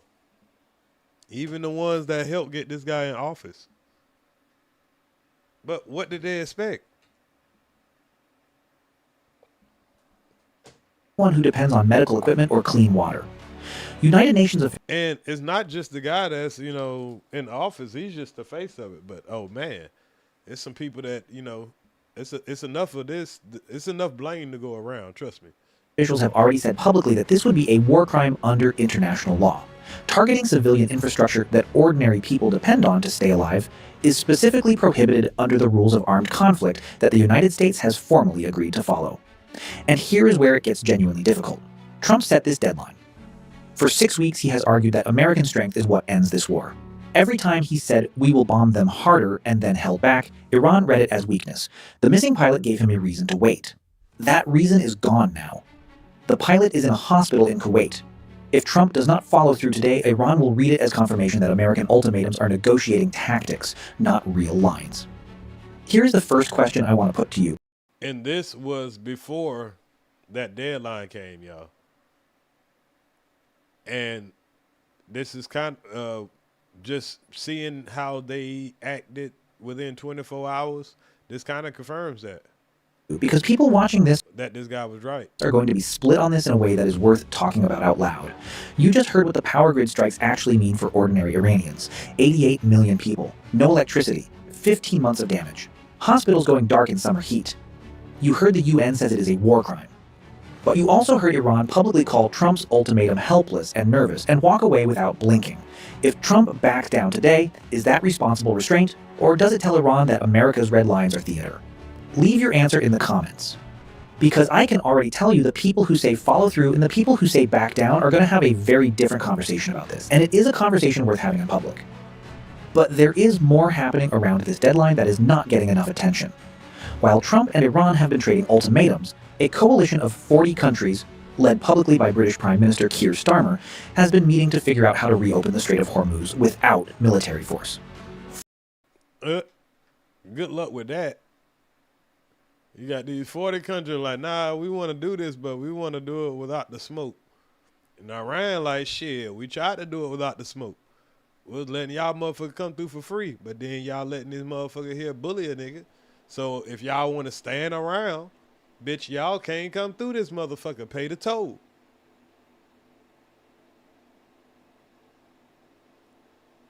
Trying to have it their way like that. Now y'all want to have a meeting. Y'all should have all met up and told Trump to stand down. Told Israel to stand down. 40 nations. That sounds significant until you understand what these meetings can actually accomplish and what they cannot. The Strait of Hormuz is not a road with a gate that someone opens from the inside. Reopening it against Iran's wishes means either convincing Iran to step back voluntarily or sending naval forces through in defiance of Iran's warning and accepting that Iran will fire on ships. No coalition of 40 countries is going to agree to start shooting at Iran's navy.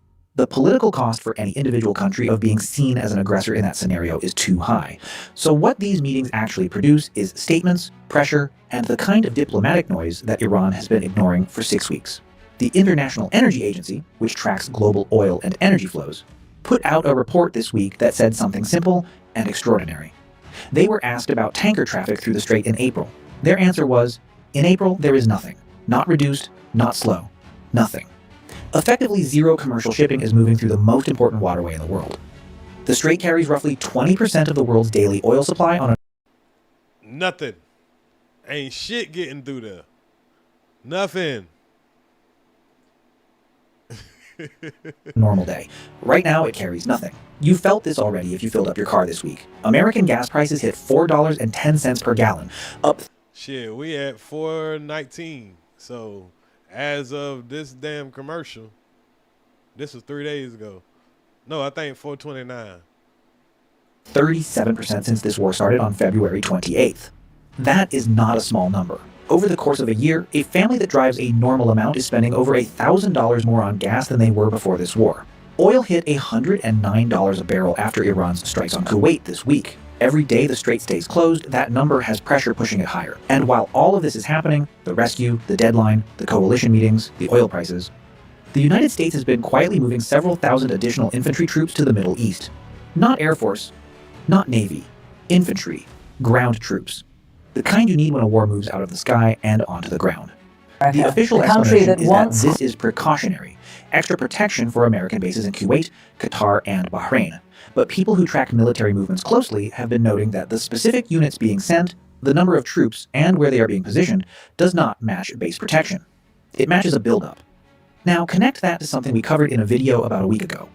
The video that many of you watched and that a large number of you wrote in the comments changed how you were thinking about this war. Iran has been saying since before this war started that it believes America will eventually send ground troops, and that Iran's military strategy is specifically built for that scenario, not for airstrikes. For boots on the ground, the reason is straightforward when you think about it. Airstrikes feel clean and remote from the perspective of the American public. The cost is measured in dollars and distant explosions on a screen. Now, we all feel that, y'all. I ain't got to play too much more of that to let you know we all can understand where that's coming from. Now, I was just looking on Twitter because I got a couple of videos to show y'all how things are going since this so-called annihilation of a whole civilization, and it ended up turning into a peace treaty. So we're gonna see how that went within 24 hours. But I just found another little AI video that's pretty cool, man. Let me share this with y'all.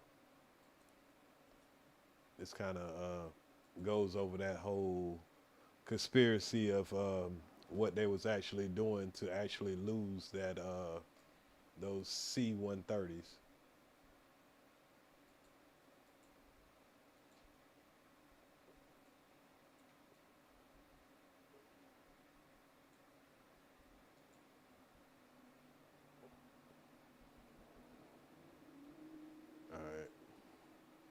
So Iran, let me read what the title say. Iran state-run press TV channel published a simulation scene depicting a operation carried out by the United States in Isfahan, or whatever that shit called, showing how U.S. forces fell into a deadly ambush and were forced to withdraw in chaos under heavy fire. It also portrays how the failed operation ultimately changed the course of events, pushing Washington to accept Iran's turn and seek a ceasefire.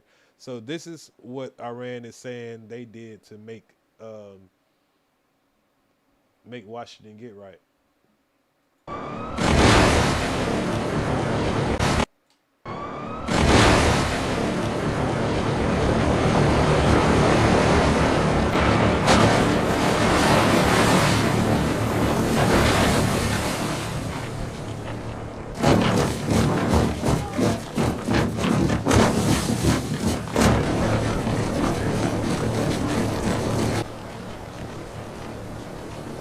Oh, hell nah. I know ain't this many people I know ain't this many motherfuckers got off of that shit and got back in some little ass helicopters to get the fuck out of there. I don't think Iran about to say the same thing we said. Cause it is confirmed that this is how they came. 2 big ass 130s, little helicopters.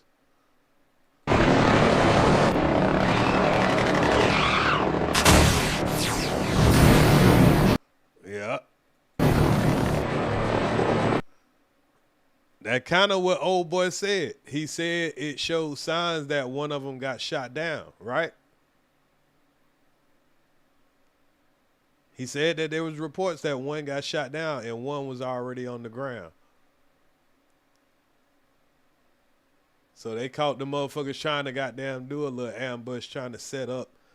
They was ready to do a full-scale invasion. Remember they was talking about them troops on the ground and shit? Yeah, we got troops on the ground about to come in and shit me. So they might have wasn't trying to steal the uranium. I don't know. But if they brought this many motherfuckers with them, this was supposed to be that troops on the ground shit.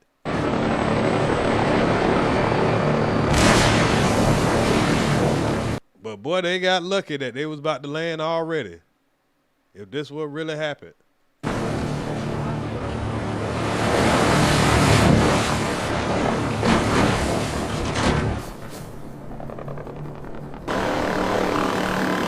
Damn, they trying to say that the motherfucker had done brought in some goddamn iceberg. They could fit all this shit on there.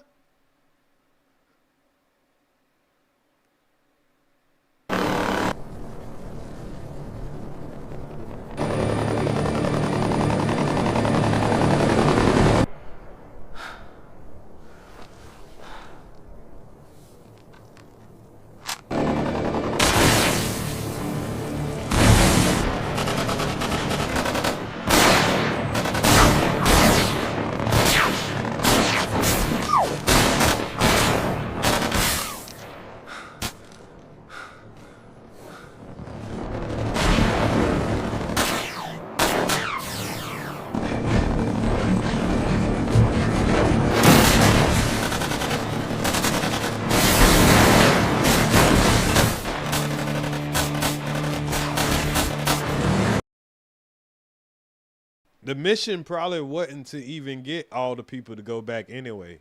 They probably was just to get them in, you know, get them in inside the fucking, inside the country. I'm thinking. I don't think they was there for the mission of the uranium at this point. But I do think they were trying to get soldiers in the area. Get some vehicles in the area.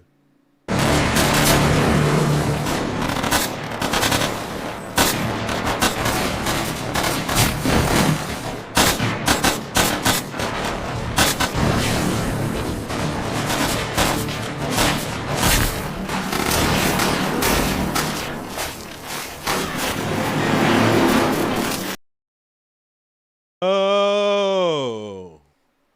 So y'all know about the ID and all that shit that we end up seeing the video about. They ain't saying that shit was inside the blown up airplane, because I was kind of wondering that. I'm like, okay, so if everything got blown to smithereens, how did that survive?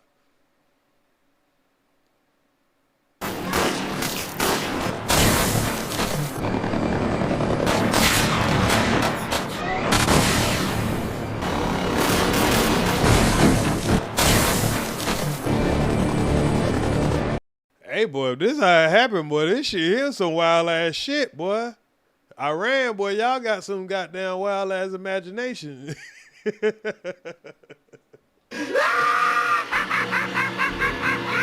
I say, Iran, boy, they motherfucking goddamn propaganda way better than ours. Shit. Well, when they tell they people, boy, we had them niggas running.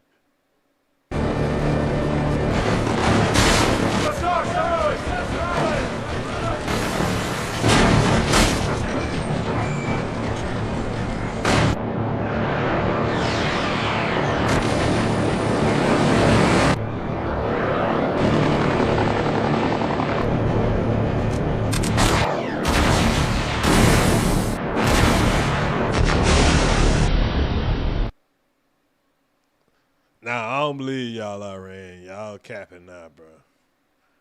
I don't believe y'all did all that.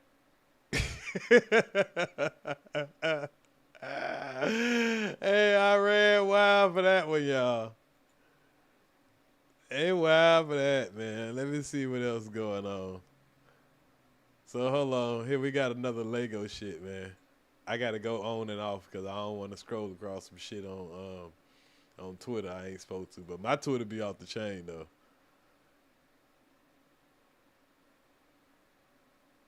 So let's check out this one of the new Lego shit since the ceasefire.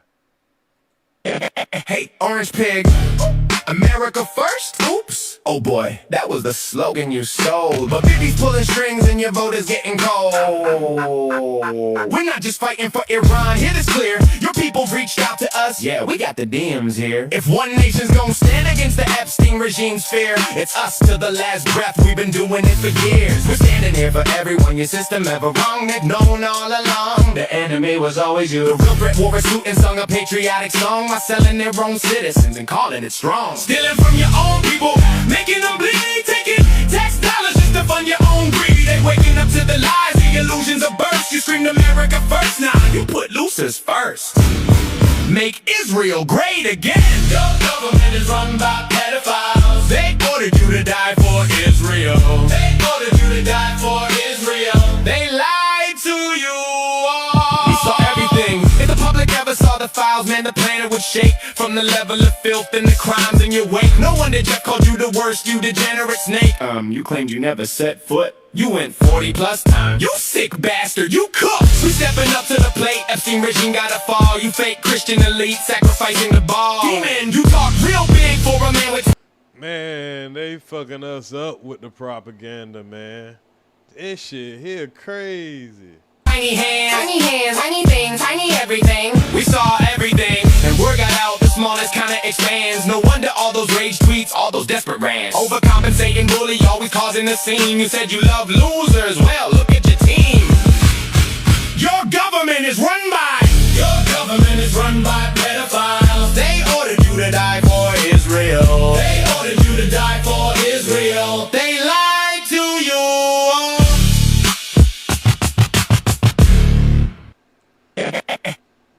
This is embarrassing. We need to get us some better propaganda. This is embarrassing, America. Come on now. We need to get our shit together. Please, let's get our shit together. Hold on.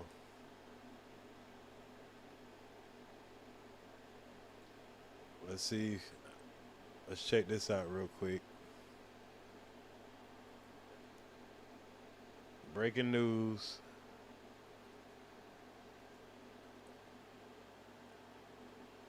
It says, hold on, y'all. Let me fix this real quick.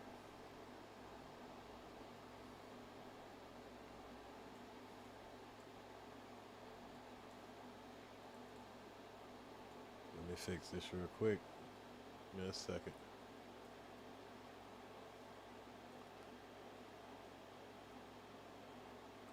Okay, just in. Relatives of missing F-15E pilot say they haven't heard from him since alleged rescue announced by Donald Trump. Claim official contact them only to urge silence and not to speak to the press.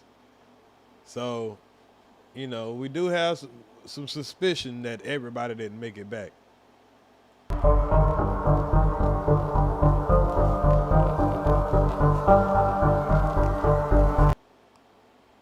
Well, damn. So, yeah, I think people are going to be asking to speak to, like, this pilot, at least to try to see what happened to him.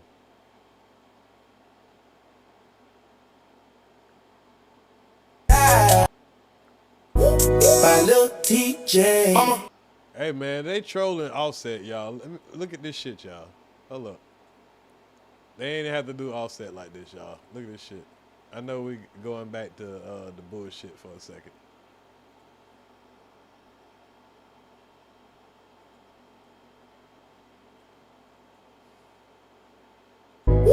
By Lil got shot. By Lil TJ. I got shot. By Lil TJ. Mama. I got shot. That shit say you're broke. Damn, they ain't gotta do Offset like this, man.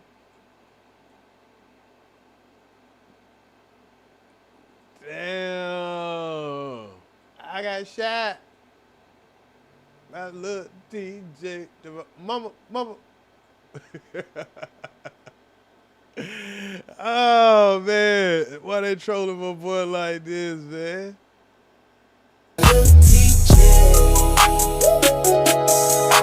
Got shot by Lil TJ. Is that Young Thug? I got shot by Lil TJ. They try to put a food stamp in I there. got shot by Lil TJ. I got shot by Lil TJ. Damn. Damn, oh shit.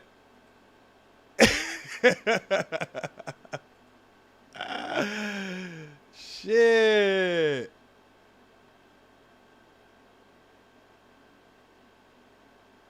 Oh man. Thank you for. Man, they be clickbaiting so hard though. Even the Israel, the fucking the deal, President worked very hard. This is the first time he did a crime. Did it too. Israel, as soon as we made the deal, they came out and they dropped a load of bombs, the likes of which I'd never seen before. Okay, hold on. Let's see what Trump talking about with Israel. So Trump says as soon as we got the deal, Israel said, fuck that shit. And went to dropping more bombs. Oh, hold on. Let me make sure it's on the screen.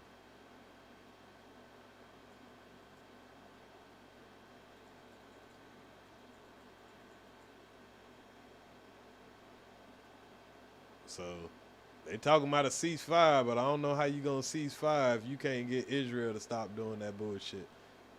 So you think Iran about to stop just because America goddamn done fucked up one of their goddamn missions and shit? Hell nah.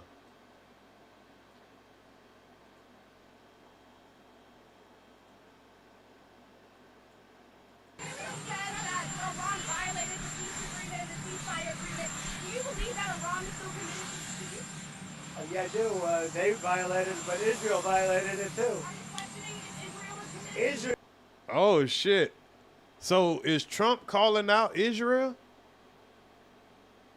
Cause they asked him, you know, he could have easily just said, yeah, they violated it. But I think he's kind of calling out Israel like, but yeah, they violated it too. As soon as we made the deal, they came out and they dropped a load of bombs, the likes of which I'd never seen before. The biggest load that we've seen. I'm not happy with Israel. You know, when I say, okay, now you have 12 hours, you don't go out in the first hour and just drop everything you have on them. So I'm not happy with them. I'm not happy with Iran either. But I'm really unhappy if Israel's going out this morning because of one rocket that didn't land, that was shot, perhaps by mistake, that didn't land. I'm not happy about that. You know what? We basically have two countries that have been fighting so long and so hard that they don't know what the fuck they're doing. Do you understand that? God damn. What? Hey, nah, I don't agree with Trump all the time. But shit, I kind of felt him on this look. Let's hear that again.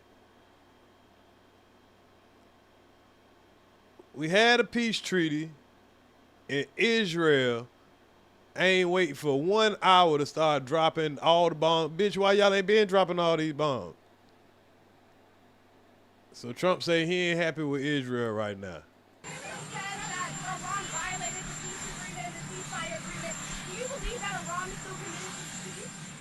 Yeah, I do. They violated it, but Israel violated it too. Israel, as soon as we made the deal, they came out and they dropped a load of bombs, the likes of which I'd never seen before. The biggest load that we've seen. I'm not happy with Israel. You know, when I say, okay, now you have 12 hours, you don't go out in the first hour and just drop everything you have on them. So I'm not happy with them. I'm not happy with Iran either. But I'm really unhappy if Israel's going out this morning because of one rocket that didn't land, that was shot, perhaps by mistake, that didn't land. I'm not happy about that. You know what? And you know what? I think he's talking about, and I was watching the video before I did this live. There was a rocket that was sent over there that that didn't go off. Now not Israel, but now Iran has a rocket over there that, you know, one of our top technologies. And hopefully I can find that video. So I think that's probably what he's referring to.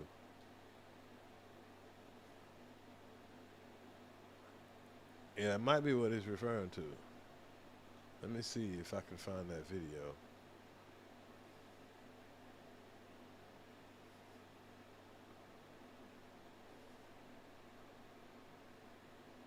In 1 second.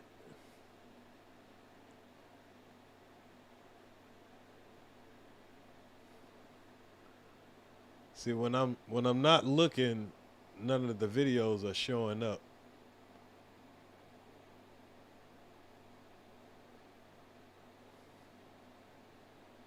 Number of aircraft, including at least one. Okay, let's look at this video real quick while I try to find this other video that I was watching. That I had the other day. We're just kind of freestyling right now. It just, you know, my ex be pulling up all type of shit. My Twitter or X, whatever you want to call it. What is this? These deaths are preventable. Oh, okay. Okay, let's check this out. Extensive evidence that has come to light about the recent operation by the American Zionist enemy in Isfahan has exposed a crushing strategic defeat for the United States. U.S. President Donald Trump's frantic threats in the past few days to target Iran's civilian infrastructure, including power plants and bridges, are a direct consequence of the heavy defeat suffered by the U.S. forces in the Isfahan operation. The failed raid. And that's kind of why I figured that they started talking about this peace treaty also, because of the defeat out there and about that little shit there.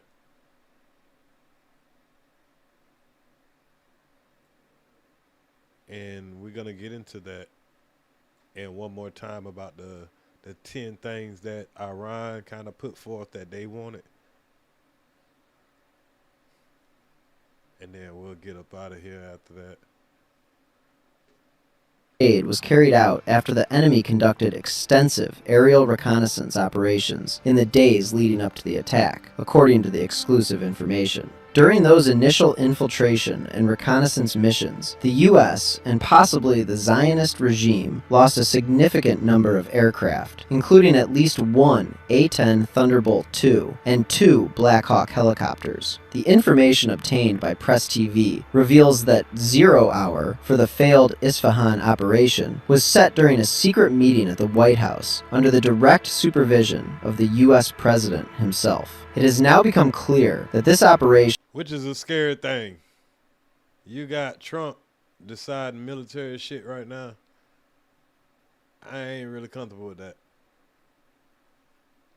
had no connection to the claimed rescue of a downed F-15 fighter pilot, a narrative initially pushed by American officials. Instead, evidence examined and confirmed by Press TV indicates that the real objective was to infiltrate and attack one of Iran's nuclear facilities in Isfahan. The landing site for C-130 transport aircraft, chosen based on previous reconnaissance, was an abandoned airstrip located dangerously close to one of these nuclear sites. The Americans miscalculated, believing that Iran's... Now, you know damn well that shit wasn't down by that nuclear site by coincidence. Air defense would be unable to confront the aircraft involved in the operation. However, Press TV learned that the deployment of numerous U.S. aircraft occurred while the Iranian armed forces were in full alert waiting for them. In fact, American special forces fell directly into a trap set by Iranian forces. The Iranian armed forces, including the army, law enforcement, Faraja, the Islamic Revolution Guards Corps, IRGC, and local local popular forces initially did not show a serious reaction to the landing of the first C-130, which was carrying dozens of Special Forces commandos. Evidence showed... Now, when it says that they were carrying dozens of commandos, there goes that question that I have to ask again. Like, how did all of those guys get back, or did they leave them beyond enemy lines? I mean, they could still be alive. Let's play that back just a little bit. So maybe Iran wasn't lying when they did their propaganda video, because, you know, even we're saying the same shit. The aircraft involved in the operation. However, Press TV learned that the deployment of numerous U.S. aircraft occurred while the Iranian armed forces were in full alert waiting for them. In fact, American special forces fell directly into a trap set by Iranian forces. The Iranian armed forces, including the Army, law enforcement, Faraja, the Islamic Revolution Guards Corps, EARZ, and local popular forces, initially did not show a serious reaction to the landing of the first C-130, which was carrying dozens of Special Forces commandos. Evidence shows this aircraft veered somewhat off the runway while landing at the abandoned dirt airstrip. Minutes later, a second C-130 aircraft approached, carrying specialized vehicles, several MH-6 Little Bird... So Iran wasn't lying. Iran did show they had specialized vehicles coming out of there. Cause I was like, damn, they could bring in vehicles and all that shit.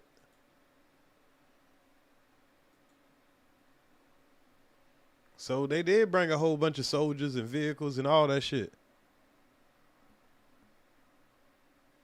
Shows this aircraft veered somewhat off the runway while landing at the abandoned dirt airstrip. Minutes later, a second C-130 aircraft approached, carrying specialized vehicles, several MH-6 Little Bird helicopters, and other support equipment. At that moment, But they probably did bring those C-130s, and those could have been old C-130s, and was willing to sacrifice them just to get that equipment over there and get those soldiers into beyond enemy lines.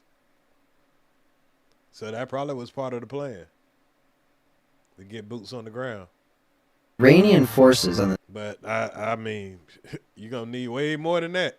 Scene targeted the second aircraft before it could land, turning its normal landing into an emergency one. Two Black Hawk helicopters also arrived shortly after. It was at this moment that the aircraft, helicopters, and before it could land, aircraft approached, carrying specialized vehicles, several MH-6 Little Bird helicopters, and other support equipment. At that moment, Iranian forces on the scene targeted the second aircraft before it could land, turning its normal landing into an emergency one. Two Black Hawk helicopters also arrived shortly after. It was at this moment that the aircraft, helicopters, and commandos who had disembarked from the first plane became perfect targets for the Iranian armed forces. After the Special Forces realized they had fallen into the trap, the White House Situation Room made a critical decision. Ain't no way that everybody survived that and nobody got hurt. They was in perfect position to get picked off. It was an ambush. The main operation to infiltrate the nuclear site was changed into a desperate rescue operation for the dozens of U.S. commandos trapped under Iranian fire. The Americans immediately sent several smaller aircraft. Oh, hold on. What was that they just showed? So, U.S. generals removed from key posts. Pentagon confirmed shakeup amid strategic shifts. General A retires. General B relieved. General C resigned. commandos trapped under Iranian fire. The Americans immediately sent several smaller aircraft to extract their forces, barely managing to gather the individuals and withdraw them from the deadly situation. The rescue operation was conducted so hastily that some soldiers and officers abandoned their equipment, including, according to the evidence possessed by Press TV, the identification document of an American officer left behind in the area to save their lives. After the commandos were evacuated, American fighter jets established a line of fire with a 5-kilometer radius to prevent Iranian forces from approaching the abandoned C-130s at the airstrip. The jets also carried out heavy bombing of their own equipment to prevent it from falling into Iranian hands. In this failed operation, U.S. Special Forces did not even have the chance to fly the special Little Bird helicopters. Some were destroyed on the ground, while others were destroyed inside the second C-130 aircraft. Following this disgraceful and heavy defeat, Trump hastily and chaotically held multiple press conferences to cover up the failure and falsely portray it as a pilot rescue operation. The information obtained by Press TV notes that the heavy aftershocks of this great debacle for Trump will affect not only the fate of the ongoing war against the Islamic Republic of Iran, but also the political future of America's gambling and ignorant president. That was a lot of money wasted right there. That was a lot of money wasted right there. Damn, y'all, I had another video. So, y'all remember when we was talking about that, the guy that was stuck on the mountain, right? And how they found him. They got a technology where they can detect your heartbeat. Let me pull that video up. It's an interesting video. This is real quick. It's like a minute.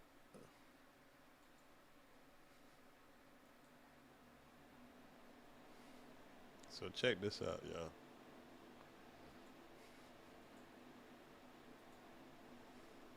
CIA's secret weapon. Oh, hold on 1 second. Let me transfer it. Oh, we're good. In early April, how the U.S. deployed the CIA's secret weapon. In early April 2026, the CIA pulled the curtain back on a terrifyingly advanced piece of technology. The mission: to rescue a downed F-15 E-Strike Eagle weapons systems officer, known to the public only as Dude 44 Bravo. To find him, the U.S. military mounted highly classified heartbeat scanning technology onto Black Hawk helicopters and HC-130J Combat Kings to sweep the battlefield. Developed by Lockheed Martin's legendary Skunk Works, the system is officially based on quantum magnetometry. But in the field, it goes by a much cooler name, Ghost Murmur. This secret weapon allowed U.S. forces to find a man hiding in a cave from up to 40 miles away. Now that's some badass shit. I mean, damn. Now we heard about the last weapon that they whipped out with the Venezuela shit, where they got the sound machines that can bring you down to your knees. And they got some shit now, they can find you in the mountains by your heartbeat. But in the field, it goes by a much cooler name, Ghost Murmur. This secret weapon allowed U.S. forces to find a man hiding in a cave from up to 40 miles away, simply by listening to his heartbeat. The implications are staggering. Imagine you're an enemy combatant or a fugitive hiding deep in the desert. With one sweep, this technology can pinpoint your exact location, even through solid rock. How the U.S. deployed the CIA... Yeah, that's wild, y'all. That's wild. And I had the whole video for that or whatever, but I found the little clip where I don't have to play the whole video. But y'all get the point of it. That's some wild ass shit. But yeah, man, it's just been a whole bunch of it's still been a whole bunch of bombing and all kind of shit, even after the ceasefire and everything. Hold on, let me see what this is.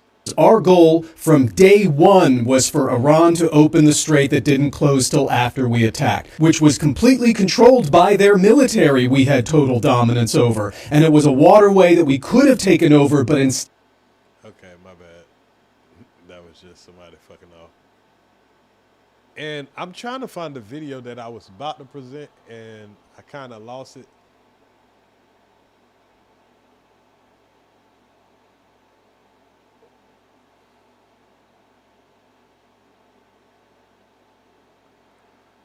Yeah, I kind of lost it, which sucks because I know I had a good video coming up.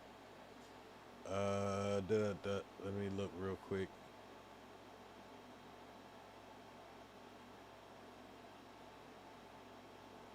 For an hour and 48 hours.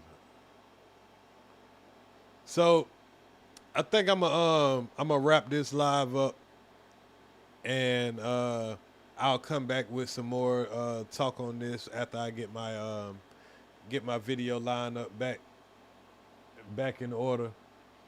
So I don't want to have y'all waiting too long while I try to get my videos back in order. So I'm gonna get a good line up and we'll do another live kind of covering this same type of stuff.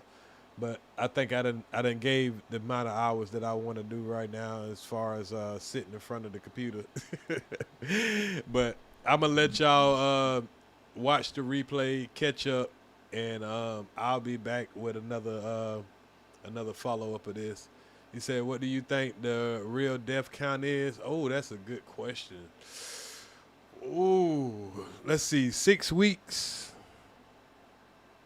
I think the death count is probably, I think it's between 50 and 100 of Americans, just Americans. Now, like, I think it's probably way more if you count Israelis and non-Americans that are fighting for us. But as far as actual Americans, we know about the 13 for sure. For sure. But I think it's probably like between 50 and 100. Yeah. But as far as the death count of the people that might have got left or might have died right there on the spot, right there in Iran, and I think a lot of those probably was Israelis. I think probably about 5 guys might have died in that when they just brought all those guys in there. You know, I think probably somebody had to go. They ain't just get ambushed like that, and all those people, they had to bring people to drive those little bird helicopters, those vehicles, all that stuff. So, but anyway, I'm gonna have more of a conversation about this later. I just need to get a little time to refresh, get me some videos together, you know what I'm saying, to put together a whole presentation and everything. But I just wanted to bring us up the tack of the asymmetric war that's been going on, that's cost us more money than what the investment might be. I mean, I don't know yet. It could be worth it. I don't know. We're definitely trying to protect the petrodollar. So how much is that really worth? You know what I'm saying? We don't want to have to deal with other people's sanctions and shit like that. So the petrodollar is pretty much worth everything that we got. We signed the contract to fucking protect Saudi Arabia and all those countries over there, like we seen in that video. So we definitely trying to protect the petrodollar, and Iran ain't budging. So we supposed to have a ceasefire, but we'll see how far that goes. There'll definitely be some new updates coming up, so I'll try to keep up with that. But until then, man, y'all hit the like button. I appreciate everybody that pulled up, and I will catch y'all on the next round. Yeah, man, the U.S. empire, we depend on that petrodollar, man. We can't afford for it to go to the Chinese or the Russian, whatever the fuck they shit is. And I don't think we'll have to buy a lot of our oil, but there's a lot of goods that's going to come through a lot of these straits that we're going to definitely need. And we got to have our hand in all the pockets. That's how we roll. So, but y'all have a good day. I'll catch y'all a little later. Y'all leave a comment on the replay. And I'm going to get out y'all area. Is to the streets. Out.